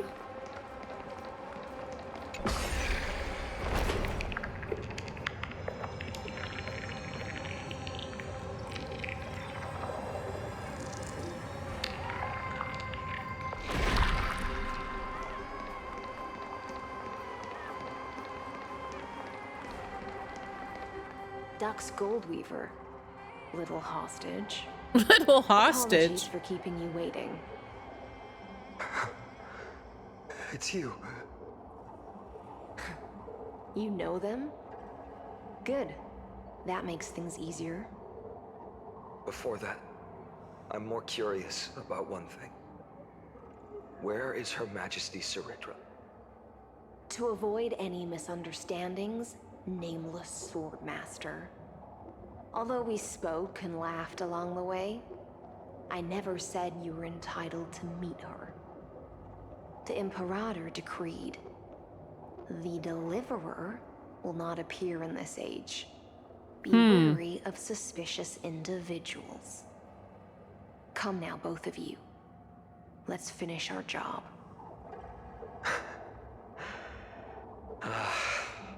I see. It's a trap.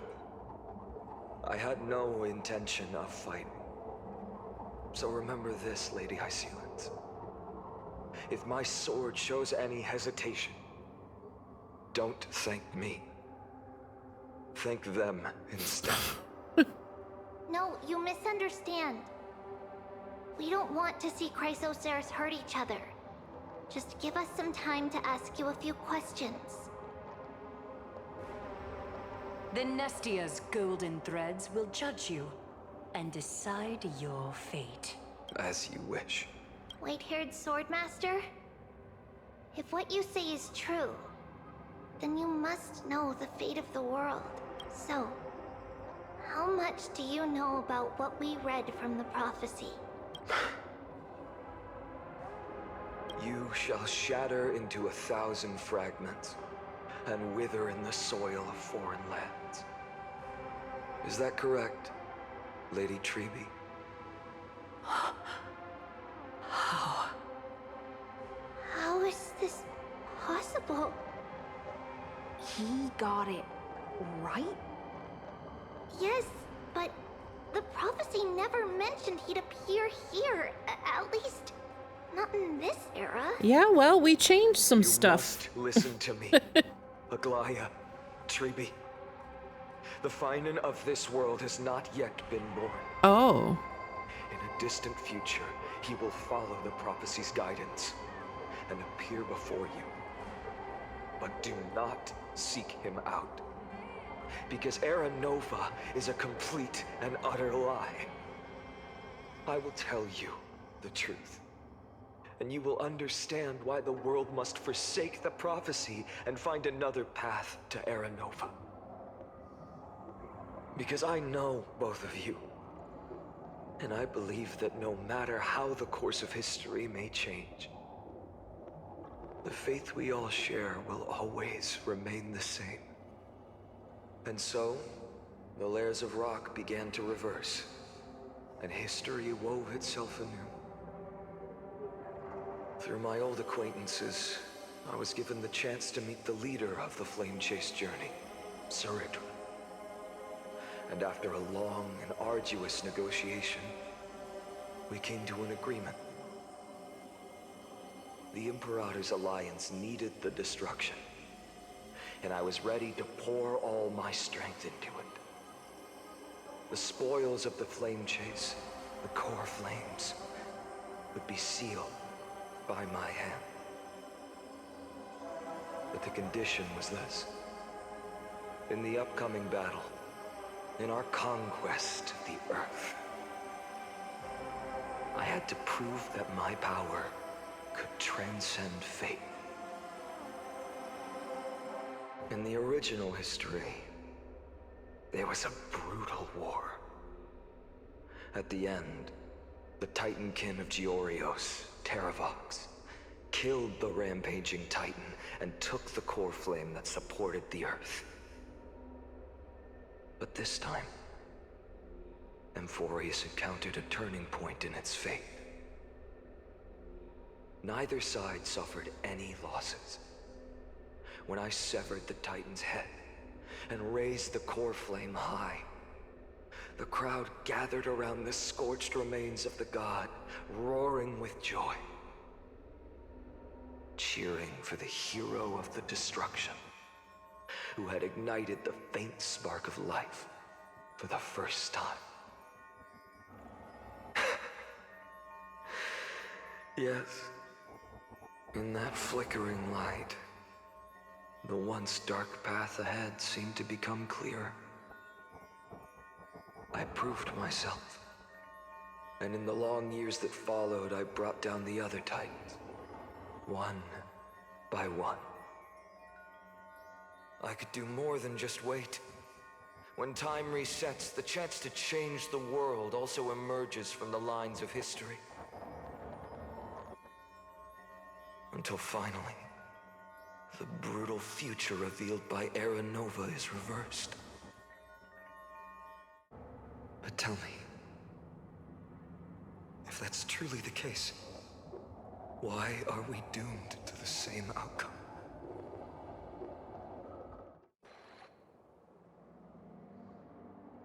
Okay.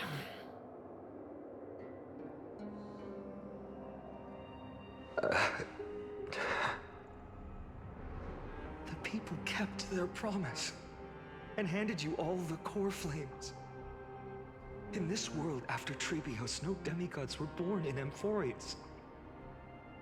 At this point, I just want to know, when they vanished into the black tide with their mortal bodies, why didn't you shed even a single tear?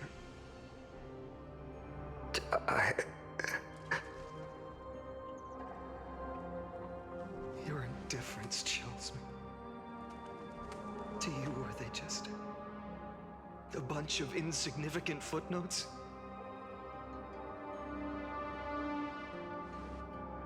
Sorrow has been my constant companion. In fact, with 12 core flames upon me, the fire in my heart has never been more violent. I'll remember this world through anger. As long as I burn, they'll never truly leave me.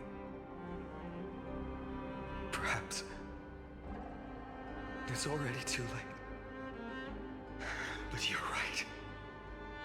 Anger, at this moment, is the only weapon I can rely on. So, draw your sword, Executioner. I'll make sure you realize that your greatest mistake was leaving me alive.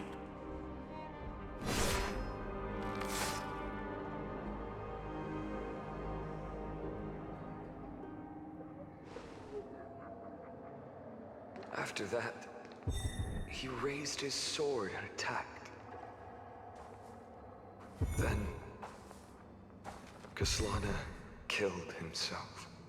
That day, who fell to the sword to be left in the past, and who went into the future. Wow. I can't remember anymore. I only remember a nymph, hiding in the shadows just out of sight, futilely pushing a stone ball. Climb, fall.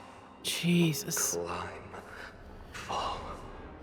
This is hurting, breaking my brain. And fall. The only freedom the nymph had was in choosing how to roll the stone. Yeah. Sometimes fast, sometimes slow. Sometimes resting on a gentler slope, leaning against the stone for a break. But its choice couldn't change the futility of it all. The stone would always roll back down the slope, and the nymph would always return to the starting point, beginning again. After that, every time I reached this point in the cycle, the burning sky would cast a shadow over its path.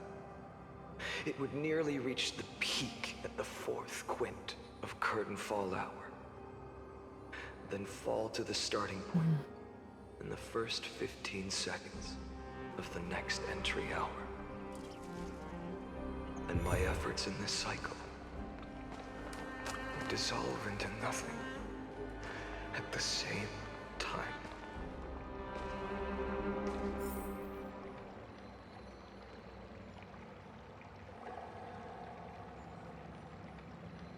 Wow. The unauthorized. Wow. Jeez.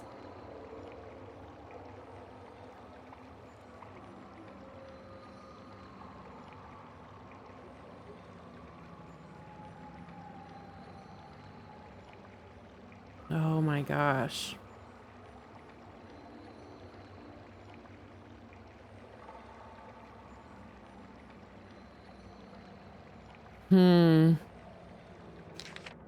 So it's almost like they put a virus into the system to see if they could break it, and it still didn't break.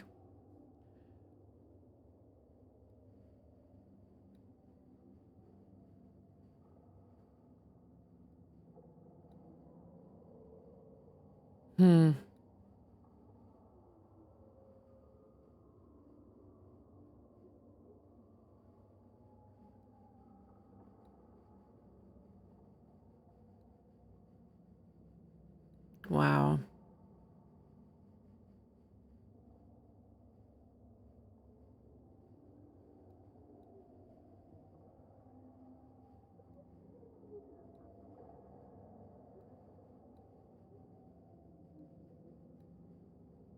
Oh.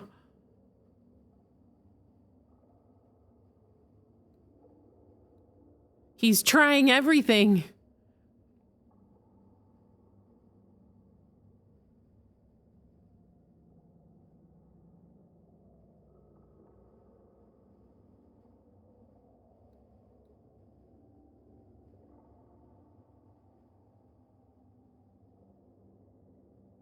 Wow.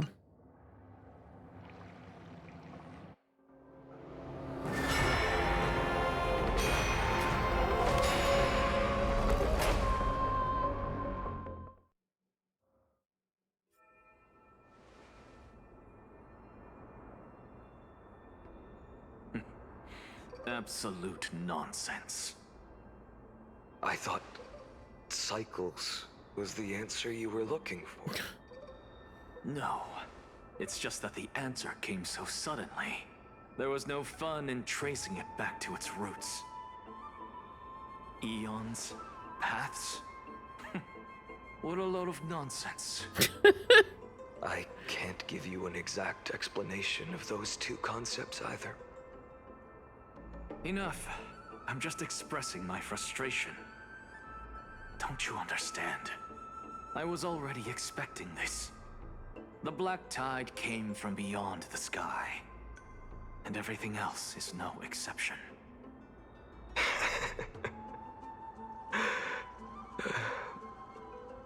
Fate is a strange thing. No matter how the details of history change, the Anaxa I know always remains as harsh as ever. If the other Anaxagoras actually worshipped the gods, I'd make sure to find a way to break the cycles and crush them in their cradles. Too bad. Now only you have the ability to do that. Okay, I gotta take a break. I'll be back. I'll be back in just a little bit.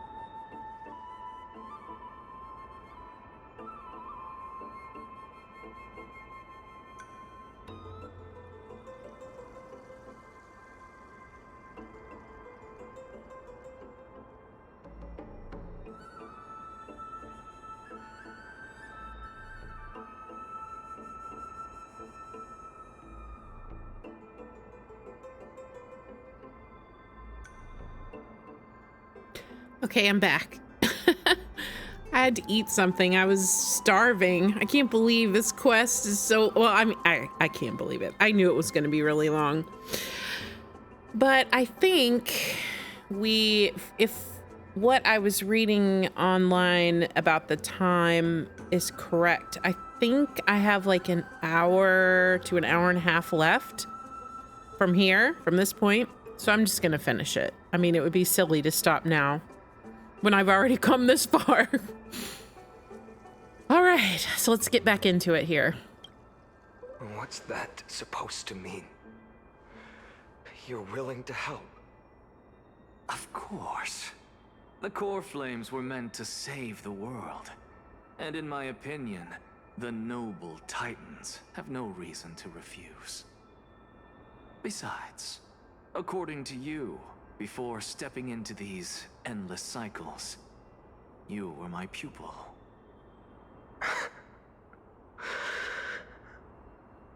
I've already heard the same thing countless times. Enough chit-chat. Let's go. If we run into any other scholars, leave them to me.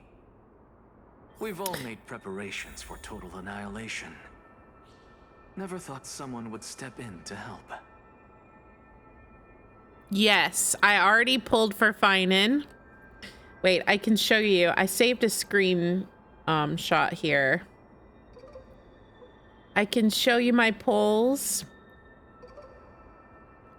Well, here. So, here's how my pulls went. So when I started, I lost my 50-50 and I got Bronya. But then in the very next 10 pull, I got PHAINON. So even though I lost my 50-50, yeah. So even though I lost my 50-50, I immediately then got PHAINON. So I was so happy. Then I won my 50-50. And then I got Welt. Then I got my guarantee. And then I won 4 more 50-50s in a row. Which is insane luck. Even though these pulls were painful because they were so long. I mean, 76, 77, 78, 80. I think if I would have lost my 50-50 on one of these two, I would have quit. But because I kept winning the 50-50, I was like, well, I'm going to keep going until I lose. And I never lost. So, yeah. So we ended up with E6. It was very exciting. But I don't have his planar set yet. I'm just using this one for now, and it's not very good. So I'm hoping... Oh, it looks so funny. I have 2 right now. 2 PHAINONs. But I'm hoping to keep farming that and get some luck with that so I can use his you know, best in slot planar set. That'll be the next goal. All right, now to show off the best PHAINON has to offer right now. The immediate deletion of enemies.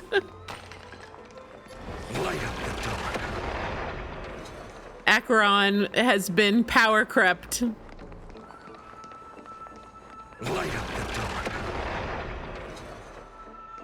You've been to the Luminary Throne before. Yes, he doesn't even need relics at this point. He's ridiculous. About in past cycles.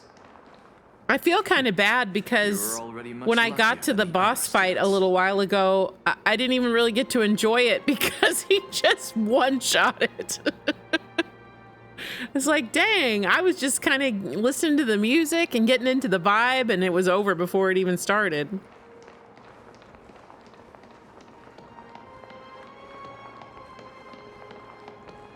Hold up. Keep your wits about you. Someone's watching us.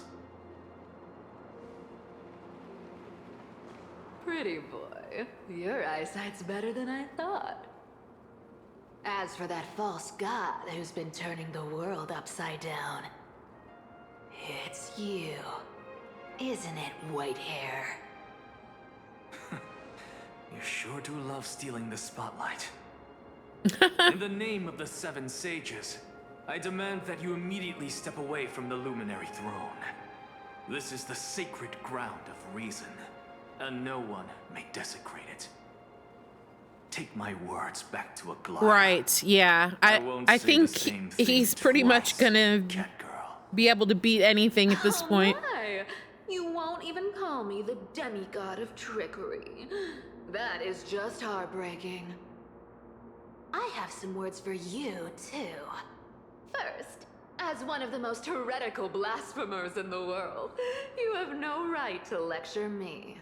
Second, this is none of your business, Grove Boy. Step aside. I don't want anyone getting hurt. Here we go. Again. Again. Core flame thieves. You really think you can scare off a sage of the grove with nothing but empty threats? This gloomy little brat's got a sharp tongue. Ooh, not bad, not bad. I kinda like you. As a return favor, please come search this core flame right here. Aw, don't cry now. That was close. I'm out of here.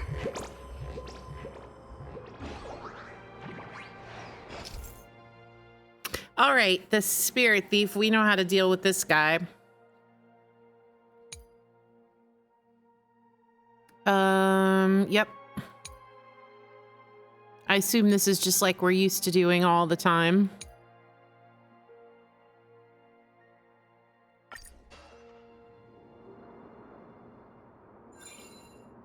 They're exactly like all the past ones I've known.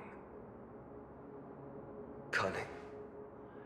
And yet so naive. Sounds like you have a plan. Of course. When I first set out on the flame chase journey, Lady Treby never managed to teach me Orynyx's miracle. But along the way, I learned a thing or two. Okay.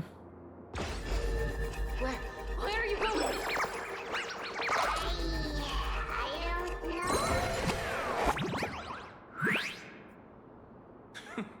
The Venerationists' foolish inventions finally come in handy.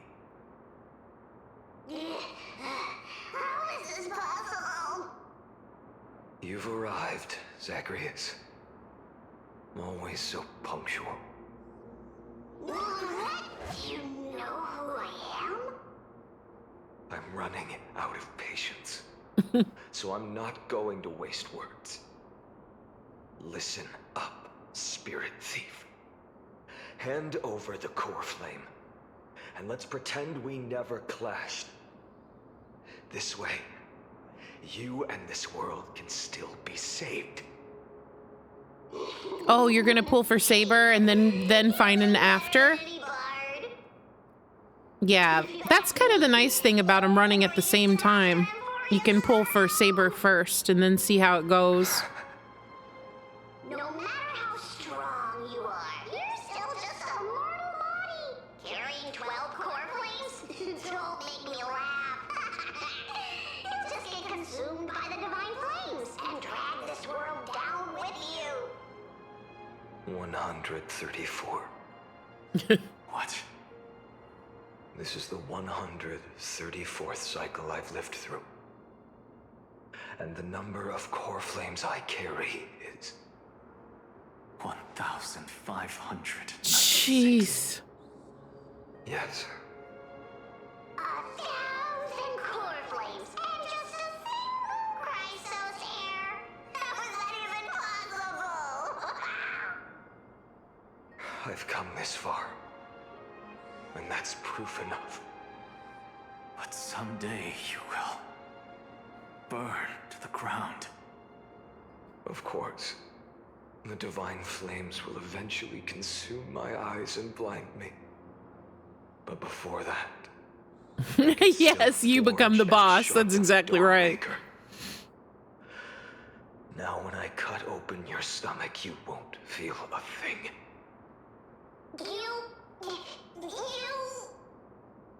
This is the final warning. Fine. Assume this world holds 100 million possibilities. And no matter how one looks at it, 99,999,999 of them all Hey, Ace, welcome back. certain destruction.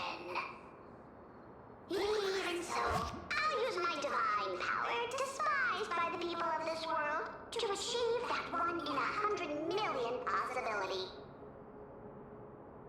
Bartolos! If you got the guts, you'll have to first step over my dead body. Oh my goodness.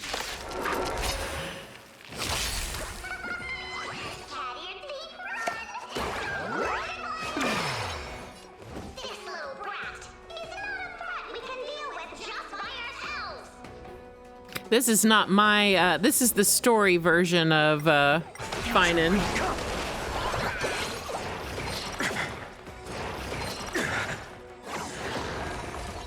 Tomorrow, the future will come. I'm fine. Tomorrow. You'll even know when the core flames consume me.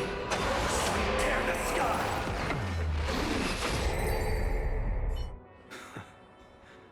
How absurd. In my memories, Zagreus always meets the same end. Over and over again. Their departure no longer stirs anything in my heart. This reason core flame before us is a fake, obvious as day. I know. I know. It always plays out like this.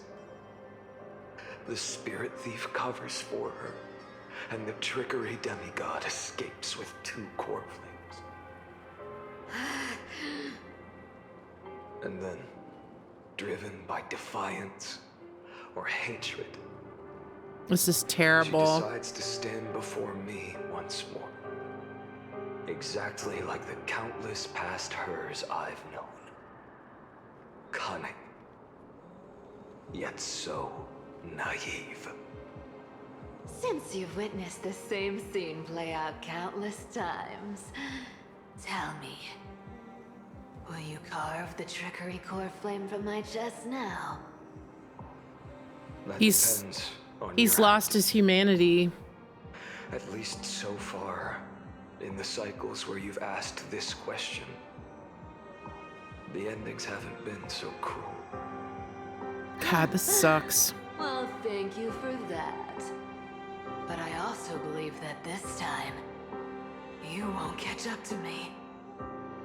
No one can catch up to me. I'm no longer running to escape anymore.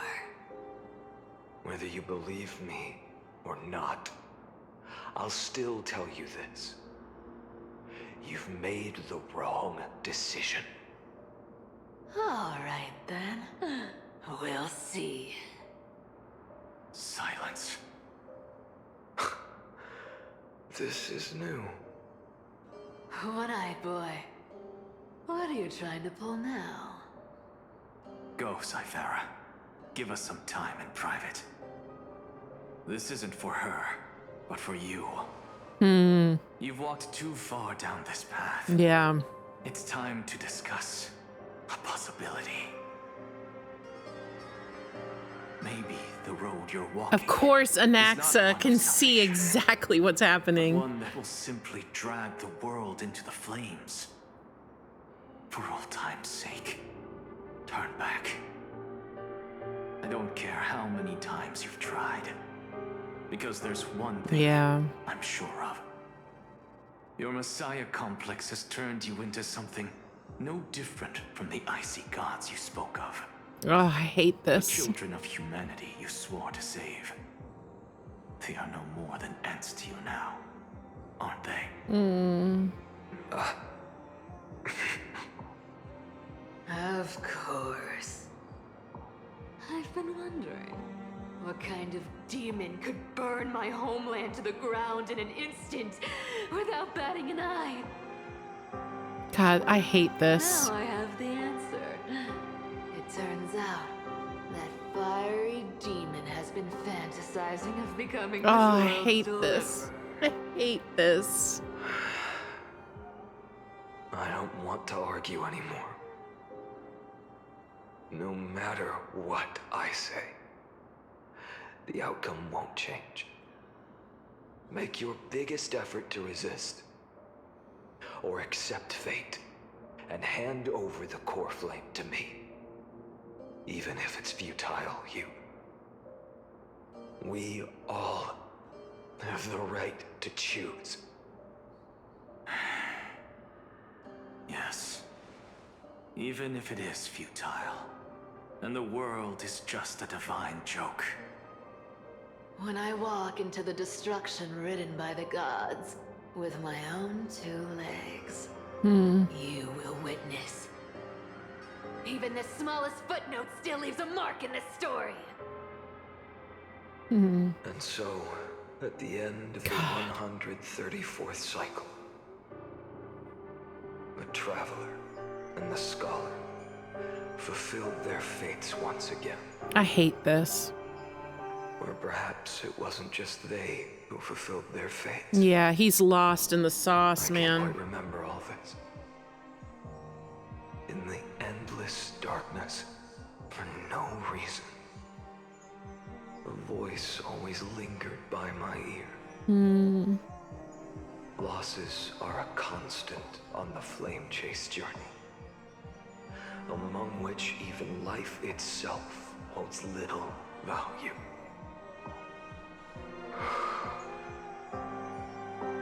Reduced to ashes. Such a familiar end. It happens in every journey. Yeah. Always the same.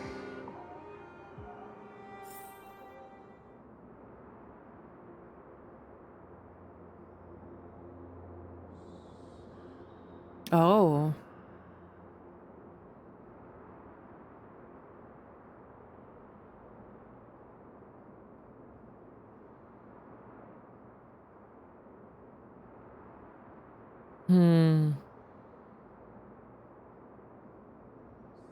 I mean, the system is pushing him to the limits. Limit testing. Oh God, here we are, 5,000, okay. Acceleration.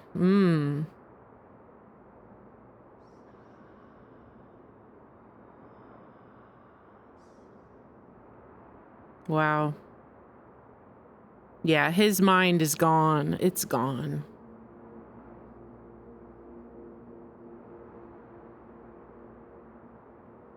Huh. Wow. We don't even the scepter says we don't care. We don't even put that in the footnotes. They don't even want to know that the guy is this is so bad. 12,000. 23,000.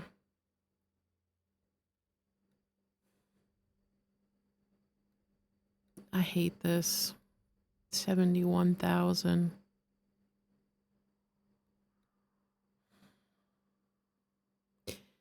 It's just like, I mean, it's like how you would see in those old movies, like old sci-fi movies when people were, well, I mean, there are still people who are scared of computers, but back in the old like sci-fi movies, you know, the computers were always like scary and they would always make it out to be, you know, basically the opposite of what a human would do or choose, right? It's just a computer. And so as he's going through all these repetitions because Cyrene is basically maintaining the loop. She's that factor that's keeping everything on repeat. And so even though PHAINON, who is now this other PHAINON, this Flame Reaver PHAINON, he started out kind of knowing what he wanted to accomplish or what he wanted to try to accomplish, which was to just keep the loop going forever until somebody would come along and break it, because they knew they couldn't break it. But they thought that another eon, specifically Remembrance, would notice that this was happening, which is exactly what did happen, because at the beginning of Emphorius, Black Swan comes to the Express and sends the Express there because obviously the Remembrance has seen now what's going on, and they have sent the Express there to break it, to break the cycle. So at this moment in the story, well, this is a flashback, right? But at this point in the current story, the Trailblazer is like a new anomaly in this program. And March 7th has also stepped in to the gate. And so I think Remembrance knows what they're doing. Like, Remembrance is kind of like playing the big chess game, right? On the outside of trying to break into this cycle and interrupt it, right? So the thing is Kaslana, or the Flame Reaver, yes, he is like losing more and more of his mind and like falling deeper and deeper into this, where he can't even remember why he's doing this anymore. He's losing it, right? But he chose to do this because he felt like the only way, because when he and Cyrene were at basically the fork in the road where they had to choose one way or the other, they knew that the only hope of saving anyone would be to just continue the loop until one of the eons would step in and help. Because they knew they couldn't do it. And so it's like a necessary evil, I guess. Even though it's terrible, what the Flame Reaver is doing is terrible, he is actually doing it to help, which is so messed up. It's so messed up because you have to think that if the Trailblazer and the Express crew and Eon of Remembrance and the Black Swan and whoever else is going to be involved, if they can break the cycle, like, which PHAINON are we going to have at the end? Like, is it the one who doesn't know anything that's going on, or is it going to be the one who chose to do that? Like, which one is it going to be? Because both are existing at the same time, basically, in every cycle. So, yeah, it's crazy. I really now feel like PHAINON will not survive this. I hate to say that, but it seems nearly impossible now that he will come out at the end of Emphorius. I'm leaning more towards everyone else coming out and him not coming out, which is terrible.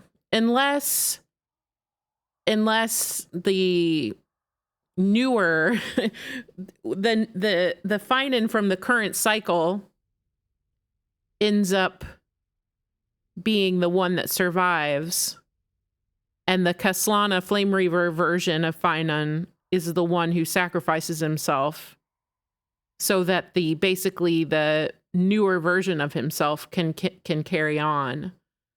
I mean, that would be very poetic. I would like that. But anyway, yeah, this is crazy. This is like mind-breaking.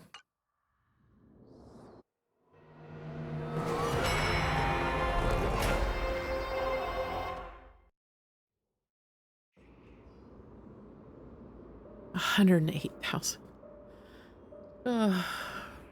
You don't look so good, Deliverer. Even after going through 108,642 I hate cycles. this. Mighty, your name for me has never changed. Why do you sound so pleased? It's a derogatory name. Yeah, I know all too well. You only meant it sincerely in the first cycle. Oh, no. After that one and only time we walked side by side. Every time since. It always ends up like this. No, we will fix it. We're gonna fix it. Stab you through your 10th thoracic vertebra. That's your weak spot. And the only way to kill you. Interesting. Tell me, when the mighty Moses of the past faced you, did they ever retreat? No. No. Never. Then they died honorably, worthy of the name of strife. Oh God, I But hate there's still this. tenderness in your eyes. No, because he doesn't want to do it. I have to remember how this feels. No, no. Remember that I was once human. No. Or else the destruction will completely consume me. If you win, tell the mighty most of the next life. This person is a worthy opponent. So always remember to give it your all and never slack off. So Mighty is like his one, like, God, I'm gonna lose it. So he comes to Mighty because he knows he's like the one person that can ground him in his humanity and remind him of who he is. God, this sucks. I hate this. 108,000 times.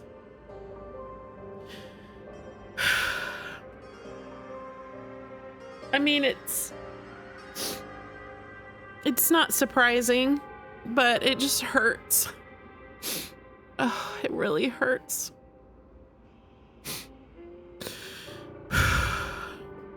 It's like, you know, everybody has like that one person in their life, or maybe some people have more than one, but I feel like everybody has that one person, you know, that just can remind them of who they are and why they get up out of bed every morning and why they continue on. It's like, and that's PHAINON's person that makes him remember.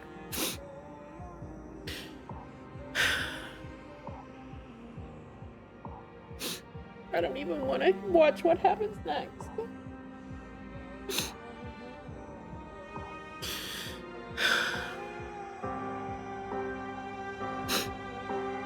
I don't know. I just have to keep hopeful that we're gonna fix all this. We're gonna fix it. I'll keep that in mind. Yeah. As always. Even though the dynasty is left with just one, the Kremnos festival will continue as usual. I, the king of the Kremnoan Legion, will host the final feast in the center of this arena, and the prize will be the flames of strife. One day, you shall die with a wound in your back. That's what I saw when I overcame the trial. The gods' dying ramblings. Enough. You've probably heard this thousands of times. So you must understand, facing the demigod of strife means there's no way you'll take this core flame in peace. I understand.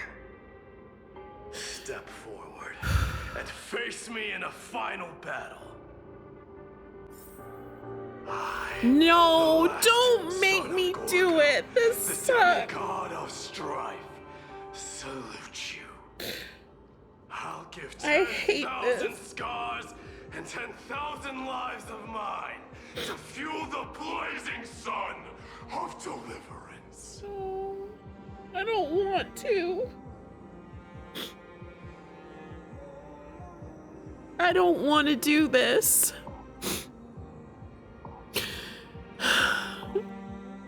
This sucks.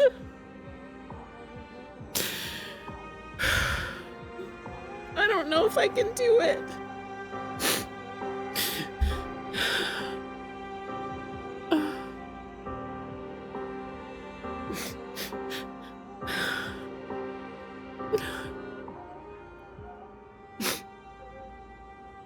God, I hate so much. No, I don't want it.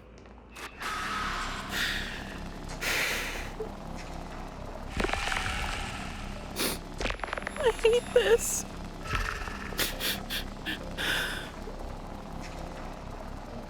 I don't want to do it.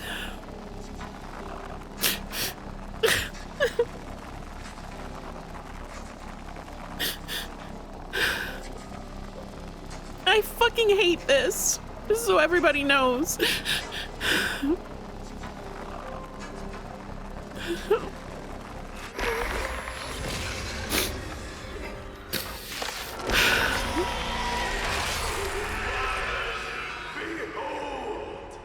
The last Kremnos festival has begun. I hate this. And will not end till death. It's time to temper myself. I hate this so much. Future will come. Even like, I can't let them down. Conquer this world, or be conquered by me. As you wish.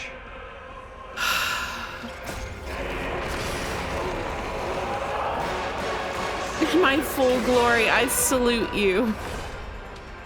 That's all Oh, no. I hate this. I hate this. Fuck this. Don't let time burn away. Tear the sky.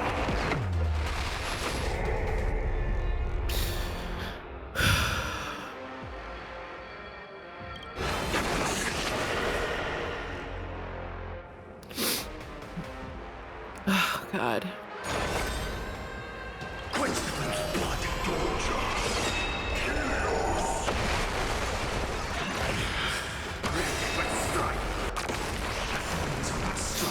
I wonder if I could just kill myself instead. I don't even want to win.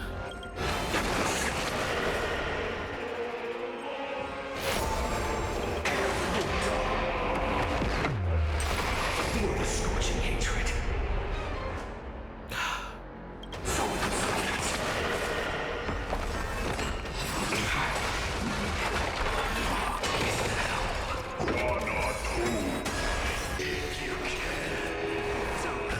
If you can.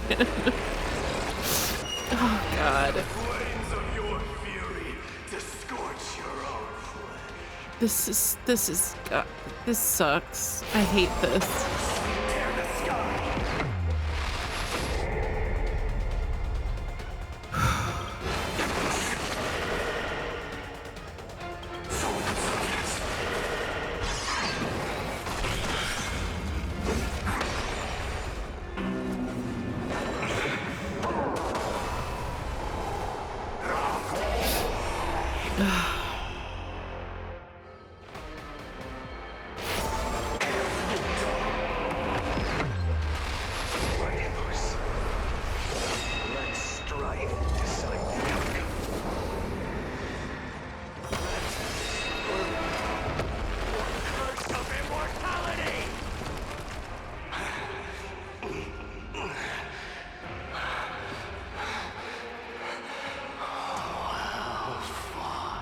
No.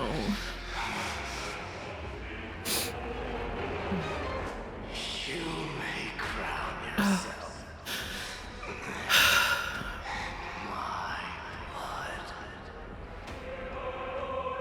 I hate this so much. In your next life, I shall once again block your path.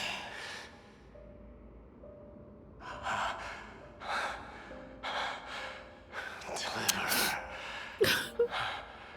I wish you eternal victory. The 108,642nd core flame of strife fell into the fire. Yet the shadows of the black tide still loom, and pain and despair spread across distant lands. The blaze was still not enough. It had to be fed. Even if it meant burning this body to ash.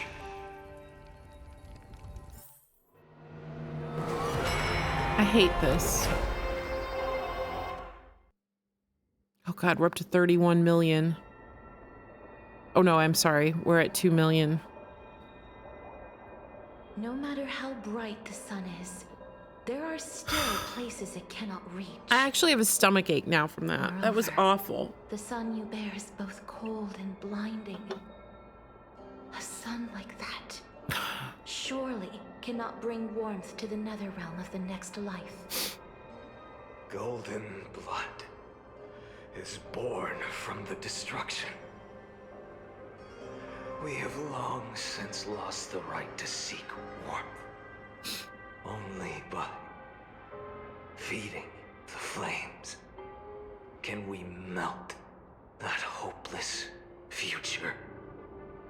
Allow me to ask, how many core flames do you carry now? 24 million. Oh, 41,000. I hate this. 183. Such a heavy burden. So that's why you've turned into this. Yeah. A broken idol. Tragic firewood. Yeah. No matter. I will bear this burden as long as you hand over the core flame of death. I must refuse. Oh.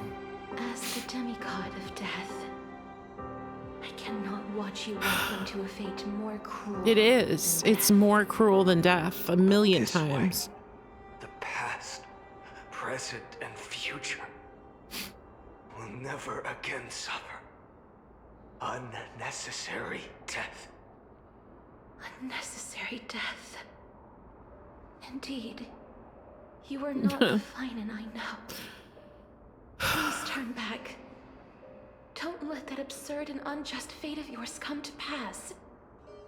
This way, at least my realm can still become the fragrant bed where you fall asleep. Mm. In the end, It doesn't matter. it seems the clash of blades was inevitable. How painful. I know I am not your match, having fallen under your sword countless times. But even so, please understand that my resolve is not to be underestimated. Even Catholic cannot shape all things at will, nor can they dictate the fate of all life. No one can shoulder the balance of life and death alone, not even a god. And it was precisely for this reason that I chose, at the end of this arduous journey, to overcome the trial and take the authority of death. I am the hand of shadow, Casterus, the demigod of death. Listen closely, deliverer from days past. Please turn back. I hate this. Do not disturb these fresh flowers in their mud. It's like it wasn't enough for us to know that he did this, but we have to do it. Ugh, I hate this so much. This is absolutely horrific.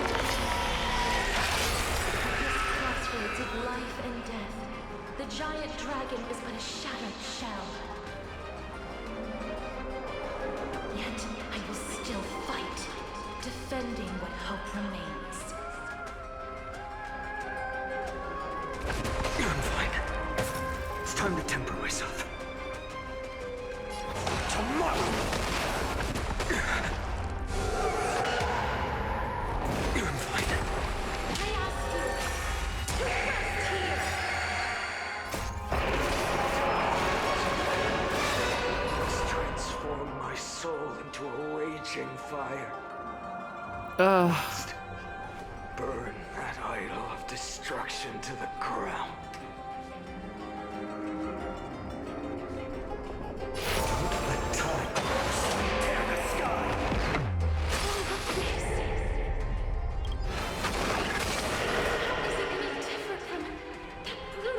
Right.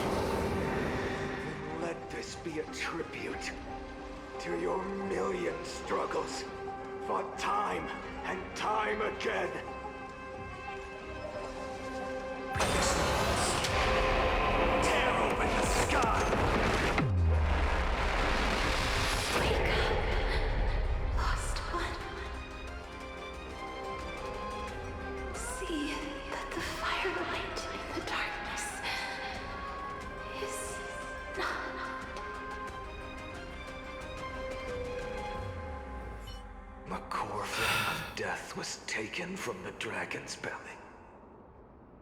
What a brilliant flame.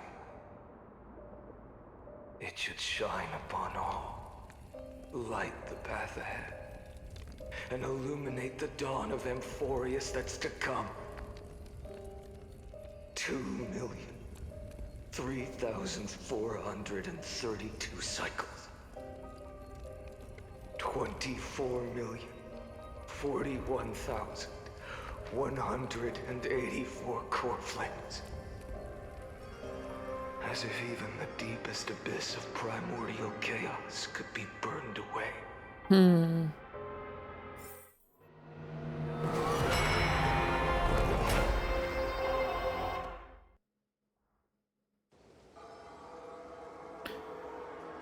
Oh, man.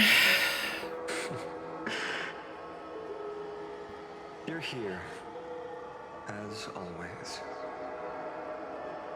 You're still lingering, deep within me. Yeah. Never fading away. Because you haven't completely abandoned hope. Am I right? I haven't either. You're still waiting for a miracle. For the true hero to come and save us. It's gonna be the Trailblazer. That thread of hope exists. It must come from beyond this world. From the true starry sky. Yep. But if it's just a traveler with no connection to him. Oh, believe me, I understand. They may not understand our struggles, nor be willing to join this fight. Your thoughts are wavering. The mark of destruction is deepening. But even within the gods' cold calculations, unconditional courage and goodwill still emerge. So, never forget what set you on this path. How many times has it been? Remind me again. My memory is a bit fuzzy.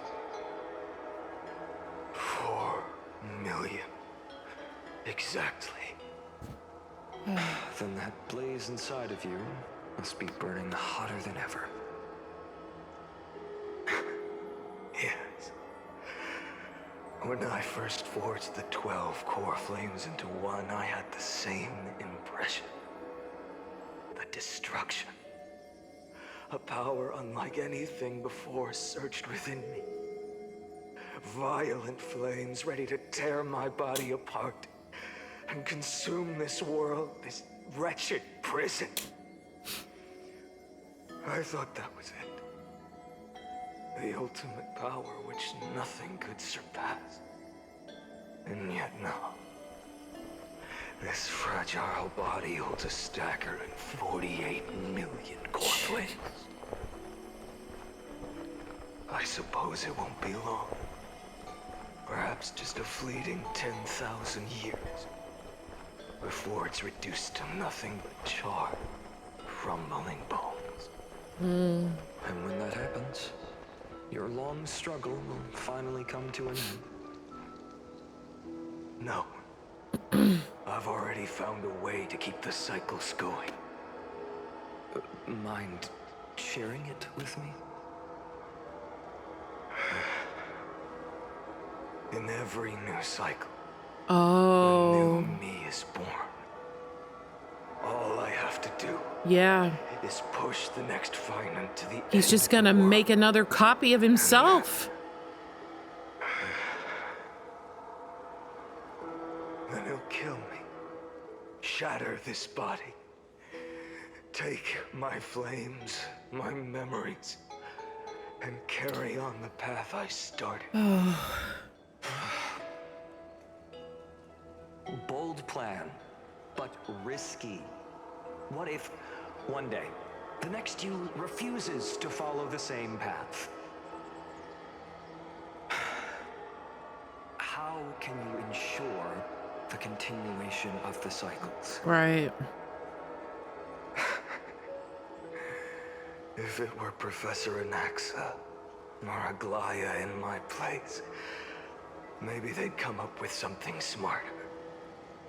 Unfortunately, I don't have a backup plan. I have no choice but to bet everything on the next PHAINON. And trust that he makes the same choice I did. But even in this wretched prison, luck is still sometimes on my side. Because I never forget what set me on this path. Wow. Wait, you mean...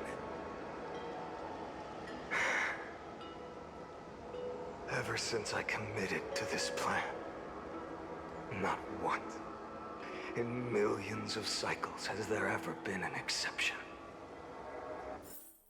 Wow.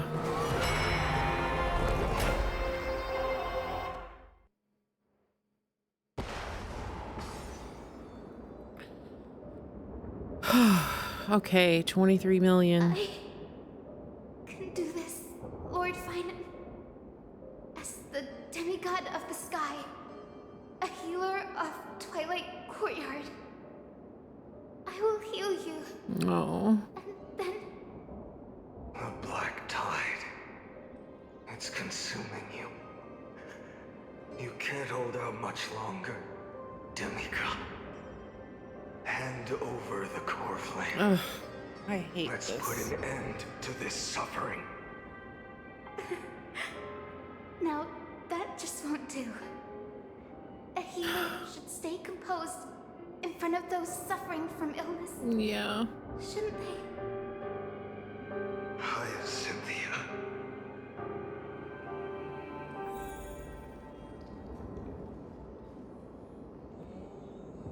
Here we go again. More suffering.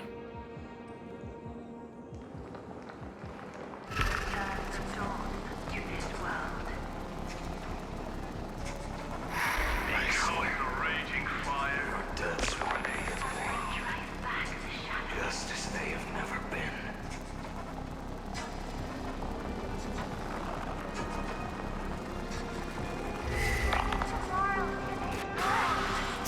you tomorrow.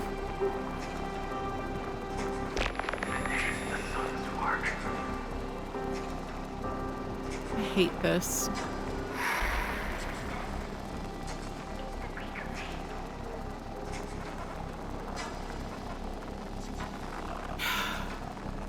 I feel like I'm gonna lose my mind if I have to keep doing this. This sucks. I hate it. You are the Chrysos heir of world bearing. The one who can lead us. Lead this world. It's just... I don't understand. Within the sun upon your shoulders, the part of that warmth that should come from you. From an ordinary person. It's so faint. My humanity is indeed just a flicker. Yeah. Compared to the blazing fire of divinity. Even so, don't cast it away. I never have. I have kept everyone's wishes close to my heart. Even though the divine fire burns so fiercely that every time I return to the start, it devours me in an instant. Each cycle, it's your wishes that guide me to the end, that pass the flames to the next me. Over and over and over again. So, you're not just a lone spark in the dark. You're a pyre built from the bones of all the selves you've left behind. But what about you? What about your wishes? The wishes of all the countless versions of you. Ah, Lord Kazlana. So that's how it is. Without flaw. That is the flaw the golden blood gave you. The most fatal flaw of all, isn't it? The moment you took the world upon your shoulders without hesitation. You lost the chance to ever be yourself. No, I refuse to believe that. It's an unexpected revelation. Then I suppose that makes me the perfect fuel for the flame of deliverance, doesn't it? No. An empty flame saves no one. Yeah. But I still believe in you, Deliverer. I, Hyacinthia, the Eye of Twilight, am neither strong enough to command the wind and rain, nor willing to end this absurd struggle by letting the sky fall. The only thing I can do is become one with the sky itself. And then, may the gentle colors of the rainbow paint your sun in shades it has never known. May they bring Amphorius a rosy-fingered dawn.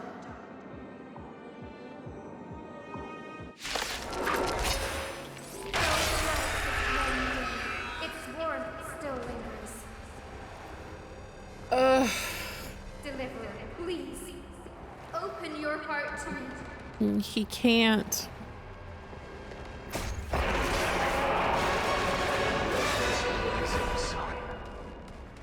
Fill the sky with golden fire.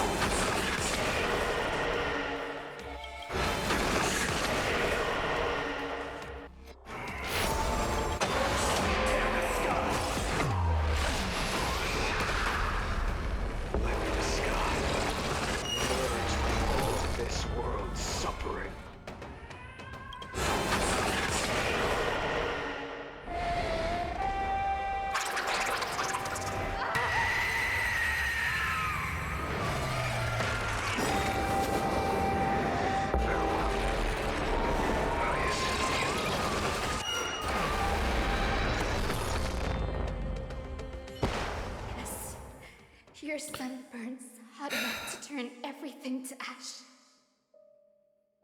But tell me, how will the seeds of a new world ever take root? The core flame rose. The sky fell. The 23,570,000th cycle came to an end. And this time, the end of the flame chase remained the same as ever.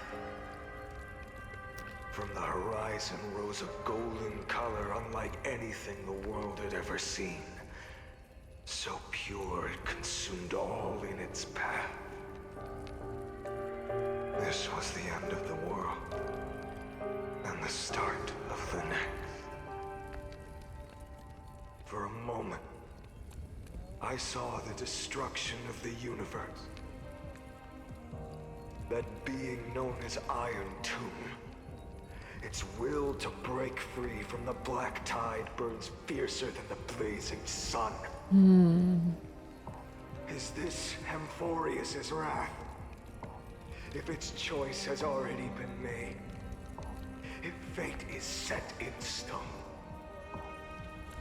I will still never yield to it. 23,570,000 cycles. 282,840,000 core flames. No more chasing is needed. And now, I am the fire at the end of the long night. The flame chase isn't some quiet walk through a sea of flowers. It's a revolution. An all-consuming transformation. And if destruction is the only way,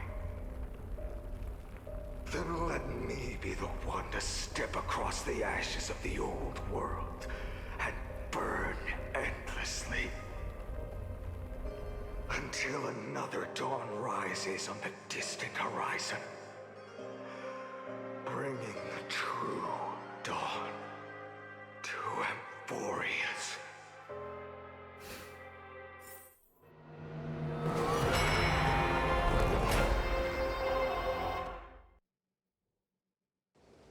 One left, it said. Yep.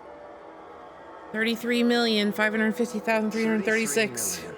550,337. This is the cycle you're about to enter.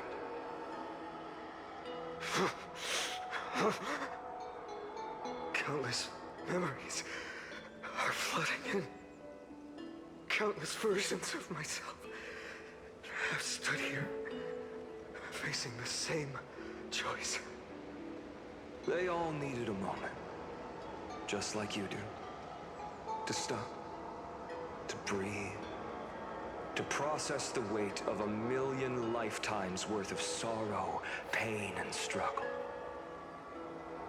And just like them, you will carry those memories and that fire into the chaos of rebirth.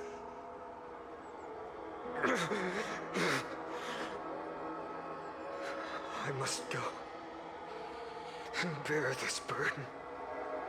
I must say goodbye to you, and then fight the destruction with destruction. Yes, that's always the decision you make. I will burn and fade away. I will become the flame reaver of this life and keep my promise to Cyrene. I will kill gods and comrades alike and steal the core flames. And even if my mind turns to ash along with my body, I will keep my purpose in mind. I will stop Era Nova. I will find the next me and make him carry on this futile endeavor of 30 million lifetimes. Looks like you're ready. Then I should be going too. Where are you going? You only exist in my heart. There's nowhere else for you to go. Do you remember what she said? The dreams you had as children. The deliverer in the prophecies. A real, living, breathing person. You finally found him.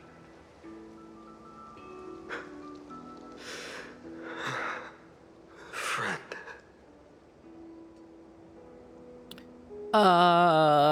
I'm being pulled into your memories? Wait, what? What can I do? I don't have an answer for that, my friend. I'm sorry.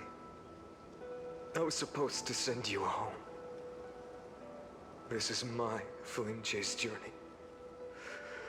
You were never meant to be a part of it. No. You know the truth. If Iron Tomb is born from Amphorius' fate, then it will bring ruin to the worlds beyond the sky. And all these countless lifetimes you spent will be for nothing. It's all been for the sake of defying that end, hasn't it?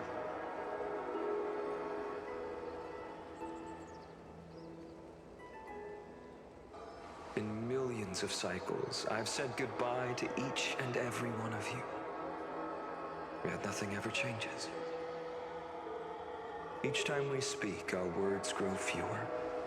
Your fire burns hotter, and you're getting closer to becoming pure rage. A vessel of hatred.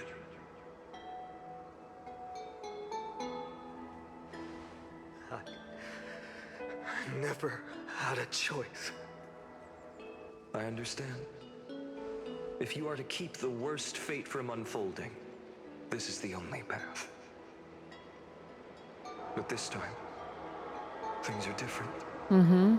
Your persistence has shifted the tide. On the horizon, I see it. Faint but undeniable. The shape of dawn, breaking through the eternal night.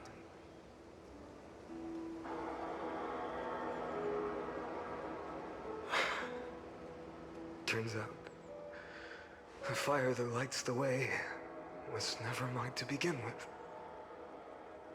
Do you remember, in that first timeline, you and Mightymost stood before the scales of justice, locked in a duel? Each of you weighing what you held dearest. What weighed more than the fate of the world? And when hesitation took hold, the answer you sought from me. What am I saying?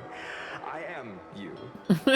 Even if you buried me deep and chose another path, that fact never changed. Then let's try again. When you stood before the scales in hesitation, the answer you found in your own heart. Do you still remember it?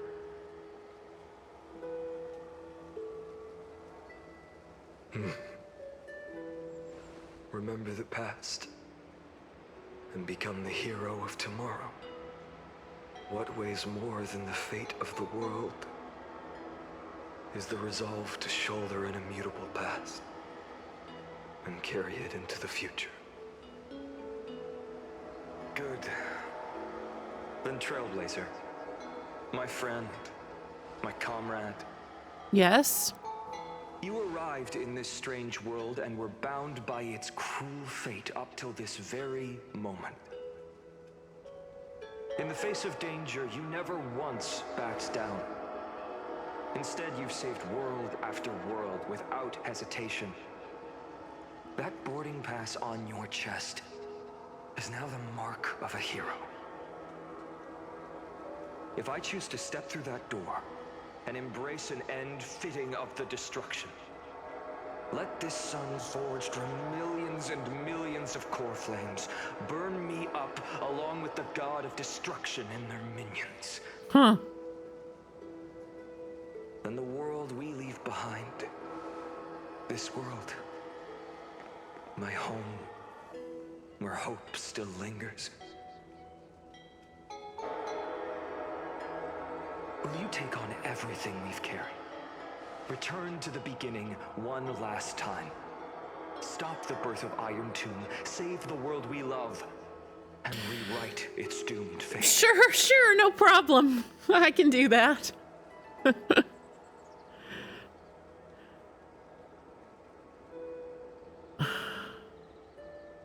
Yeah, let's go for it.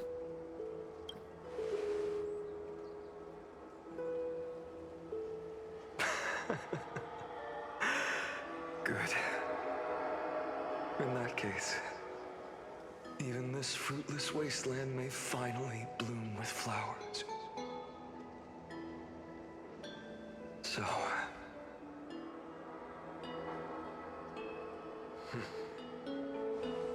if he takes on the weight of the whole world,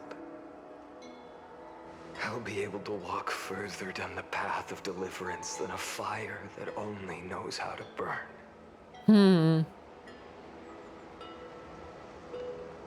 One will step into the future.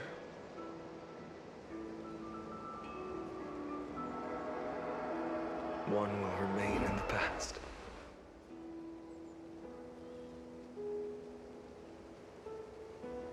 If I can strike down the gods with Dawnmaker, perhaps fate's deadlock can be broken. And if you can stop Iron Tomb from ever being born, then these 30 million cycles will have not been in vain. We'll do it.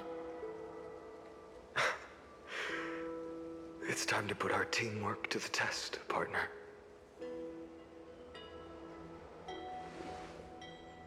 We got this. We'll do it.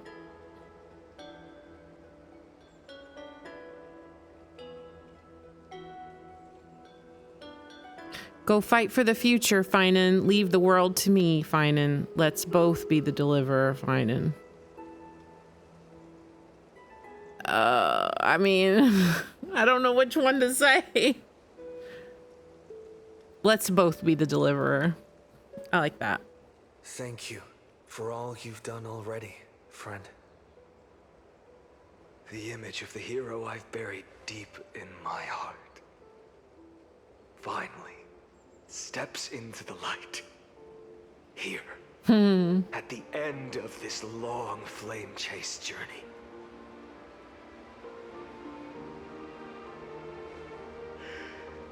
Cyrene, a page never seen before has just been turned.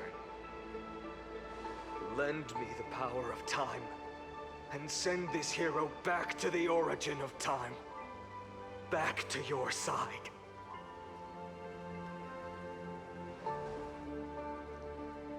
And I will walk the unfinished path. Just like the countless versions of me before. Unwavering as always.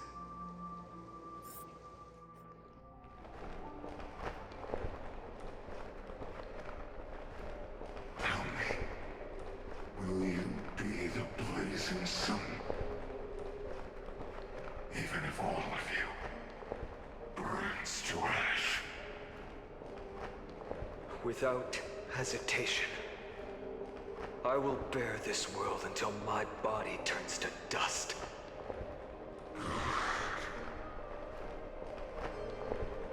Remember this moment. Remember your friends who never lived to see the world's end. Remember their final wishes. And let the purest rage in your heart rise out of those wishes. Let it consume you, fuel you, until it burns away the false sky above. Fine. If I can defy fate, then in the name of world-bearing, I promise you, Kefali will never forget this. Take it. Everything I bear. Keep on burning. As long as we are never extinguished, the flame chase will not end.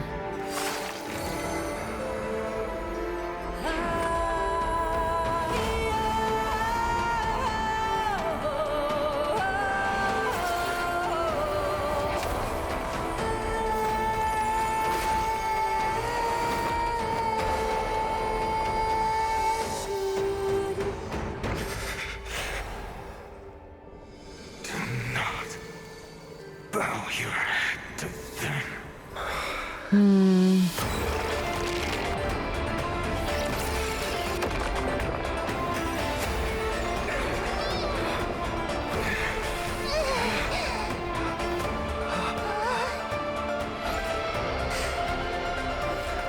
Oh, the little smile. Trailblazer. May this blood be like gold and never tarnish.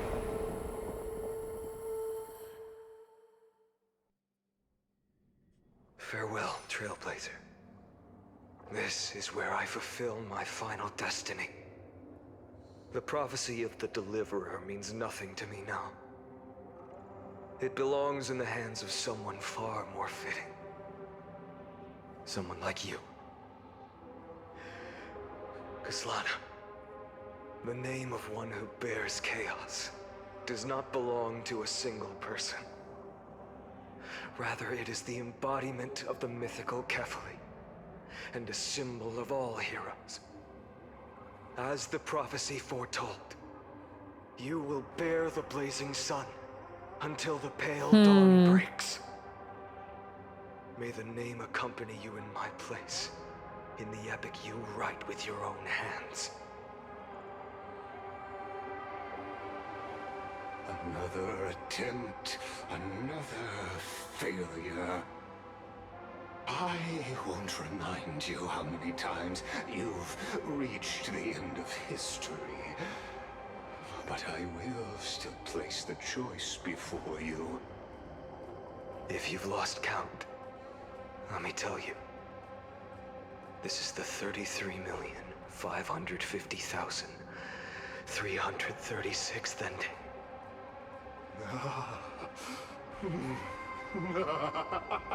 A perfect number.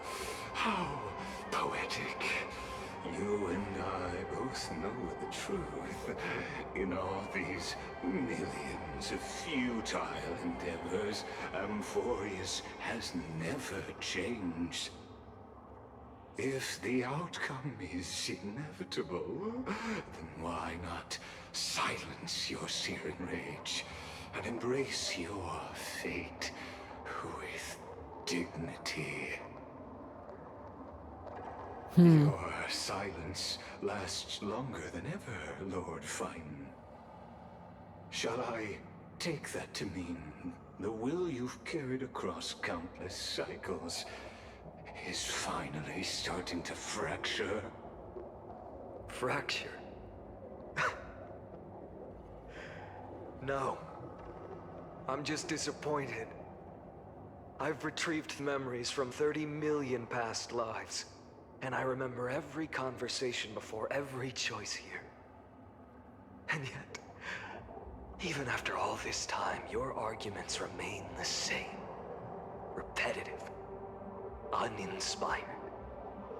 If you had any hope of breaking me, you should have spent those endless cycles refining your rhetoric. You had infinite chances to sway me into the future you want. And yet here we are. The score, 33,550,336 to 0. So tell me, Lycurgus, who's the real loser here? How unfortunate. This was never a fair game. I have all the time and patience in the world. I can wait for you at the end of history another billion times, and another billion after that. But you will never escape this cage. You can claim victory of the spirit if you wish, but we both know the moment that score shifts from 0 to 1. That is the moment I shall sound the paean of Era Nova.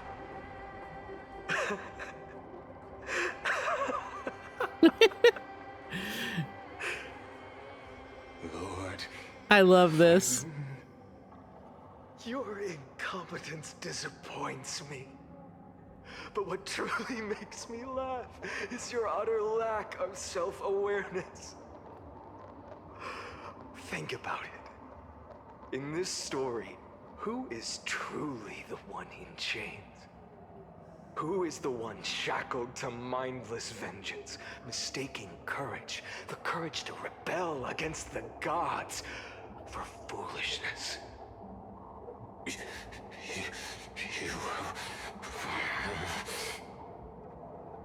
Perhaps you're right. Maybe I should have tired of this futile struggle long ago. But even so, I will never accept the mercy of your release.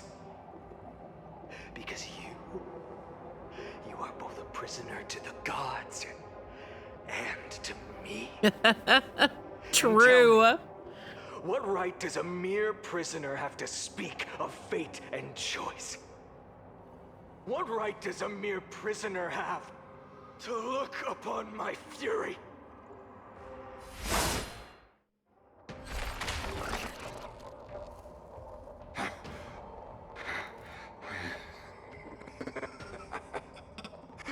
You know this is pointless. You can't kill me. Of course not. But I am tired of being measured against a worm the gods keep as a pet. Listen well, creator of destruction. Ooh, he's calling him out. This cry comes from all your abandoned creations. In the 10th cycle, I drove Dawnmaker through the heart of every Titan. Golden blood ran down my fingers.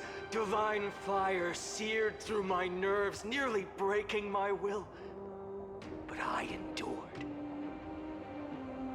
In the 10,000th cycle, my former comrades had all become my enemies. The endless slaughter dulled my senses to pain. The painful emptiness almost swallowed me, forcing me to stop fighting.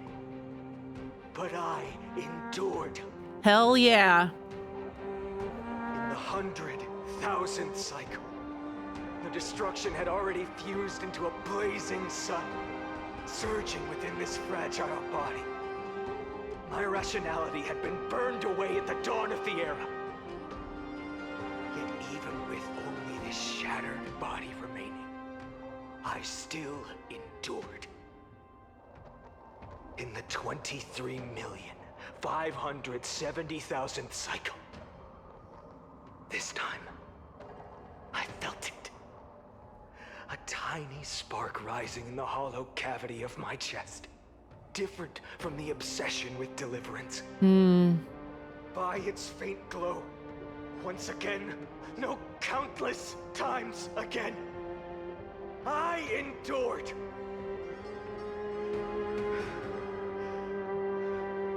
Now, a sun is about to fall. Ready to incinerate this absurd space-time dimension in an instant. That sun is me. All the countless versions of me from the past, along with my countless brethren, dragged into existence against their will, drowning again and again in your golden blood. The very essence of this world's suffering and despair, fused into the purest hatred, the fiercest rage. Look, you arrogant fool! You think we were born to only serve as fuel for the fire? Fine then! Just as you wish, let the fire burn!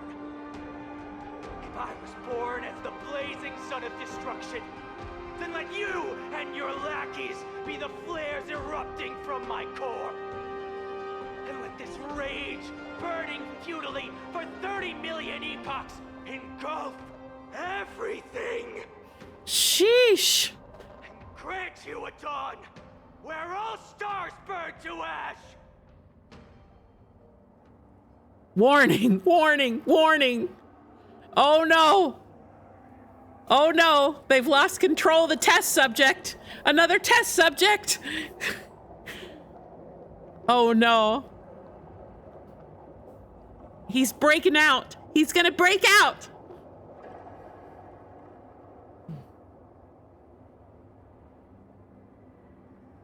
Nanook.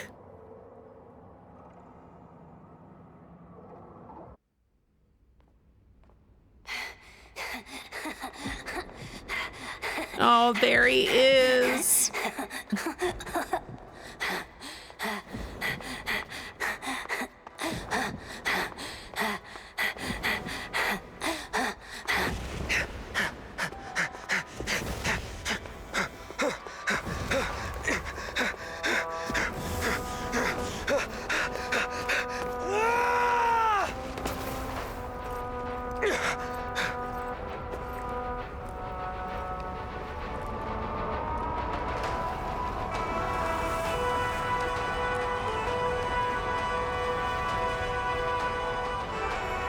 Are you ready, Nanook? I brought you destruction!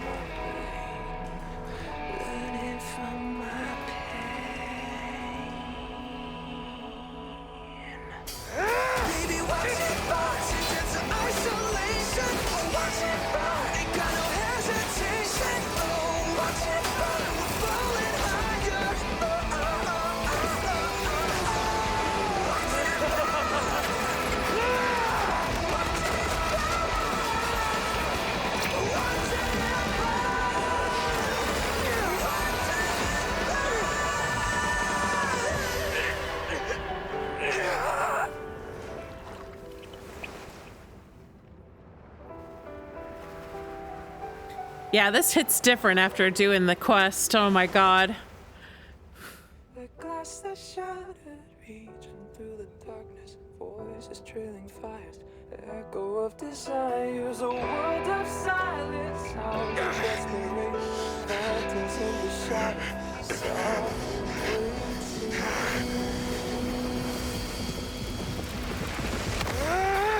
tear it down, embrace the detonation, craving our damn creation, breaking a chain, I'm reaching for you.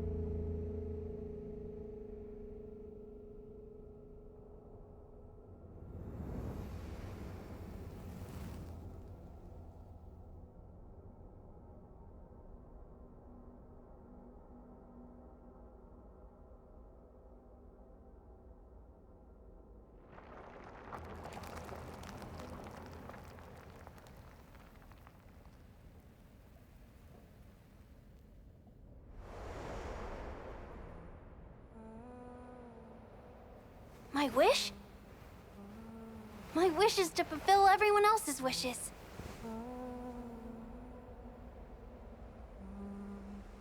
If I can't fulfill them, then send them on to tomorrow.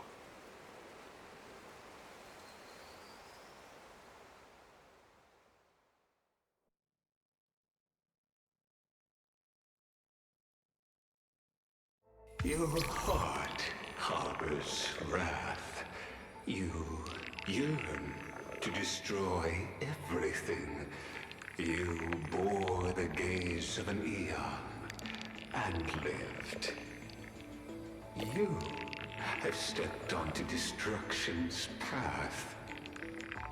It is born at the end of every path that the possibility of new paths being born is ended. It burns away all in the cosmos who rule. Let the rules of the cosmos be destroyed. Iron Tomb is your name. The Lord Ravager to destroy the erudition. Born in the experimental grounds of eons, Amphorius, destined with erudition to burn to cinders. I have prepared a present for you, Nikos 864.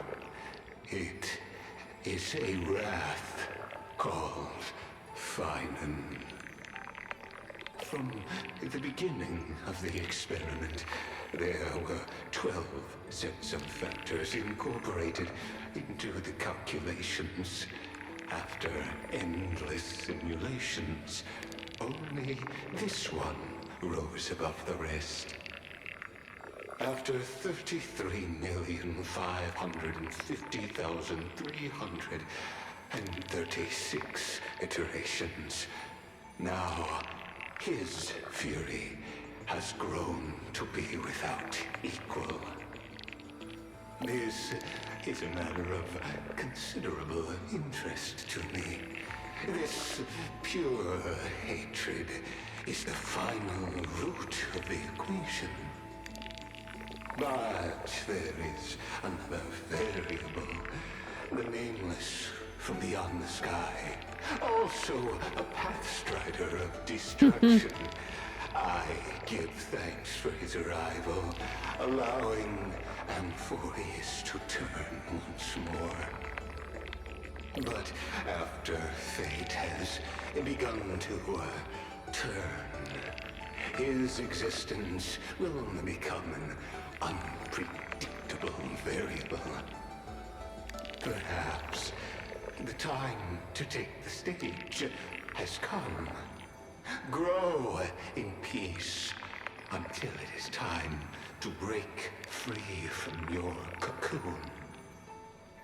As for those unwelcome audience members, you need not worry. If you do not mind, I will personally get rid of them for you.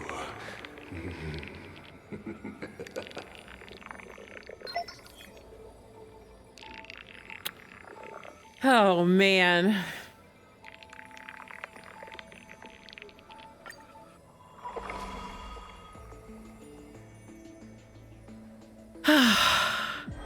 This was crazy. Absolutely crazy.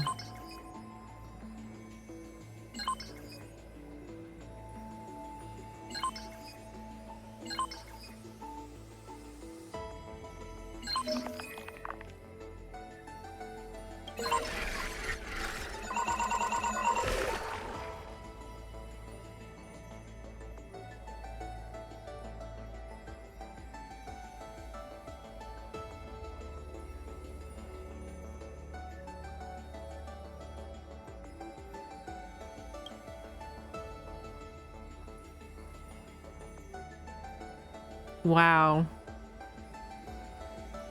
So this is PHAINON. Responds only to destructive stimuli.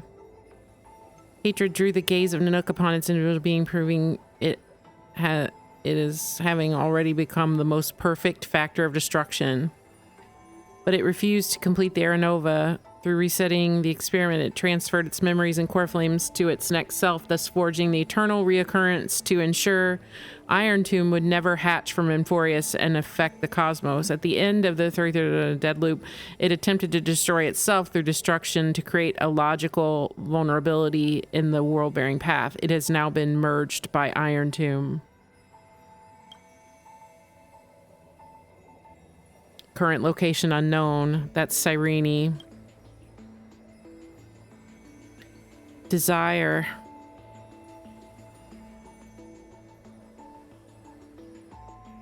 This electric signal, when in action, displayed severe dissonance between its altruistic behavior and its primum mobile, even culminating in self-destruction. As a stimulated path of elation, it walked into self-erasure once reaching its end.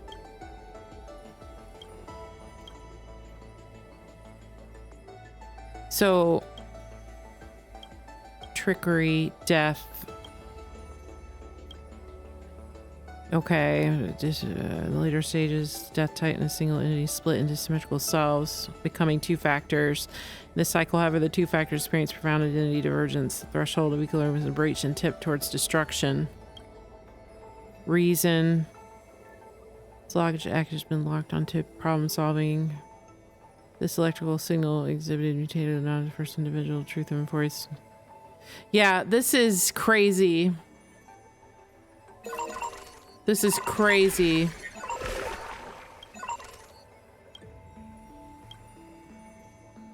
Heroic fear born from the imaginations. So, of the hero within, this was the yellow guy. He was born from the imaginations of PHAINON and Cyrene when they were little. The sign of an approaching of the intelligence singularity as the two began to learn what it means to be a real life form. Yeah, this is so funny because a couple of weeks ago I was talking about how in Sword Art Online, it's silly because it doesn't have anything to do with Sword Art Online, but it just reminds me of Sword Art Online in the newer version, like the Alicization versions, when they're in like the computer simulated like world with all the like souls that have been put in there to like learn how to become like people or whatever. It reminds me so much of that.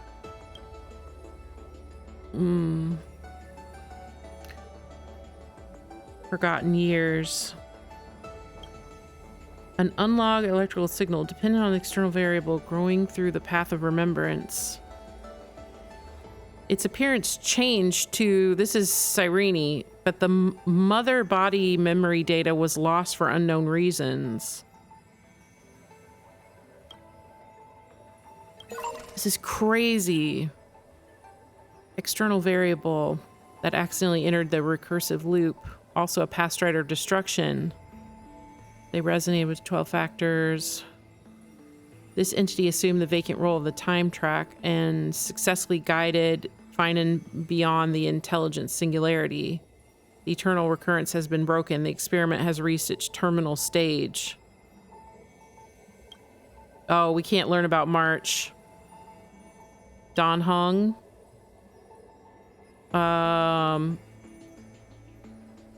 They can't find him. Okay, so Don Hung is MIA. This is crazy.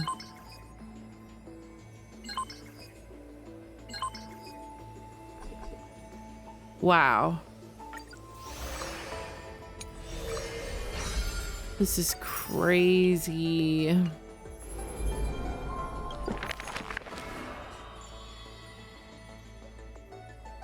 Oh, we've got more.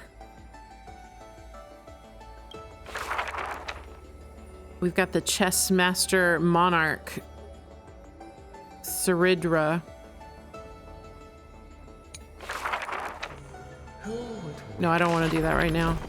And then we've got the mysterious foreign guest. Evernight.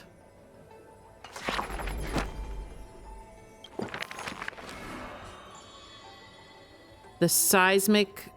Oh, this is March 7th in Don Hung? Seismic walking dragon? Terava? Oh, no, it's not. I'm sorry. It just can, when I saw the dragon, I was just like, oh, Don Hung. And then, of course, this is the other new character. Helectra.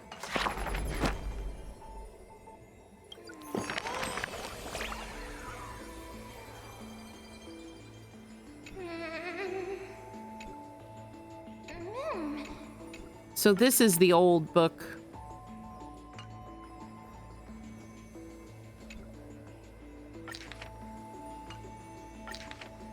How do I get out of this?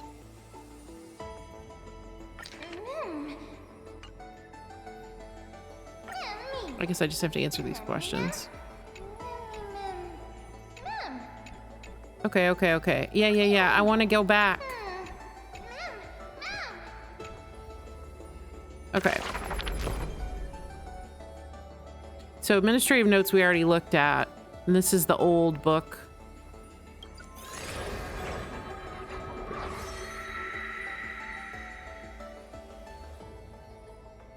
This is just the chart that's full now of everyone. What? And then did we look at this already? Yeah. The scepter.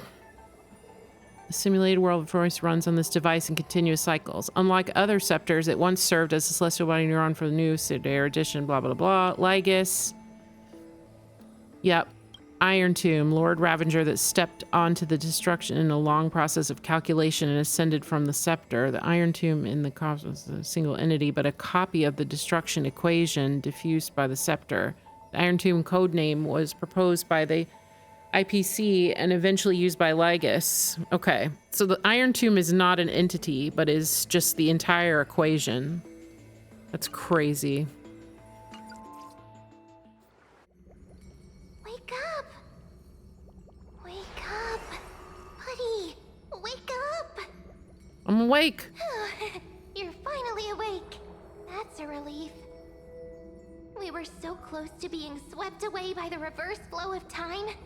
It's lucky we found a safe place. Now, I'm going to send you back to the very start of time. But before we part, there's something I need to tell you. Okay. Something very, very important. That's right! At this very moment, my memories are finally whole. Oh, okay. After watching so many fragments, my past is finally coming into focus. Little by little. You're smart. You must have a clue now. Or maybe... You knew the answer long ago, didn't you? I mean, it was kind of obvious. Not surprised at all. That's because I'm simple at heart. No matter what form I take, I've always been true to myself. But I'm glad that I remembered in the end.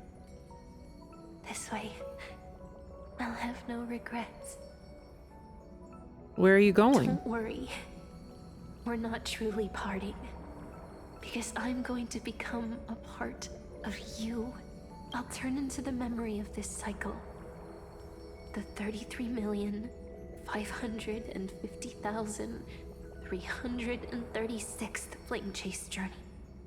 And forever reside in the heart of the Time Demigod. This way, you'll carry all that has come before, crossing time itself to reach the next cycle. My mission ends here, but looking back, I still feel lucky, after all, across 30 million Sirenes. I was the first, and the only one who got to finally meet you. So, believe me, in the next cycle, there will be another Sirene waiting for you. And in the one after that, and the one after that. I will always be waiting. Saying all that, I can finally fade away in peace and become part of you. Without even realizing it, we'd already taken a wonderful journey together, all the way to the world's end. Now take my hand, say a brief farewell, and step forward into tomorrow. Go, find the future Cyrene, and set out on another journey with her. Promise me you won't keep me waiting too long, okay? No need to say it out loud. This is enough for me. It's time to go, my dear friend. May your trailblazing journey always be accompanied by a cool breeze and rippling waves.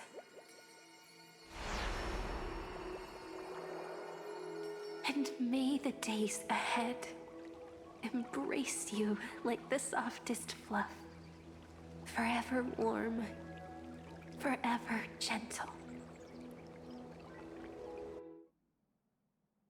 Now, let's turn to the next page. A page that exists because of you.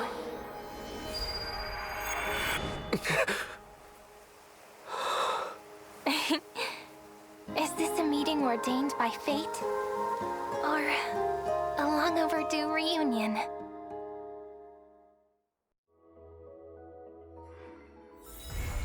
Wow. Wow.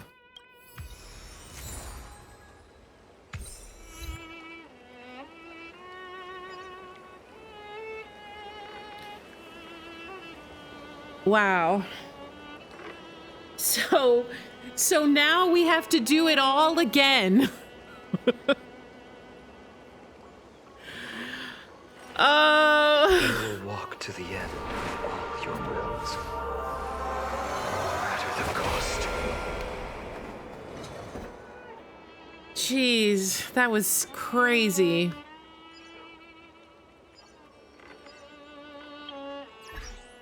I mean, a lot of things I think people were, you know, very on track with, like, knowing. I mean, some of the stuff was kind of, you know, pretty easy to see was coming down the road. But one thing about it that kind of surprised me, I guess, was all the cycles where PHAINON, well, Kaslan or whatever you want, the Flame Reaver was just his own physical form of himself. So that means when he would go to kill his friends, he was him. Like, he wasn't in a black cloak and all that. Like, they knew it was him. And they were trying to talk to him and reason with him and understand, like, why he was killing them. Because in previous versions, yeah, so because I never really understood the Flame Reaver, but the interesting part about it was that when we went back as the Flame Reaver and we got to be in his shoes as PHAINON being the Flame Reaver, we got to see, you know, the reason why he got into that situation and why he was keeping that loop going and the reason why he was killing everyone, right? He was killing everyone over and over and over again because he knew that if the Era Nova came, that Iron Tomb was going to be released and would destroy the universe, basically. So even though he had to kill his friends over and over and over, kill his best friends, he did it to keep that cycle alive and going. But it's so twisted that in those first several million cycles, when he came to kill them, they knew it was PHAINON. And they tried to like reason with him and understand like why he was doing it. That was crazy. Because the flame breather that we always saw was just kind of grunting and grumbling and couldn't really make a sentence, you know, because he'd already absorbed like millions of core flames. So he had already lost his mind. But then when he was just about to like completely fall apart and lose his mind for the last time, he was able to come to his new self with the help of the Trailblazer and basically choose a different option. I mean, it's just crazy. It hurts your brain if you think about it too much, but it's crazy. So from what I gather, see, I like, when I did my little trailer review the other day, I thought that maybe there had been a planet that existed that had all these people living on it, and then the scepter had just basically taken it hostage as like a prison. But none of these people existed. These people were never people. This was all just a computer experiment. No one was ever alive. So through the computer experiment, these programs, if you want to call them, they basically learned humanity. And this is really interesting because we talk about this a lot in Genshin as well. About how, like, for example, when the Oceanids wanted to become human and learned basically, well, they were given the ability and the power to become human. And we talk about how, like, people can create life, basically, right? So in this situation, because this computer program was basically running, and this is where it really reminds me of Sword Art Online, the later parts. Because this computer program was running with all these quote-unquote people, this computer program has basically created life. Because now these programs that have been running in this loop millions of times, they are fighting to be free. When he's like naming like the main wishes and the objectives or whatever that everybody has, it's like they now want to have their life. Like they now want to have life. So it will be very interesting to see at the end of Amphorius if we can break the cycle. I guess PHAINON is gonna have to fight Nanook and the Lord Ravengers, and somehow, with the help of the Eon of Remembrance, I really don't see how they're gonna be able to take Nanook down. The only thing I can think of is if maybe Nanook just gives up on the scepter and the Iron Tomb experiment, basically, and just moves on to something else. I mean, I don't think they're going to be able to, like, destroy Nanook. I don't know. But the interesting part will be at the end, once it's all over, will these programs that were created in this computer be able to actually become life? Like, will they create life from this experiment? Which Hoyoverse loves that. They do that all the time, you know? We've seen it many times in many different forms where some type of being or creature or life form somehow gains humanity and becomes human in some way. So I think if I had to put money on it, I would say that at the end, I do believe. Because, I mean, I just feel like at the end, they will set up some sort of existence for these people, because now we see them as people, right? Once they can get out of the program. Yeah, I'm just wrapping up. I'm going to be done in two minutes. I'm getting off. I'm exhausted. I can't believe this has been 6.5 hours. I was just going to say that once if they can break the cycle and get out and destroy the scepter or whatever has to happen there, I don't understand all the particulars for it. But will there be a planet, where these people can live and have a life that they greatly deserve at this point after all of this hell? But anyway, 6.5 hours. I am exhausted. The quest was phenomenal. I loved every minute of it. I hated having to kill my friends. Oh, yo, that was cruel. I was literally sobbing my brains out in that part where PHAINON had to kill Mighty. That was awful. I hated every minute of that.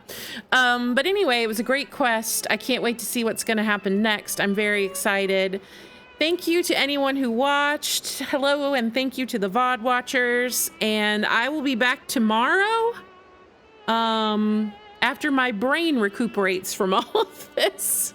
So goodbye, everybody. Thank you again. And I'll be back tomorrow, hopefully with a functioning brain that has recovered from this quest. Bye.